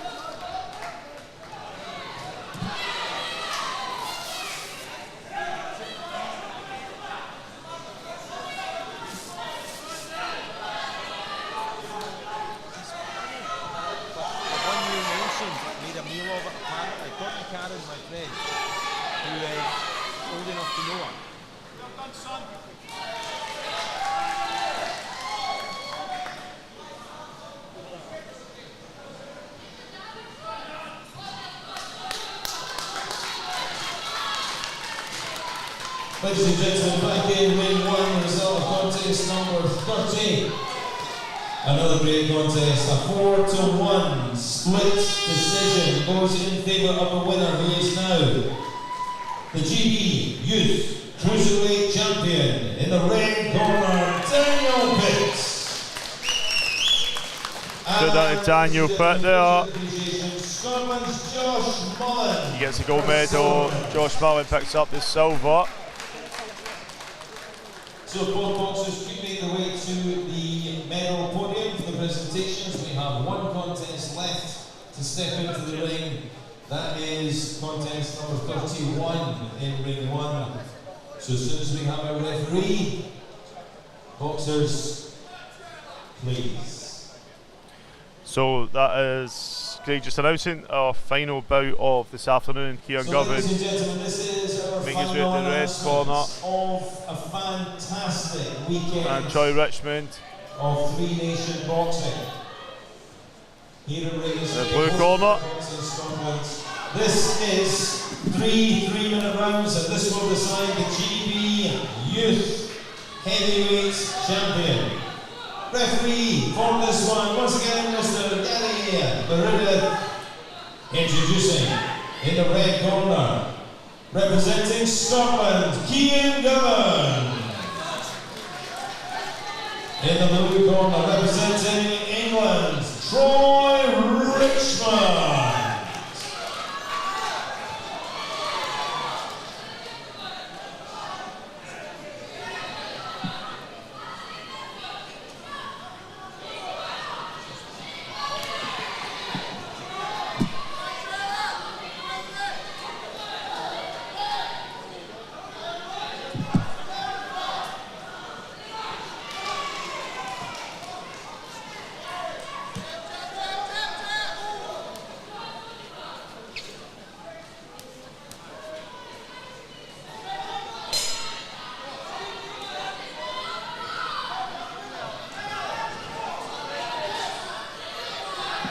To go round number 1 of our final bout in ring number 1.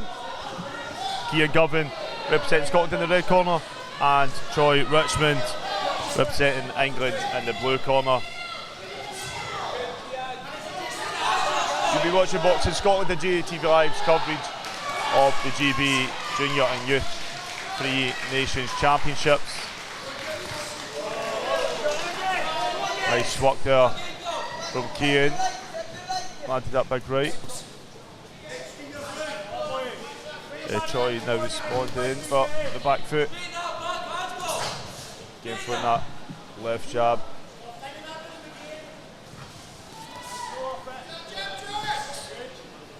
Cian just ducking down to go to a body shot there.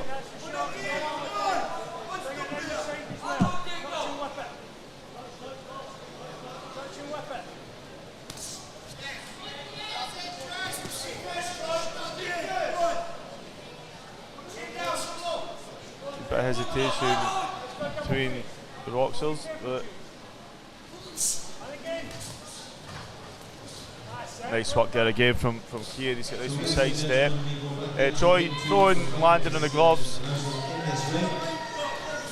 Then also has checked off the boxers, happy with what she sees, and come together with our referee. Now, ladies and gentlemen, as we have said before, first duty of the referee is for the safety of the boxers, and to that end, in round number 3, referee Mike McFee stops this contest. He declares the winner, who is now GB Junior Lightweight Champion in the blue corner, Tobias Taylor. Tobias Taylor picking up the win through stoppage. Ladies and gentlemen, give the applause going for silver members from Scotland. Junior ring.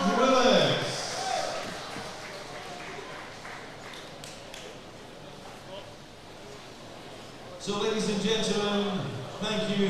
And it looks like this bout is now going to be stopped as well. Get stopped as well.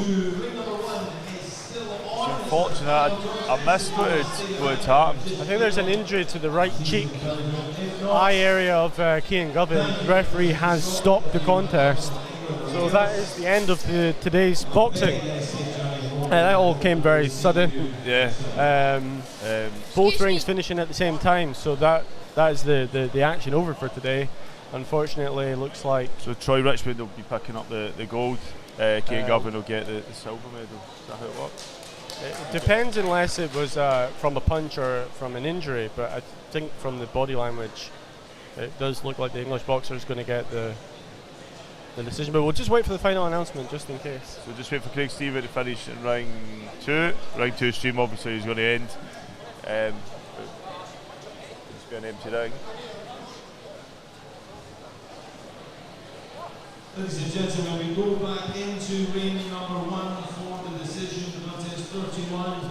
A referee stops this contest in round number 1. He declares the winner, who is now GB Youth Heavyweight Champion in the blue corner, Troy Richmond.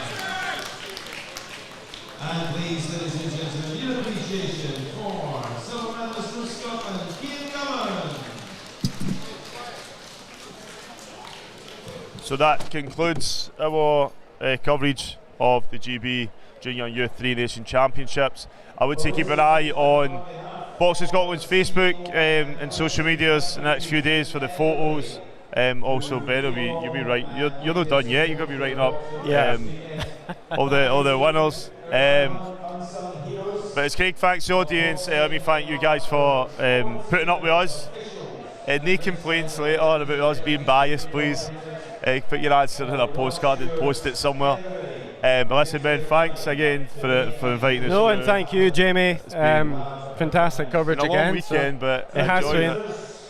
But no, it's been great. I believe Scotland's got 9 gold medals. I have to double check. I think our tally's at 9, so fantastic result today. From all the boxers, though, English, Welsh boxers as well. It's been some great boxing across the weekend. So. I just want to shout out the Welsh referees that came through for the Dury show last night to cover. Yeah. That's what you want to see in boxing, community supporting each other.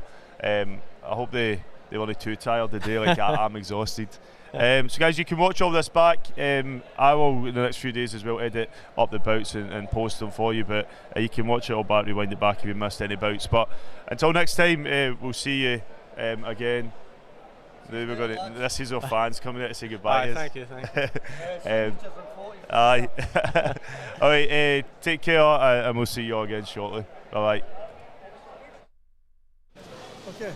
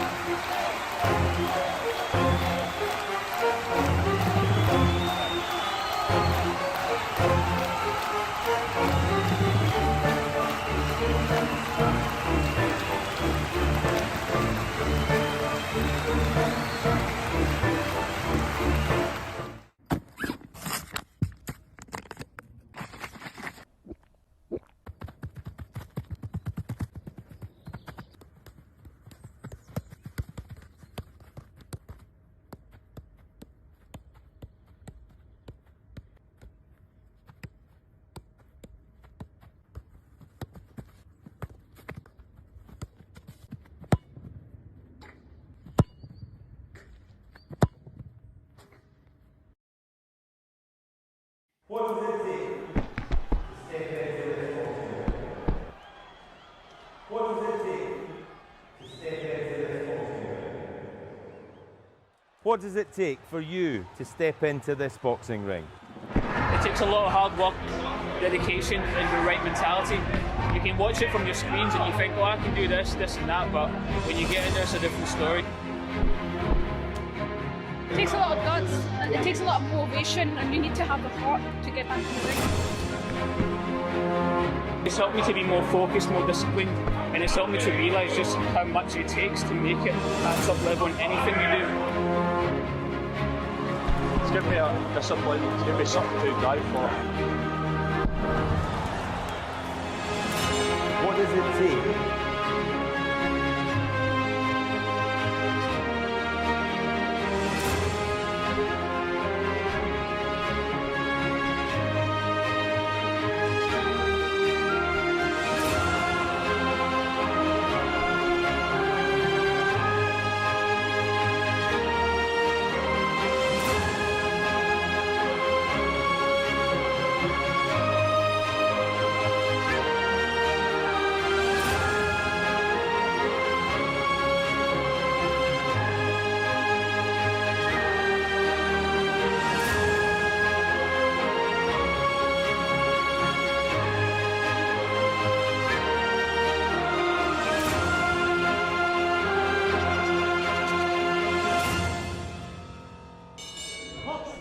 wasn't for boxing, God knows where I'd be right now.